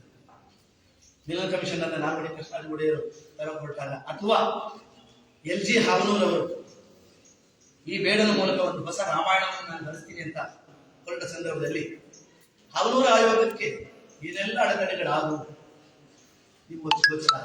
ಬಟ್ ಅನಂತರದ ವಿಷಯ ಕೂಡ ನಿಮಗೆ ಗೊತ್ತಿಲ್ಲ. ಇವೆಲ್ಲವನ್ನ ಪಂಪ ಭಾರತದಲ್ಲಿ ಅದರ ಛಾಯೆಯಲ್ಲಿ ಅದರ ಬೇರುಗಳನ್ನು ಹುಡ್ಕೊಳ್ಳೋದಕ್ಕೆ ಸಾಧ್ಯ ಇದೆ ಅನ್ನುವ ನೆಲೆಯಲ್ಲಿ ನಾವು ಓದೋದಕ್ಕೆ ಸಾಧ್ಯ ಇದೆ. ಹೀಗೆ ಇನ್ನೊಂದು ಸಂಗತಿ ಅಂದ್ರೆ, ಕೃಷ್ಣ ಸಂಧಾನಕ್ಕೆ ಹೋದ ಸಂದರ್ಭದಲ್ಲಿ ಕೃಷ್ಣ ನೇರವಾಗಿ ಇಲ್ಲಿ ಹೋಗಲ್ಲ, ವಿದುರ ಮನೆಗೆ ಹೋಗ್ತಾನೆ. ಕೃಷ್ಣನ ಮಾತು ದುರ್ಯೋಧನಿಗೆ ಸರಿ ಬರಲ್ಲ, ಅವರಿಬ್ಬರ ನಡುವೆ ಸಂಘರ್ಷ ಆಗತ್ತೆ. ಆದರೆ ದುರ್ಯೋಧನ ಆ ಎಲ್ಲ ಜವಾಬ್ದಾರಿಯನ್ನು ಹಾಕೋದು ಯಾರ ಮೇಲೆ? ಕೃಷ್ಣನ ಸಮಸ್ಯೆ ಅಂತ ಹೇಳಲ್ಲ, ಕೃಷ್ಣ ಉಂಡ ಅನ್ನದ ಸಮಸ್ಯೆ. ಇದನ್ನು ಹೇಗೆ ಅರ್ಥ ಮಾಡಿಕೊಳ್ಳಬಹುದು? ಹೇಳ್ಬೋದು, ದೂತನಪ್ಪನ ಬೆಳ್ಪನ ನುಡಿಗೇಳದು ನುಡಿಯಲಾಗದು, ನೀನು ವಿದುರನೆಂಬಿ ತೊಳ್ಪುಟ್ಟಿಯ ಮನೆಯ ಕೂಡ ನುಡಿಸಿ ನುಡಿದೈ. ವಿದುರನೆಂಬಿ ತೊಳ್ಪುಟ್ಟಿಯ ದಾಸನ ಮನೆಯ ಅನ್ನ ಊಟ ಮಾಡಿ ಇವತ್ತು ಬಹುಶಃ ಅದನ್ನ ವಿಸ್ತರಿಸಿಕೊಂಡು ನೋಡೋಣ. ಯಾರ ಮನೆಯ ಅನ್ನ ಉಂಡ್ರೆ ಒಳ್ಳೆ ಸಂಸ್ಕಾರ ಬರ್ತದೆ ಅಂತ ಹೇಳಿದದು. ಇವತ್ತು ನಮ್ಮ ಇಡೀ ಈ ಹೋಟೆಲ್ ಉದ್ಯಮ ಬೇರೆಯವರು ಮಾಡಬಹುದು, ಬಟ್ ಬೋರ್ಡ್ ಬೇಕು ಒಂದೇ ತರ ಇದೆ. ಹೋಟೆಲ್ ಉದ್ಯಮ ಅಥವಾ ಆಹಾರೋದ್ಯಮ ಯಾಕೆ ಇದೆ? ಯಾಕಿದೆ? ಆಹಾರೋದ್ಯಮ ಯಾರ ಕೈಲಿದೆ? ಯಾಕಿದೆ ನೋಡಿ. ಜಾತಿ ಒಂದು ಕ್ಯಾಪಿಟಲ್ ಹೌದಾ? ತಳಜಾತಿಯಲ್ಲಿ ಹುಟ್ಟಿದ ಅವನ ಹುಟ್ಟಿನ ಕಾರಣಕ್ಕಾಗಿ ಅವನ ದೇಹ ಮಲಿನ, ಅವನು ಬೇಸುವುದು ಕೂಡ ಮಲಿನ. ಯಾವುದೋ ಹಳ್ಳಿಗಾಡಿನಲ್ಲಿ ಯಾವುದೋ ಅಕ್ಷರದಾಸೋಹದ 6-3 ಕಾಸು ಸಂಪಾದನೆ ಆಗ್ತದೆ ಅಂತ ಹೇಳಿ ಒಳಗೆ ಒಂದು ಕೆಳಜಾತಿಯ ಹೆಣ್ಣುಮಗಳು ಅನ್ನ ಬೇಯಿಸಿದ್ರೆ ಇವತ್ತು ಗಲಾಟೆ ಆಗ್ತಾ ಇದ್ದಿಲ್ಲ. ಯಾಕೆ? ಅದನ್ನ ನಮ್ಮ ಮಕ್ಕಳು ಊಟ ಮಾಡಿದ್ರೆ ಅವರಿಗೆ ಸಂಸ್ಕಾರ ಹಾಳಾಗ್ತದೆ ಅಂತ. ಹೌದಲ್ಲ? ಇದನ್ನ ಆಗಾಗ ಪತ್ರಿಕೆಯಲ್ಲಿ ಮತ್ತೊಂದರಲ್ಲಿ ಕೇಳ್ತೀವಲ್ಲ. ಇವತ್ತು ನಡೀತಾ ಇದೆ ತಾನೆ. ದುರ್ಯೋಧನ ಹೇಳಿದ್ದು ಕೂಡ ಅದನ್ನೇ. ಹೇಳ್ಬೋದು, ದೂತನಪ್ಪನ ಬೆಳ್ಪನ ನುಡಿಗೆ ಎಳೆದು ಮುಡಿಯಲಾಗದು, ನೀನು ವಿದುರನೆಂಬಿ ತೊಳ್ಪುಟ್ಟಿಯ ಮನೆಯ ಕೂಳೆ ನುಡಿಸಿ ನುಡಿದೆ. ತೊತ್ತಿನ ಮನೆಯ ಕೂಳು ಇಷ್ಟಕ್ಕೆ ಅಲ್ಲ, ಕುಲವಂ ತುಪ್ಪುವ ನಾಲಗೆ, ಜಾತಿಯ ಮೂಲಕ ಭಾಷೆ, ಭಾಷೆಯ ಮೂಲಕ ವ್ಯಕ್ತಿ, ಪರಸ್ಪರ ಪ್ಯಾರಾಮೀಟರ್. ಅಂದ್ರೆ ನಿಮ್ಮ ಭಾಷೆಯ ಮೂಲಕವಾಗಿ ನಿಮ್ಮ ಜಾತಿ ಅಮಾನ್ಯವಾಗಿದೆ. ನೀವು ನೋಡಿ, ನೀವು ಪ್ರತಿ ಭಾಷೆಯಲ್ಲಿ ಕೂಡ ಸಂಸ್ಕಾರಯುಕ್ತರ ಭಾಷೆ ಬೇರೆ, ಸಂಸ್ಕಾರ ಇಲ್ಲದವರ ಭಾಷೆ ಬೇರೆ ಬೇರೆ ಭಾಷೆಯಲ್ಲಿ ಮತ್ತೆ ಜಾತಿ ಒಂದೇ, ಅದರಲ್ಲಿ ಸುಮಾರು ವೆರೈಟಿ. ಈ ಅಂಶವನ್ನು ಕೂಡ ನೀವು ಒಬ್ಬನ ಭಾರತದಲ್ಲಿ ಗೊತ್ತಿದ್ದು ಸಾಧ್ಯ. ಇನ್ನೂ ಒಂದು ಸಂದರ್ಭ ಹೇಳಿದ್ರೆ, ಭಾಷೆ ಮಲಿನ ಅಲ್ಲ, ಮೈ ಮಲಿನವಾಗಿ, ಮನೆ ಮಲಿನವಾಗಿ, ಬೇಯಿಸಿದ್ದು ಮಲಿನವಾದದ್ದಷ್ಟೇ ಅಲ್ಲ, ನಾವೆಲ್ಲ ಎದೆ ಹಾಲನ್ನ, ತಾಯಿ ಕೊಡುವ ಎದೆ ಹಾಲನ್ನ ಅಮೃತ ಅಂತ ಕರೆಯುವುದನ್ನ ಕಲ್ತಿದ್ದೇವೆ. ಎದೆಯ ಹಾಲು ನನ್ನ ಭಾಷೆಯಷ್ಟು ಸಿಹಿ ಕೇಳಿದ್ರೆ ಎದೆಯ ಹಾಲಿನಂತೆ ಸಿಹಿ, ಅದು ಜೇನಿನ ಹಾಗೆ. ಆದರೆ ಪಂಪನ ಭಾರತ ಇನ್ನೂ ಒಂದು ಸತ್ಯವನ್ನು ಮಾತಾಡ್ತಾರೆ. ಎದೆಯ ಹಾಲಿಗೂ ಜಾತಿಯ ಮೌಲ್ಯವನ್ನು ಕಟ್ಟು ದುರ್ಯೋಧನ ಶಲ್ಯನಿಗೆ ಸಾರಥ್ಯ ಕೇಳ್ಕೊಂಡು ಹೋಗ್ತಾನೆ. ನಾನು ಆ ಒಂದು ಪದ್ಯದ ಅರ್ಧ ಸಾಲ ಮಾತ್ರ ಹೇಳಿ. ರಾಜಬೀಜ ಸಂಜನಿತ ಗುಣಂ ಮದಮನಾಳದ ಗುಣಂ ಅವಿವೇಕಂ ಅಂತ ಹೇಳ್ತಾ ಕೊನೆಯಲ್ಲಿ ತೊತ್ತಿನ ಮಲೆವಾಳನುಂಡ ಗುಣಂ, ತೊತ್ತಿನ ಮಲೆವಾಳನುಂಡ ಗುಣಂ. ಇದೆಲ್ಲ ಈಗ ಅಹಂಕಾರ, ಈ ನೆಗೆಟಿವ್ ಕ್ಯಾರೆಕ್ಟರ್ಸ್ ಎಲ್ಲ ಒಂದು ಜಾಗ ಕೇಳಿದ್ರೆ ಆ ತೊತ್ತಿನ ಮಲೆಯ ಹಾಲು ಏನಿದು? ಹಿಂದೆ ರಾಜರುಗಳು ಅವರ ಹೆಣ್ಣಂದರು ಆ ಮಕ್ಕಳಿಗೆ ಕೊಡುವ ಹಾಲು ಸಾಕಾಗ್ತಿಲ್ಲ ಅನ್ನೋ ಕಾರಣಕ್ಕಾಗಿಯೋ ಅಥವಾ ಅವರ ಸೌಂದರ್ಯ ಕೆಡಬಾರದು ಅನ್ನೋ ಕಾರಣಕ್ಕಾಗಿಯೋ ಎದೆ ಹಾಲನ್ನ ಮಗದಲ್ಲಿ ನಿಲ್ಲಿಸಿ ಆ ಮಕ್ಕಳಿಗೆ ಹಾಲು ಕುಡಿಸ್ತಾ ಇದ್ದವ್ರು ಯಾರು? ದಾಸಿ. ಅವರನ್ನ ಬಾಯಣ್ಣೆ ದಾರಿ ಅಂತ. ಬಟ್ ಅವರ ಹಾಲು ಕುಡಿಸಿದ್ದಕ್ಕೆ ಸಿಕ್ಕಿದ ಶೀಲ್ಡ್ ಯಾವುದು? ಅವರ ನೆಗೆಟಿವ್ ಕ್ಯಾರೆಕ್ಟರ್ಗಳೆಲ್ಲ ಯಾರು? ಭಕ್ತಿನ ಮಲೆವಾಳನುಂಡ ಗುಣ, ಎದೆಯ ಹಾಲಿಗೂ ಕುಲದ ಕೀರ್ತಿಯನ್ನು ಅಂಟಿಸಿದ ಈ ಸಮಾಜದ ಚರಿತ್ರೆ ನಮ್ಮ ಬೇರೊಂದು ರೀತಿಯಲ್ಲಿ ಹೇಳ್ದಾಗದಿಲ್ವ? ಹೇಳ್ದಾಗತ್ತೆ. ಆಮೇಲೆ ಇನ್ನೊಂದು ಮಾತು ಕನ್ನಡ ಓದ್ತಾ ಬರುತ್ತೆ, ಅವನನ್ನು ವ್ಯಂಗ್ಯವಾಗಿ ಬಳಸ್ತಾನೆ. ಕುಂತಿ, ನಾನು ನಿನ್ನ ತಾಯಿ, ನೀನು ನನ್ನ ಮಗ ಅಂತ ಹೇಳ್ತಾ ಅವನನ್ನು ಪಾಂಡವ ಪಾಳ್ಯಕ್ಕೆ ಕರೆಯೋದಕ್ಕೆ ಹೋಗ್ತಾನೆ ಅನ್ನೋ ಒಂದು ಮಾತನ್ನ ಪಂಪ ಕರ್ಣನ ಬಾಯಿಂದ ಆಡಿಸ್ತಾನೆ. ಏನು ಕೇಳಿದ್ರೆ, ಮೇಗುಳಿಗರ ನಾಡಿ ಅಣಂ ಆಂ ಗುಣಮನೆ ಬಿಸುಟೆನಿಲ್ಲ, ನಿಮಗೆ ಮಗನಾದಂಗೆ ಜನಗೆ ಬಿಸುಡದ ನೀಮ್ಗಳ ಪಂಬಲ ಮನೆ ಬಿಸುಡಿ ಇನ್ನು ಎನ್ನೆ ಹಿಡಿಯು. ಮೇಂಗುಳಿಗರ ನಾಡಿ ಕೆಳಜಾತಿಯವನು ಎಸ್ತ ಸೂತ ಮೀನು ಹಿಡಿಯೋನಾಗಿ ಕೂಡ ನಾನು ನನ್ನ ಗುಣವನ್ನು ಬಿಟ್ಟಿಲ್ಲ. ಈಗ ಹೇಳಿ, ನೀವು ನನ್ನನ್ನು ತಾಯಿ ಅಂತ ಹೇಳ್ಕೊಂಡು ಬಂದಿದ್ದೀರಿ, ನೀವು ನನ್ನನ್ನು ತಾಯಿ ಅಂತ ಹೇಳ್ತಿದ್ದಾಗೆ ಕುಲಾಚಾರ ಎಲ್ಲ ನನ್ನ ಮೈ ಮೇಲೆ ಅವಮಾನಗೊಂಡ್ಬಿಟ್ಟಿದೆ. ಲೇವಡಿ ಮಾಡ್ತಿರೋದು ನಾವು ಮೇಲ್ಜಾತಿಯವನ ತಕ್ಷಣ ನಾವು ನಿಮ್ಗೆ ಯಾರಿಗೂ ಪರಿಚಯ ಇರೋದಿಲ್ಲ. ನಿಮ್ಗೆ ಸರಹನನ್ನ ಓದ್ಬೇಕು. ಎಲ್ಲ ಹೋಗಿ ಊಟ ಮಾಡ್ತೀಯ ನೀನು, ಊಟ ಮಾಡಿದ್ಮೇಲೆ ಅವನ ಜಾತಿ ಗೊತ್ತಾಗುತ್ತೆ. ಅಲ್ಲಿಯವ್ರಿಗೆ ಏನು ಸಮಸ್ಯೆ ಇಲ್ಲ. ಊಟ ಮಾಡಿದ ಗೊತ್ತಾದ ತಕ್ಷಣ ನೀನು ಅನುವಾರ್ತಿಯಲ್ಲ, ಎಲ್ಲಿಂದ ಬಂದಪ್ಪ ಜಾತಿ ಅಂತ ಸಲಹೆ ಕೇಳ್ತಾರೆ. ಆ ಪದ್ಯ ನಮ್ಗೆ ತಕ್ಷಣ ಇಡೀ ಪದ್ಯ ಗೌರವ ನಮ್ಗೆ ನೆನಪಿಲ್ಲ. ತಾತ್ಪರ್ಯ, ಊಟ ಮಾಡೋ ತನಕ ನಾವು ಯಾವ ಜಾತಿ ಅಂತ ಕೇಳಿಲ್ಲ. ಊಟ ಆಯ್ತು, ಊಟ ಆದ್ಮೇಲೆ ಅವನು ಇದು ಇಬ್ಬರು ಕೊಟ್ಲ ಅಂತ ಹೇಳಿದ. ಆಮೇನು ಅಯ್ಯಯ್ಯೋ ಊಟ ಮಾಡಿದ್ವಲ್ಲ ಅಂತ ಎಲ್ಲ ಪಚ್ಕೊಳ್ಳೋದಿದೆಯಲ್ಲ. ಅಂದ್ರೆ ಒಳ್ಳೆಯ ಅನ್ನ, ಒಳ್ಳೆಯ ಸಂಸ್ಕಾರ ಅದೆಲ್ಲ ಎಲ್ಲಿ ಬರಕ್ಕೆ ಸಾಧ್ಯ? ಜಾತಿ ಶ್ರೇಷ್ಠರು ಇಬ್ಬರು ಮಾತಾಡೋದು. ಆ ಅರ್ಥದಲ್ಲಿ ನನಗೆ ಪಂಪ ಬರೆದ ಈ ತೆರದ ಇತಿಹಾಸ ಇದೆಯಲ್ಲ, ಆ ಈ ತೆರದ ಇತಿಹಾಸ 18 ದಿನಗಳ ಮಹಾಭಾರತ ಯುದ್ಧದ ಕಥೆ ಅಲ್ಲ, ಅದು ಒಂದು ಸ್ಕೆಲೆಟಿನ್. ಅದಕ್ಕೆ ವ್ಯಕ್ತಿರುವ ರಕ್ತ ಮಾಂಸ ಯಾವುದು ಕೇಳಿದ್ರೆ, ನಾವು ನೀವು ಬದುಕುತ್ತಿರುವ ಸಮಾಜಕ್ಕೆ ಇರುವ ಇತಿಹಾಸ ಇದೆಯಲ್ಲ, ಆ ಇತಿಹಾಸದ ಎಳೆಗಳು ನಮಗೆ ಪಂಪನ ಭಾರತದಲ್ಲಿ ಬಹಳ ಸೊಗಸಾಗಿ ಹೀಗೆ ಓದಿದ್ರೆ ಪಂಪನನ್ನ ಬಸವಣ್ಣನ ಜೊತೆಗೆ ಮತ್ತಿತರರ ಜೊತೆಗೆ ಜೋಡಿಸಿಕೊಂಡು ಅವನ ನಾಡೋಜತನವನ್ನ, ಹೌದು ಅವನು ನಾಡೋಜ, ನಿಜವಾದ ಮೇಷ್ಟ್ರ ಕೆಲಸ ಏನು ಹೇಳಿ? ಮೇಷ್ಟ್ರಾದವನ ಕೆಲಸ ಗೋಡೆ ಕಟ್ಟುವುದಲ್ಲ, ಗೇಟ್ ಹಾಕುವುದಲ್ಲ, ಓಪನ್ ಮಾಡುವುದು. ಮೇಷ್ಟ್ರಾದವನ ಕೆಲಸ ಗೋಡೆ ಕಟ್ಟುವುದಲ್ಲ, ಗೇಟ್ ಹಾಕುವುದಲ್ಲ, ಬದಲಾಗಿ ಓಪನ್ ಮಾಡುವುದು. ಪಂಪ ಇಂಥ ಗೋಡೆಗಳನ್ನು ಓಪನ್ ಮಾಡಿಕೊಟ್ಟಿದ್ದಾರೆ. ಆ ಅರ್ಥದಲ್ಲಿ ಹಳೇ ಕಾಲದ ಪಂಪನನ್ನ ಇವತ್ತು ಯಾಕೆ ಓದ್ಬೇಕು ಹೇಳಿದ್ರೆ, ಈ ಕಾರಣಕ್ಕಾಗಿ ಓದಬಹುದು. ಓದ್ಬೇಕು ಅಂತ ಹೇಳಿದ್ರೆ ನಾನು ಓದಬಹುದು. ನನಗಂತೂ ಆತನ ಕಾವ್ಯವನ್ನು ಓದ್ತಾ ಹೋಗ್ತಿದ್ದಾರೆ. ಪ್ರತಿ ಬಾರಿ ನನಗೆ ಈ ರೀತಿಯ ಪಾಠ ದಿನ ನಾನು 15-20 ವರ್ಷದಿಂದ ಪಾಠ ಮಾಡ್ತಾ ಇದ್ದೇನೆ ನಿರಂತರವಾಗಿ. ಪ್ರತಿ ಬಾರಿ ಪಾಠ ಮಾಡುವಾಗಲೂ ಕೂಡ ನನಗೆ ಎಂತ ಅದ್ಭುತವಾದ ಕವಿ ಅಂತ. ಹೌದು, ಕೆಲವು ಸಾಮಾನ್ಯ ಸಂಗತಿಗಳಿವೆ. ನಾನು ಇನ್ನೊಂದು ಇನ್ಸ್ಟೆನ್ಸ್ ಅನ್ನು ನಿಮಗೆ ಹೇಳ್ತೇನೆ. ಅದನ್ನ ಗುಡುಗಿ ಚಂದ್ರಶೇಖರ ಯತಾಳರು ಬಹಳ ಅಬ್ಬರದಿಂದ ಒಂದು ಲೇಖನ ಬರೆದಿದೆ, ಪಂಪನ ವೀರ ಯೋಧರು ಅಂತ. ನಾನು ಬಿಜೆಪಿ ಓದಿದ್ದೀನಿ. ಅಂತ ಅದ್ಭುತವಾದ ಯೋಧರು, ಯುದ್ಧವನ್ನ ಹೇಗೆ ಪಂಪನ ಕಾವ್ಯ ವೀರಕಾವ್ಯ ಅಂತ ನನಗಂತೂ ಅನಿಸಿಲ್ಲ. ಪಂಪ ವೀರತ್ವವನ್ನ ಉಚ್ಛ್ರಾಯ ಸ್ಥಿತಿಯಲ್ಲಿ ಬರೆದಿದ್ದಾರಂತ ನನಗೆ ಅನಿಸಿಲ್ಲ. ಹೌದು, ನಮ್ಮ ಕಥೆ ಬರೆದಿದ್ದಾರೆ, ಯುದ್ಧ ವಿಷಯಗಳೆಲ್ಲ ಇವೆ. ಪಂಪನ 9ನೇ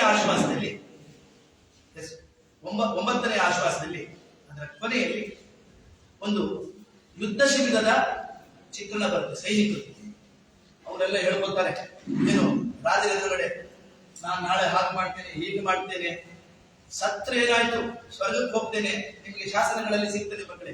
ಜಿತೇನ ಲಭ್ಯತೆ ಲಕ್ಷ್ಮಿ ಹೃದಯಾಪಿ ಪುರಾಂಗನ ಕ್ಷಣವಿಧ್ವಂಸಿನಿ ಕಾಯೇ ಕಾ ಚಿಂತಾ ರಣೆ ಮರಣೆ ರಣೆ. ಇದು ಬಹಳ ಪ್ರಖ್ಯಾತವಾದ ಸಾಲು. ಅದರ ಅನುರಣನೆ ಎಲ್ಲ ಸಿಗ್ತದೆ ನಿಮಗೆ ಇಲ್ಲಿ ಕೊಂಬಲ ಭಾರತದ ಒಳಗಡೆ. ಆದ್ರೆ ಅದೇ ಯೋಧರು ಅವರ ಮನೆ ಹೋಗ್ತಾರೆ. ಅವರ ಮನೆ ಹೋಗಿ ಒಂದು ಸಂಭಾಷಣೆ, ನನಗೆ ಸಿಡಿಲು ಗುಡುಗು ಮಿಂಚನ್ನು ಮಾಡ್ತಾರೆ. ಬಹಳ ಸೊಗಸಾದ ಸಂಭಾಷಣೆ. ಅವ್ನು ಹೇಳ್ತಾನೆ ಹೆಂಡತಿ ಜೊತೆ, ಈ ಕೊಡ್ತೆ ಕೊಡ್ತು, ನಾನು ನಿನ್ನ ಜೊತೆಗಿರುವುದು ಇದೊಂದು ಹೊತ್ತು. ಬಹುಶಃ ಆ ಮನಸ್ಸಿನಲ್ಲಿ ಎಂತ ವಿಷಾದ ಇರ್ಬೋದು ಯೋಚನೆ. ನಾಳೆ ಯುದ್ಧಕ್ಕೆ ಹೋದನು ವಾಪಸ್ ಬರ್ತೀನಿ ಅಂತ ಗ್ಯಾರಂಟಿ ಇಲ್ಲ. ಈ ಕೊಡ್ತೆ ಕೊಡ್ತು ಮುಂದುವರಿಸಿ ಹೇಳ್ತಾನೆ, ನಾಳೆ ನಾನು ಸಾಯ್ತೀನಿ ಅಂತ ಹೇಳೋ ಬದಲು ಸ್ವರ್ಗದ ದಿವ್ಯಾಂಗನೆಯರ ಜೊತೆಯಲ್ಲಿ ಸ್ವರ್ಗದ ಓಲಗದಲ್ಲಿ ಇರ್ತೇನೆ ಅಂತ ಹೇಳ್ತಾನೆ. ಅವಳು ಹೇಳ್ತಾಳೆ, ಇಲ್ಲ ಇಲ್ಲ, ನೀ ನಾಳೆಯೂ ಕೂಡ ಬಂದು ನನ್ನನ್ನ ಸೇರ್ತೀಯ. ಅದಕ್ಕೆ ಒಂದೇ ಸಾಲಲ್ಲಿ ಒಂದು ಮಾತಲ್ಲಿ ಪುಟ್ಟ ವಾಕ್ಯದಲ್ಲಿ ಉತ್ತರ ಕೊಡ್ತಾನೆ.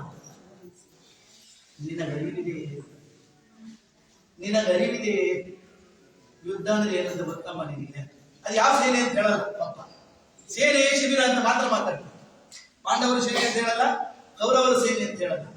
ನಾವು ಸೈನಿಕರನ್ನ ಅವರ ಡ್ರೆಸ್ಸಿನಲ್ಲಿ ಮಾತ್ರ ಕಾಣ್ತೇವೆ, ಅಂತರಂಗವನ್ನು ನೋಡೋದಿಲ್ಲ. ಸೈನಿಕರ ಹೆಣ ಬಂದಾಗ ಬೀದಿಯಲ್ಲೆಲ್ಲ ಧ್ವಜ ಹೊತ್ತಿಸಿ ಮೆರವಣಿಗೆ ಆಗುತ್ತೆ. ಆದ್ರೆ ಅವನ ಹೆಂಡತಿ ಮಡಿಲು ತಡಿಕೆಯ ಎಡೆಯಲ್ಲಿ ಕೂತ್ಕೊಂಡು ಕಣ್ಣೀರಾಗ್ತಾ ಇರೋದೆಲ್ಲ ಯಾವ ಮಾಧ್ಯಮವೂ ತೋರಿಸೋದಿಲ್ಲ. ಆದ್ರೆ ಪಂಪ ಅದನ್ನು ತೋರಿಸಿದಾನೆ ಅಂತ ಹೇಳ್ತಾರೆ. ನಿನಗರಿವಿದೆಯೇ? ಅವಳು ಹೇಳ್ತಾಳೆ, ನನ್ಗೆ ಗೊತ್ತಿಲ್ಲ ಅಂತಲ್ಲ. ಅವಳು ಹೇಳ್ತಾಳೆ, ಏನು ಓಲೆ ಭಾಗ್ಯವು, ಗಾಳಿ ಭಾಗ್ಯ ಅಲ್ಲ, ಓಲೆ ಭಾಗ್ಯ. ಗಾಳಿ ಇರ್ಲಿಲ್ಲ, ಗಾಳಿ ಲೇಟರ್ ಬಂದಿರು, ಓಲೆ ಕಡಗ, ಏನು ಓಲೆ ಭಾಗ್ಯ ಉಂಟು. ನೀನು ವಾಪಸ್ ಬರ್ತೀಯ ಯಾಕೆ ಕೇಳಿದ್ರೆ, ನನ್ನ ಒಡೆಯನ ಹತ್ರ ಆಯುಧ ಇದೆ, ಈ ಆಯುಧ ಇದೆ, ಇಲ್ಲಿಲ್ಲ. ನೀನು ವಾಪಸ್ ಬರ್ತೀಯ ಯಾಕೆ? ನನ್ನ ಓಲೆ ಭಾಗ್ಯದ. ಇವತ್ತು ಕೂಡ ನಮ್ಮ ತಾಯಿ ತಂದೆಯರು, ಅನೇಕ ಹೆಣ್ಣಂದಿರು ತಮ್ಮ ಗಂಡಂದಿರನ್ನ ಸೇನೆಗೆ ಬಿಟ್ಟುಕೊಡುವಾಗ ನಮ್ಮ ಹತ್ರ ಅನುಭವ ಇತ್ತಂದ್ರೆ ಬಿಟ್ಟುಕೊಡುವುದಲ್ಲ, ರಕ್ಷಣೆ ಮಾಡ್ತಿದ್ದೇವೆ. ನನ್ನ ತಾಳಿ ಅಥವಾ ನನ್ನ ಓಲೆ ನನ್ನ ಗಂಡನನ್ನ ಕಾದು ವಾಪಸ್ ಆಗ್ತದೆ ಅನ್ನೋ ಭರವಸೆಯಲ್ಲಿ ಬೀಳ್ಕೊಡ್ತಾರೆ. ಖಂಡಿತ ನೀನು ವಾಪಸ್ ಬರ್ತೀಯ ಅಂತ ಧೈರ್ಯ ಹೇಳ್ತಾರೆ. ಈ ಮಾತುಗಳು ಎಲ್ಲಿ ಬರ್ತವೆ? ಬೇರೆಯಲ್ಲಿ ಬರ್ತವೆ, ಟೆಂಟ್ನಲ್ಲಿ ಬರ್ತವೆ. ಇನ್ನೊಬ್ಬ ಹೇಳ್ತಾಳೆ, ಇಲ್ಲ ಇಲ್ಲ, ಇವನು ನಾಳೆ ಹೋಗಿ ದೇವಳಿತಿ ತೊಳ್ತಿಯರೊಳಿರ್ತಾಳೆ ಅವನನ್ನು, ಇವನು ನಾಳೆ ಹೋಗುವ ಮುಂಚೆ ನಾನು ಅವನಿಗಿಂತ ಮುಂಚಿತವಾಗಿ ಸತ್ತು ಅವನನ್ನು ನಾನು ಅಲ್ಲಿ ಎದುರುಕೊಡ್ತೇನೆ. ಯಾಕೆಂದ್ರೆ ಇವನು ಬೇರೆ ಸೇರಿ ನೋಡಿ ಸ್ವಯಂ ಆತ್ಮಹತ್ಯೆ ಮಾಡಿಕೊಳ್ಳುವ ಈ ತೀರ್ಮಾನಗಳು ಇವೆಲ್ಲ ಎಲ್ಲಿ ಅನುಮತಿಸ್ತವೆ ಅಂತ ಹೇಳಿದ್ರೆ, ಸೇನೆಯ ಶಿಬಿರದ ಬೇರೆ. ನೀವು ಬಯಲಲ್ಲಿ ಆಡುವ ಮಾತು ಒಂದು, ಅಂತರಂಗದ ಮಾತು ಬೇರೆ. ಈ ಅಂತರಂಗದ ಪಿಸು ಮಾತುಗಳನ್ನ ಪಂಪ ಕೇಳಿಸ್ತಾನೆ. ಇದು ಬಹುಶಃ ಎಲ್ಲ ಕಾಲದ ಸೇನೆಗೂ ಅನ್ವಯವಾಗುವ ಮಾತು. ಎಲ್ಲ ಕಾಲದ ಸೇನೆ ಹೋಗ್ತಾರೆ ಅಂದ್ರೆ ಸಂಭ್ರಮ ಇರೋದಿಲ್ಲ ಅಂತಲ್ಲ, ಆದ್ರೆ ಒಳಗೆ ಅವ್ರಿಗೆ ಮರಳಿ ಬರ್ತಾರೋ ಇಲ್ಲ ಅನ್ನೋ ಸಂಕಲ್ಪದ ಅನಿಸಿಕೆ ಇರ್ತದೆ. ಬಹುಶಃ ನಾನು ಒಂದಿಷ್ಟು ತಿರುಗಾಡಿ ಗಂಟೆ ಒಂದಾಯ್ತು ನನ್ನ ಮಾತನ್ನ ಒಂದು 6 ತಿಂಗಳೋಳು, ಒಂದು 3 ತಿಂಗಳೋಳು ಬರದ